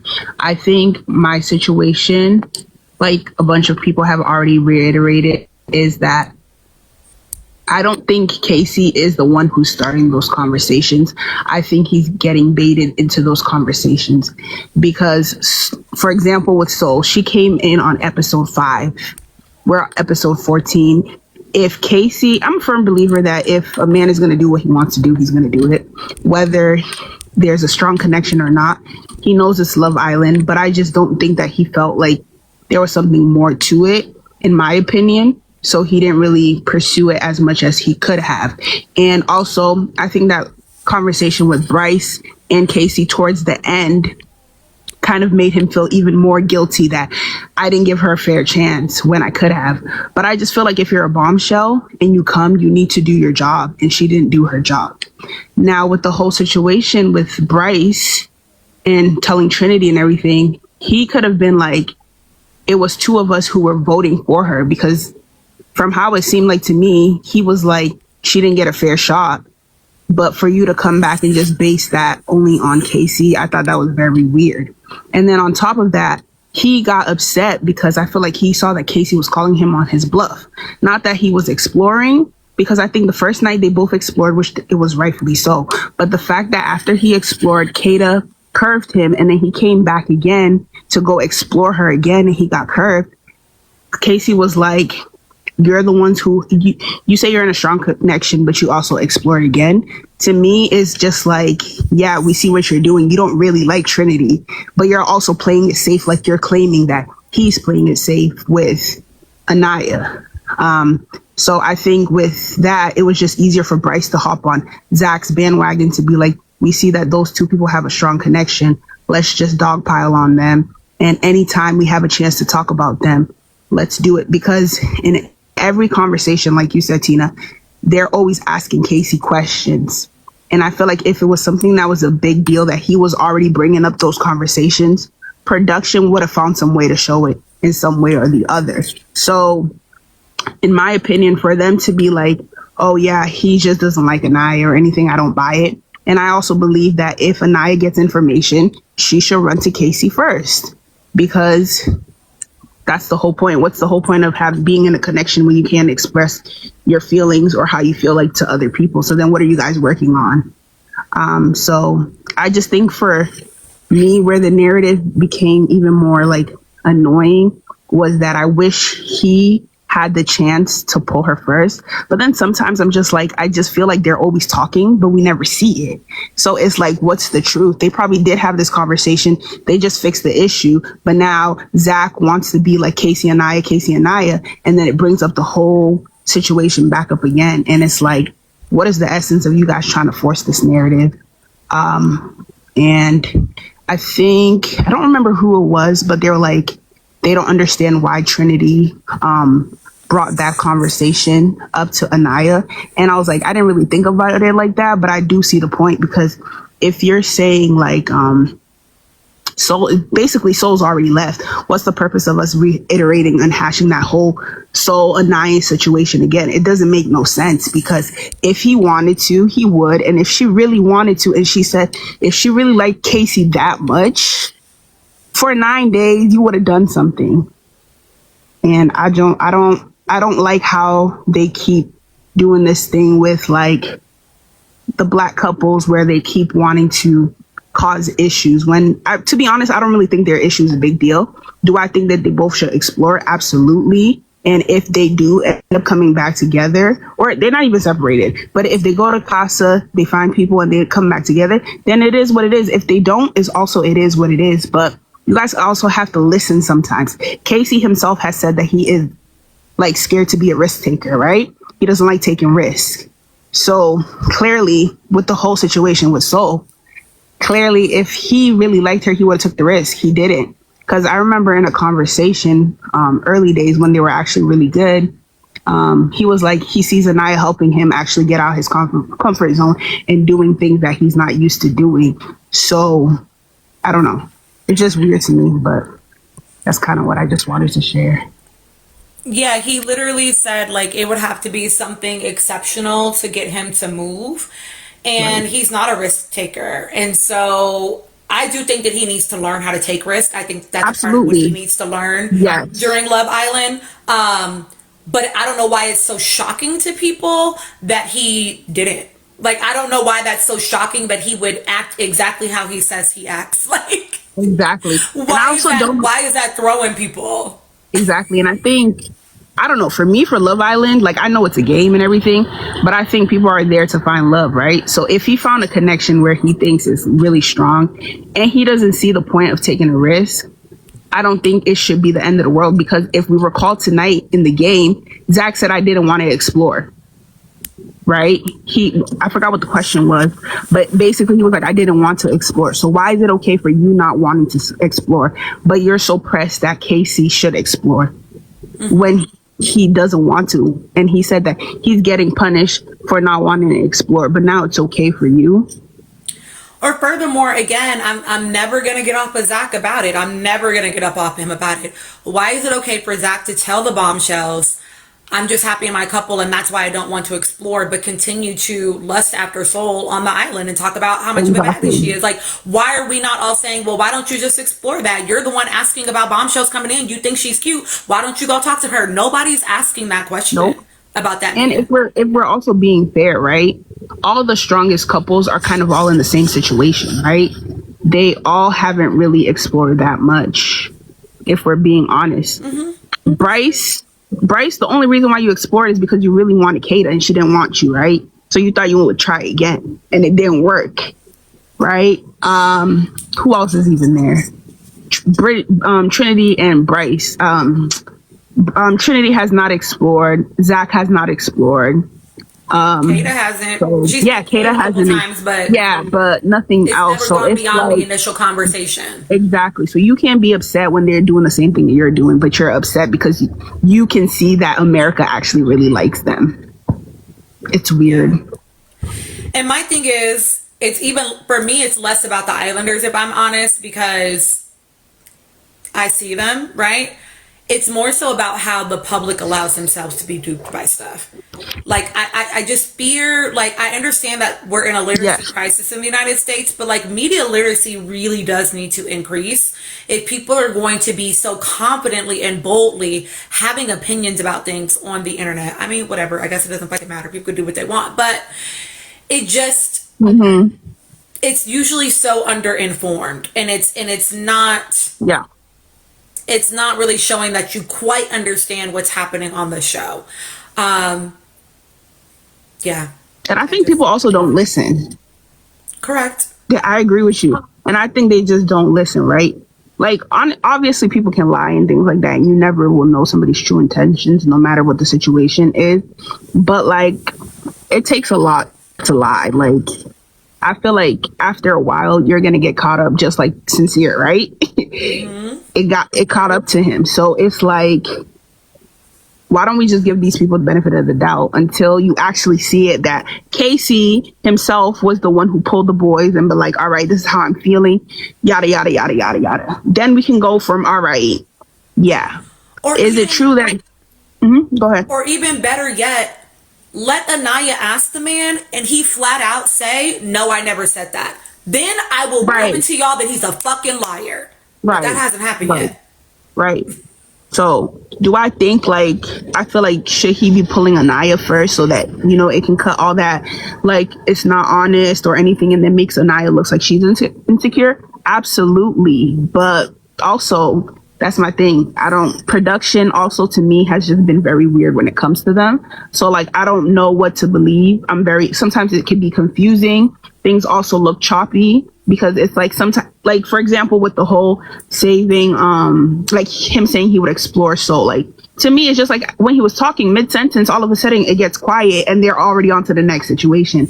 It's like things don't get really played out to me. So it's like sometimes I'm just like, it doesn't make sense, because in his confessional, he just said that I don't regret not exploring it. So how come now all of a sudden it just changed? Like, it don't make no sense. So unless they just don't, like, or unless he don't know he lying. But I'm like, there's cameras everywhere. Yeah. You know what I'm saying? So I think he, I don't know if y'all think he's a people pleaser. I don't know. I mean, some people have said that in the comments. I don't know if I think he's a people pleaser. I haven't necessarily picked that up yet, because if he was a people pleaser, I think he would be moving differently about some things. I think that Casey doesn't realize that the boys have ulterior motives when they're asking him. Yes, and that's the thing I was gonna say. He has nobody in there that's his real friend, and he has yet to see that. And I think that's what's really hurting him in this whole situation. Because, like, for me, like I keep saying, The problem is not about you wanting to explore. That's what you're supposed to do so you can test your connection. But the people who you think are your friends aren't your friends. And it's like he still hasn't really realized that just quite yet. And I feel like he feels like it's like he owes the OG boys, right? Because even his conversation with Caleb today, it wasn't a bad conversation, right? Caleb was like, okay, like, you guys just did your whole letters. That just proved how you guys were able to express your feelings and all these things like that. Like, how are you feeling about the situation? He was like, yeah, I feel good where I'm at, but I just feel like I owe it to myself to explore, because he knows that he's probably the type of person who won't really explore. Like he said that he's a one woman guy. He won't explore, right? So he needs to force himself to get out his comfort zone. I think he's trying to take more risk. And I think people are reading that as him being disingenuous rather than realizing that this is something he truly struggles with and is having to work it out in real time. Yeah. They're seeing it as, well, you're lying, rather than seeing it as like, he's actually grappling with this decision. Like, this is a hard thing for him to do. Yeah. Right. And people are having no grace around that. The same way Anaya is grappling with her own stuff, the same way that, hey 30, the same way that Melanie's they're all grappling with something. You know what I mean? It's a journey, it's a process in there, and people are wanting to read him as disingenuous rather than seeing it as like a learning experience for him. And again, I think it has to do with what some of you all have said about like a desire for people on the internet, at least, to humble Anaya. They cannot believe that this girl has come from the life that she has come from, and don't think that she, whether they admit it, you know, or even recognize it consciously or not, they don't think that she deserves some of what she's had in life. Oh, y'all hit the goal. Good job. Take a tap break. And so, yeah, I think that is definitely, people just, they need it to be that. And I honestly, I've only felt like that with one other Islander before. I've only felt like that with one other Islander before, where y'all just need them to be fucking embarrassed. You need to be right. Yeah. And it's like, I don't know. I think everybody got to chill a little bit and just wait for things to play out. But then I also like these people I don't want to talk about, but like, I feel like because of the whole situation with like Taylor and Alandria, people automatically have just put like every Islander to like the old characters, right? Or the old cast. So that it's like, I feel like sometimes it's like they automatically just assume, right? Without really looking into the whole details of like, this person is like this person because they did this one thing. So I don't know. That's just how I feel. Yeah. Yeah. Ari, I know you want to get something else off. Oh, yes. I'm sure you got more thoughts too. Thank you. You're welcome.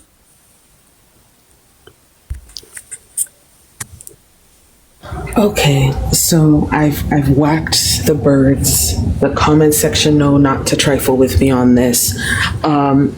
Who are we grabbing next? I think it really does have to be Bryce, a little bit, and then moving on to Zach, because being delusional and liking Trinity as much as you do doesn't mean you need to be beholden to Bryce as an entity. They're not conjoined twins. One doesn't need to be alive for the other to survive and to thrive and to do all these things in your life. You can separate them as distinct individuals. Also, I didn't want to say it, but yes, people are talking about a pact occurring in that villa. That pact does not include Casey. If anything, that pact is very much a situation with Bryce, Zach, and their girls. And how involved they are is up to you and your interpretation. But the ladies, they already know they have dancing on puppet strings and they don't have to do much about it. And there's a reason. We see a certain edit, and that edit is making everybody have like a weird and incredibly divisive opinions about Casey and Anaya. We wouldn't be seeing Zach and Bryce poke at that particular relationship as much as they do if they didn't think there was strength there based on what they see in the villa. If they thought they were as sloppy, messy, and uninteresting and unimpressive as Gabe and Jen, as Corbin and Kenzie, as and Mel and Sincere. I don't even think about it. If they thought that Anaya and Casey were on their level, we wouldn't see any conversation about them, and we don't. We don't see any conversation about these other people because everybody in that villa knows this is not a contest here. They may not see the edit, but they damn well sure know what they see with their own eyes in the villa and have a general idea of what we could be seeing as an audience. Please, like, be aware of that, and what the guys are and aren't saying should also shape how you view everybody in their situations in the villa. Who they attack is who they perceive as strong. What they take personally as a deep wound and a slight should tell you where the weaknesses are, because someone needs to edit together the scenes with what Casey actually said to Bryce, how Bryce related to Trinity, and then how Trinity brought it back to Anaya, because the way they played a game of telephone with that and it skewed so heavily. Casey said, well, I should be up there because, you know, even though we hate it, I should be up there because we've been together this whole time. We've been going through it, but we stuck it out. Bryce is over there like, oh, well, what about me? Baby, you may not realize it, but Zach called Casey, specifically called Casey to come and watch your humiliation ritual. Bryce doesn't realize he is the do boy in this relationship. Okay, Zach does not respect you, and Zach also knows he can't call all the boys to watch you embarrass yourself because that makes him look bad. Who does he call? He calls Casey, the person that you have been having a weird tit for tat thing. Zach knows what he's doing. He called the one guy who would laugh and not feel bad. He called the guy who wouldn't have a sympathetic feeling or be like, man, how are you taking this? Like, wow, this is serious. He called Casey because Casey's the one who'd be like, is he really doing this? That's embarrassing, because they don't like each other. Please keep game and see how it's being run on you. Zach, I will say this again, and Tina has addressed it. Zach and his comments about Sol and her physique and how she looks, please put Sol and Kata up on a board next to each other. Those are very different physical attributes and very different body types. I said it once, I'll say it again. Zach was making his own weird little play for Sol because he wants to get up from under Kata or have somewhere to jump. He wanted somewhere to run. Even Zach bringing up, people think, oh, he wants to bury KC. No, I don't think it's about burying KC in his own words. Zach brings up oh, so would you explore? He's asking him, like, prompting him as a reason to keep Sol in the vote, because it's like, well, I can't boldly say I want to keep Sol, but I can ask KC. I can be like, oh, okay, well, Sincere brought Sol up because she has no partnership, she has nothing growing right now. Well, KC, would you be willing to explore? Even in the vote, he's not willing to play his hand to these guys. Zach knows there's a game being run and there's a game being played here. He's smart enough to know Sol needs an out, Sol needs someone to vouch for her, and he's gonna tag KC in, but he doesn't care about KC, guys. If he cared about KC, he wouldn't be doing things to poke holes in his relationship constantly. We need to be a little more perceptive about how they're saying things, what they're tap dancing around, and the insecurities these dudes have. Bryce is the lowest man on the totem pole in this house, and he's the elder statesman. And Bryce is aware of his age. He's fully aware because he's brought it up on more than one occasion. You know how embarrassing it is for Bryce to be almost 30 and beefing with a dude that's 23? What are we doing here? You have a level of insecurity that's dangerous to the women you're with and you're next to. It is not safe to be next to a man whose ego is that easily touched and that easily bruised. Casey said that to you, and you decided, I'm going to keep talking about it, and I'm going to keep scratching at that wound, and I'm going to let my girl know, and my girl is going to let his girl know what he said, because, well, now I'm upset and I don't know how to process that feeling of, oh, someone has recognized the game I'm playing. I'm not as slick as I thought I was. Come on now. Come on. Watch with awareness. I beg of you. I want to just touch what you said about Zach, and then I'm going to go to seventh letter and then Faith. I want to touch what you said about Zach in that vote, because I've argued this before and I stand by it, but I feel like Zach puts people out in front of him to cover his choices and his decisions, right? He needs you to do it first so that he can be justified in what he's doing, right? Because let's keep it a beam.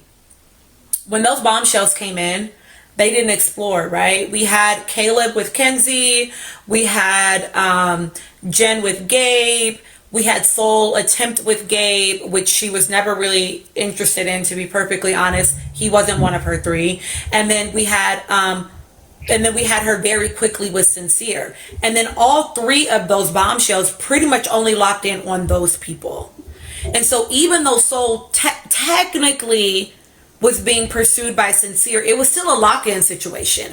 She wasn't being explored by the villa, she was being explored by Sincere. And because Sincere already and Melanie already have been messy as fuck, right, with bombshells, he wasn't a safe enough cover for him to then explore Soul, for him to then explore a bombshell, period. Right? He needed someone else, another boy in the villa. He needs another boy in the villa to start moving around. One of the OG boys, to be explicit, to start moving around and actually exploring that isn't fucking Sincere,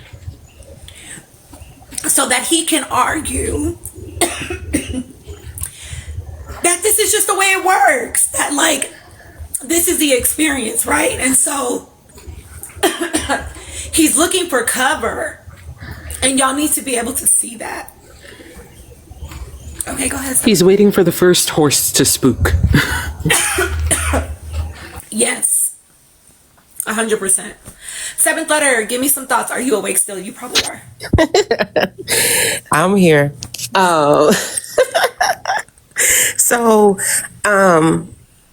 Okay.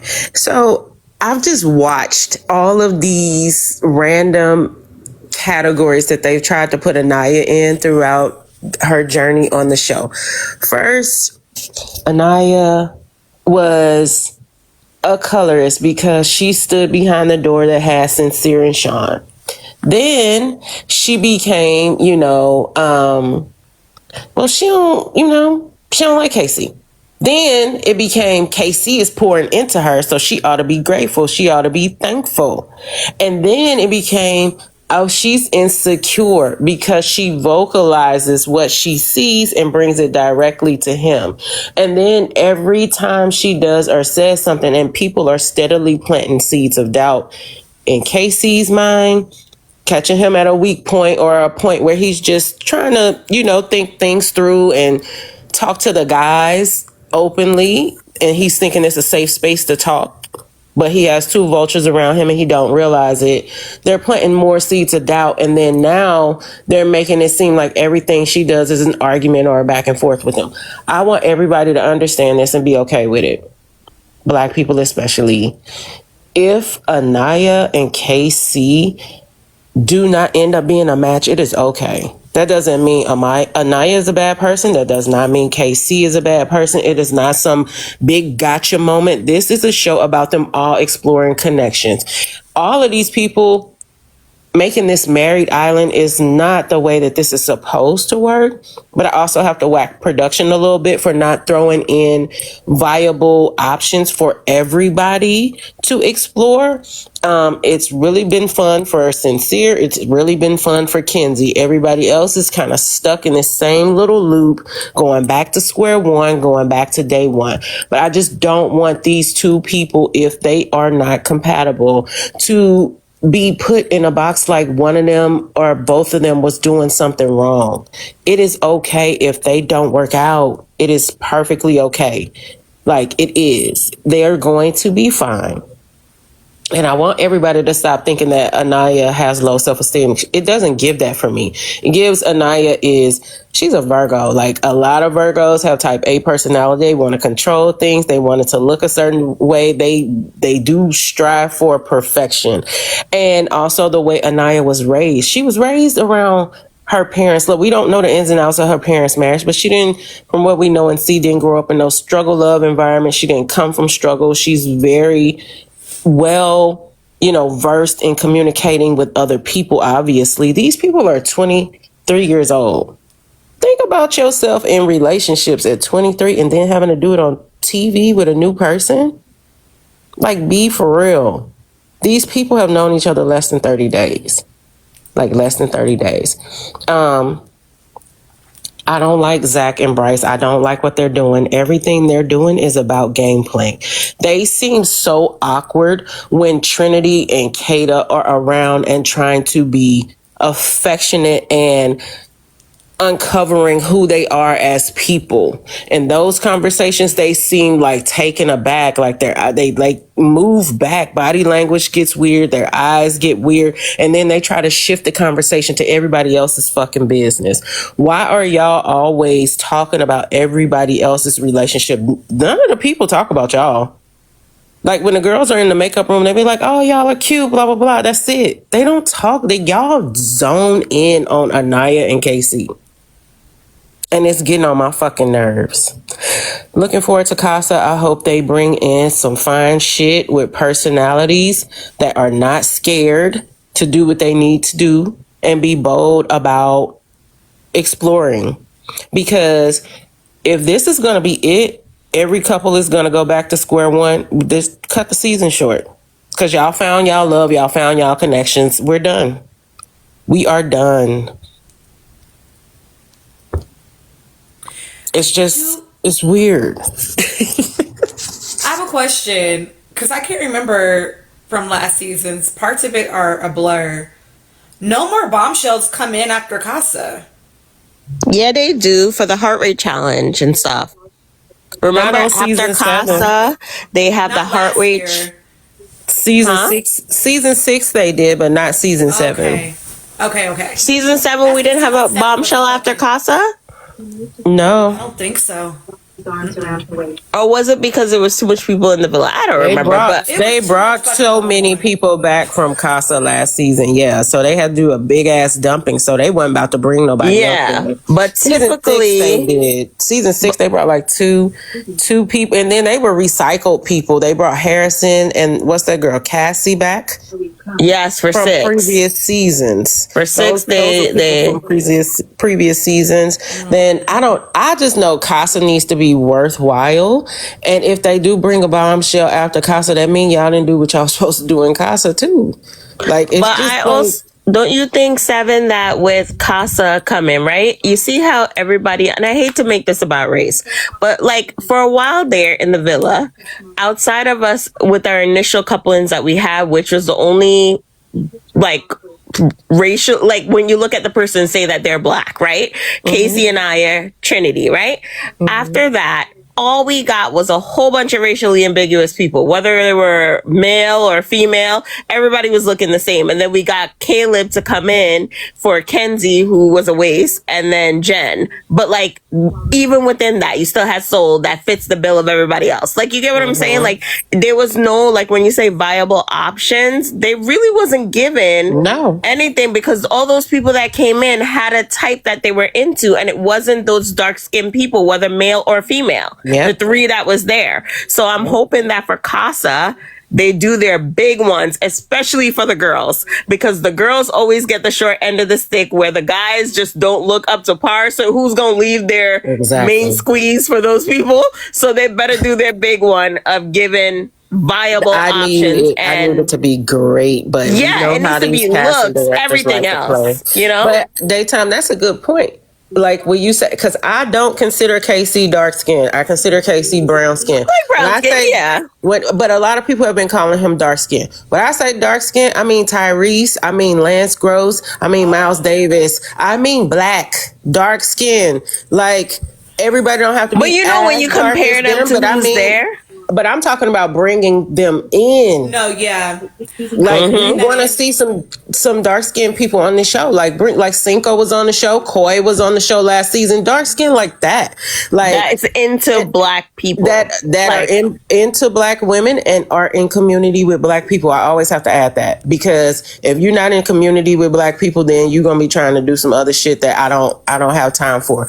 But they need to bring people in that are going to at least be bold, at least be a good time, at least make people think that it's all about testing connections. No one is really being tested besides people who relationships is being picked apart and probed into by 2 scandalous ass demons in the villa. Like, that's it. Everybody else is just coasting. They're way too comfortable for me. Even the way that Trinity brought that conversation to Anaya, it's like, well, girl, you know, let me try to make you feel better about the issues you going through, because me and Bryce, we good. Like, she didn't say it in those words, but every time she talks to her, like, I don't want to say this, but like, or it's not a big deal, so don't worry about it. It's like, you're telling me something, but you don't get to tell me how to respond to it. You don't get to tell me to brush it off. It's not a big deal. I mean, if she asks you for advice in a conversation, you can say something like that. Like, I feel like, you know, it wouldn't bother me, but if you feel your feelings, you have every right to do that. So it's just, those couples a little too comfortable for my taste, and it is getting rather because I mean now we just watch the dynamics of these people trying to win or trying to fuck up something and create problems in other people's situation, and I don't like that. But production, get y'all shit together, please, please, please. Listen, I want to ask a question to the commenter that said this, but I'm ready for Casa. I need every single person to explore. And I need everybody to fuck away from each other. And I would actually say, now I don't know, I've talked about this before on my lives, that like I do think that the way that we perceive complexion is geographical, because KC in LA would be dark skinned. Like that's a dark, like there's light skin and there's dark skin. All this brown skin, caramel, that's like shit that is not very common necessarily in LA. And can I just say that also I don't necessarily love it, because I feel like it's just a way to try to get away from being black, but that's whatever. But like, yeah, he would be considered a darker complexioned man. Like he would be dark skinned to me.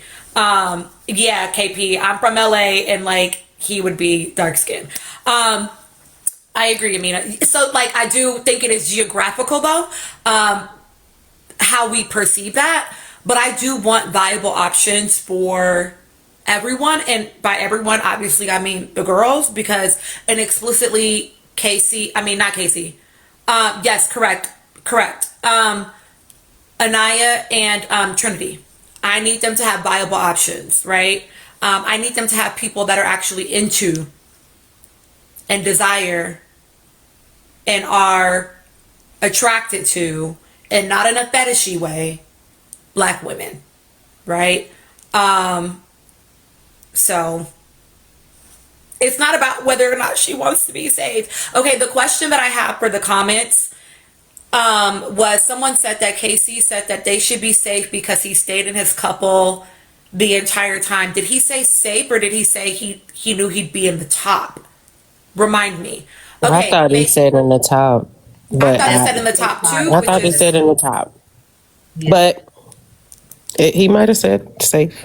I don't know. I thought he said in the top. He said in the top, but something else followed. Like he's been in the. They've been.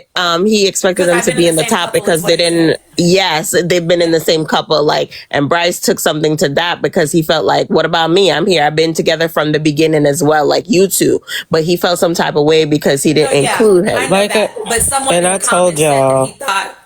Someone in the comments said that he said he was going to be safe, but what he said was he thought he'd be in the top, which I'm sure is because he figured that would mean to us, like, oh, they must be very strong together. No, it was when they were in the kitchen, KP. Go ahead. And I told y'all, I don't think that Casey was trying to be spiteful or shady. I think he was trying to remember who all was in the top. Like, emotions, they went through some emotional shit. I don't know if that, because y'all know sometimes a person is an executive producer in name only because they're funding the project. So I don't know if that executive producer was there with them and they had a connection, you know, like on set or whatever, or it was just an emotional dumping. I don't think that they know he passed. Yeah. Okay. And it still was the emotional dumping. Like he had some shit going on in his head that he was thinking about. Bryce, he don't be in your business like that. Get out your feelings. Like you're being weird. Also forgot to mention, like when I think it was you, Daytime, who said that the racially ambiguous people were not trying to go for the dark skinned people, including Soul. See, y'all be trying to give Soul all of these points, but Soul was not interested in KC. I keep saying that. She wanted him to kind of pursue her, but every time he tried to like check the temperature with her, she wasn't. She was kind of friend zoning him. Like, are you cool? Like, I appreciate you being friendly to me because everybody's isolating me, but I want sincere. That's what she wanted. Let's just keep it a buck. Let's keep it a buck. Both of those conversations, listen, this is not me trying to be cruel to Soul, but Soul came in under the presumption that she was going to be pursued, which I think she did not understand what her role was as a bombshell to some extent. And I know that people are like, well, how is she supposed to do that when it's closed off island? When you're a bombshell, you're not supposed to give a fuck. You're not supposed to care. You're supposed to do it anyway. Yeah. And you can just normalize, hey, I'm going to pull everybody for a conversation and give everybody at least one conversation. That's not outrageous, right? So I think that she expected to be pursued. And then when he did it, that's why she backed off, right? Which is why she said to him, well, like, you're the man, you're supposed to lead. And it's like, actually, no. And so I think because he didn't do what she wanted him to do when it came to that, and she was already feeling sincere, that she was locked in. She wasn't moving for Casey. She wanted to be on Married Island too, as much as she popped about it. She was on Married Island with them until he chose Melanie in the mailbox challenge, and that's what they don't want to admit. He contributed to the same atmosphere that she was complaining about. Thank you. With her. Yep. Do you guys think that Kenzie's gonna take some of the black men in Casa Amor? Because did you see the pictures of the people she dated? So I think she's gonna try to take some of those guys. So Kanaya and Trinity gonna be fighting Kenzie over those black guys. Hate it. I You know what, Gabriella? I'm sorry, say it again, Gabriella. I honestly think Trinity is like low-key happy where she's forced herself to like Bryce. Oh no, she is. For so long that like she's just happy with where she is, which is why she brought the conversation to Anaya the way that she did. She didn't know that Anaya would agree with what Casey had said, because Anaya was like, well, I mean, I was kind of shocked that you like this man too, so but I'm happy you're happy. And that's when she brought up, and again, it could be edited. He said he wants to explore. Correct. Because why would you bring that up? And then especially with well, I don't want you to get in your head when every time I come to you about something, you're telling me it's not that deep. And then the one thing that I would absolutely get deep about is what you brought to me. She's no longer here. Why are we talking about her? Not to mention during the whole thing, like people are still talking about this confessional that happened in the middle of Casey, Bryce, and Sol talking. The confessional, it's not like it was filmed dead in the middle of them talking. So it had to be after the fact that he said, I don't feel bad about not pursuing her. However, I do think that we gave her the short end of the stick by being so closed off. I'm trying to wrap my head around why people don't understand that this could have happened after she left and he was fine with not pursuing Sol. Correct. They don't use their brain. Confessionals are filmed. I mean, editors are doing what the fuck they need to do this season, okay? Whether we like it or not, they are absolutely doing what the fuck they need to do because they are creating the storylines and people are like eating that shit the fuck up. Oh, the clocks mean clock it. Listen, AJC, no shade. Anyway, Faith, I'm gonna come see you, my love.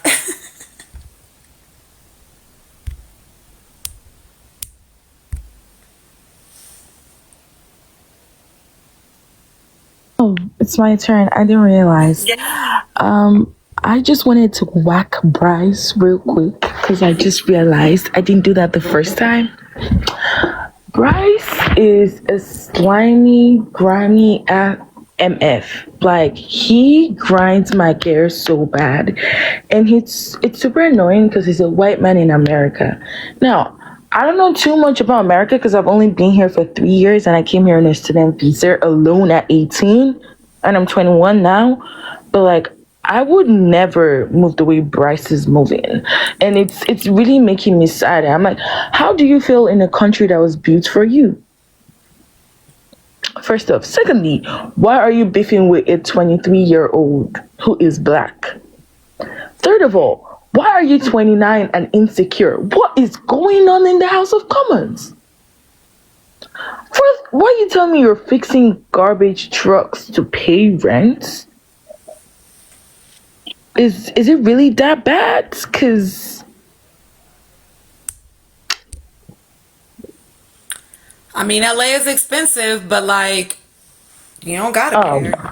I don't know. I don't get him. I don't like him. I feel like Trinity has put herself in the box where she's like, I must like Bryce. I must like Bryce. And she's forced herself to like him. And it's irritating me. And because he thinks Trinity likes him, he's starting to move any way he wants. He's just doing anything in the villa. It feels like he's he can put his mouth anywhere. And the reason why he was so wound up about that Casey's comment was because his nose is always in every other person's business. So he thinks when Casey said that, Casey was trying to throw some shade. But Casey and Anaya, when they're together, they don't care about what you and your girl are doing. All Casey wants is to be in Anaya's skin when they're together. He wants to kiss her. He wants to be under her skin. If possible, he would become a tick and live under her skin. That is literally what Casey and Naya do. Like, they want to move to Atlanta, Georgia together and figure out their life. Nobody cares about what you have going on with what's her name again? Trinity. Nobody cares about it. I don't care about that. I don't want to sit on my screen. I hate it. I hate it when I say a white man feeling in America. Like, it pisses me off. It pisses me off so bad. So bad. I'm so irritated. I don't know what I'm watching. It's just that one. And Casey also needs to get out of his head. And the thing you were saying about like them putting Casey in the corner and them running back to Anaya is because Casey's thinking out loud. When they be asking him these questions, that guy doesn't even know what to say. And he's just thinking on the spot. And he's like, well, actually, now that you said that, maybe yes. Yes, I will explore soul. But no, I don't know. He has some black woman or a queen, and he feels like he could save every black woman that walks into that villa. I feel like he has a savior complex. We had was moving with soul, especially when it came to like the whole let's not bore her out, let's bore her out kind of thing. Because we saw him say earlier he's over that soul shit. But it's like, well, we didn't give her a fair shot at it, and everything, whatever. I don't know. I just don't care. I'm tired. I need Bryce out of my villa. If Trinity wants, she can go with her man. But yeah, I need him gone. I need Zach gone. Like, yeah, I'm gonna have to learn how to do voodoo, man. Like, I'm so serious. I'm so serious. Listen, y'all.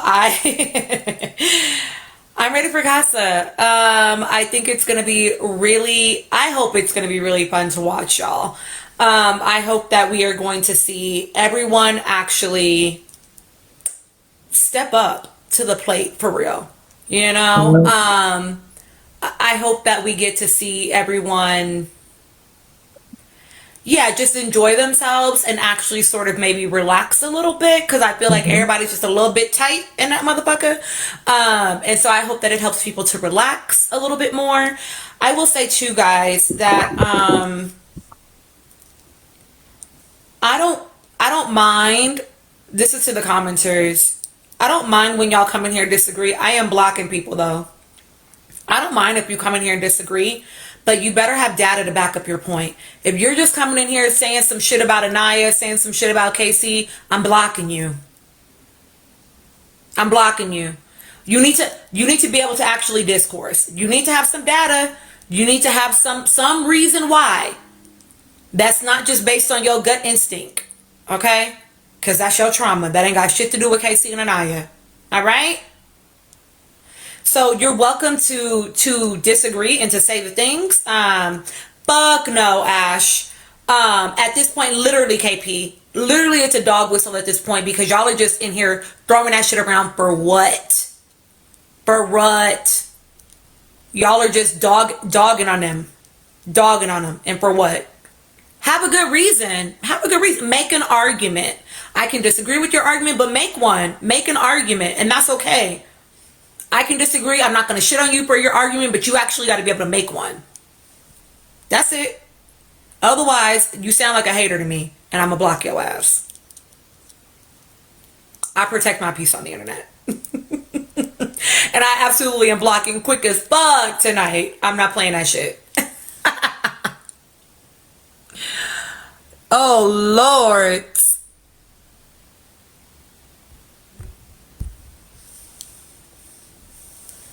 I'm actually going to wrap the panel, y'all. It is late AF. But I will. We're not doing 5 a.m. Oh my God. We're not doing 5 a.m. again. Fuck no. The way I slept for Juneteenth today, because we was up too goddamn late last night. It was great though. We had No, fun. it was a kiki. It was a kiki. Well, seventh letter, it wasn't 5 a.m. for me, but it was for some people. We were up. Too fucking late, y'all. And me and Bad was fucking delirious, just giggling, child. Just giggling. Me and Nana Bad, y'all. Thank y'all so much for kicking it with us. Y'all have really been hanging in there. Woof. Y'all must really like the panel. I am biased. I do think my panels are the best panels on this platform. As you see, not all of us agreed about everything, but everybody comes up here with a valid argument and a perspective on why they think what they think, and we can make space for all of that shit over here, right? We don't have to agree about everything. You just have to be able to communicate your perspective with nuance and facts and data, right? So glad y'all hung out. Welcome to always come back again. Feel free to follow. If you requested to come up and I didn't bring you up tonight, please feel free to come back. DM me that you requested and didn't get to come up, and I will happily bring you up the next time as a priority. I do like everybody to have, an opportunity to get up here and share your thoughts. I probably am going to watch After Sun because I do want to hear from Sol, her perspective a little bit more about the experience in the villa. I want to hear the tea. I'm nosy as fuck. Of course, I'm going to watch it. The fuck? I don't know if I'll keep watching it, but I am going to watch tomorrow. I want to know. I will probably be live again tomorrow, and I will probably have a panel again tomorrow. Thanks, AJC. Okay, feel free to DM me and tell me like, hey, I requested on Friday and I didn't get to come up. Can I come up the next time you have panel? And I will prioritize you. Okay, I love y'all down. Lives will always end up on YouTube with your comments, so this will get posted to the YouTube channel. I love y'all. I will see y'all likely tomorrow. Okay, bye. Night, Tina. Night.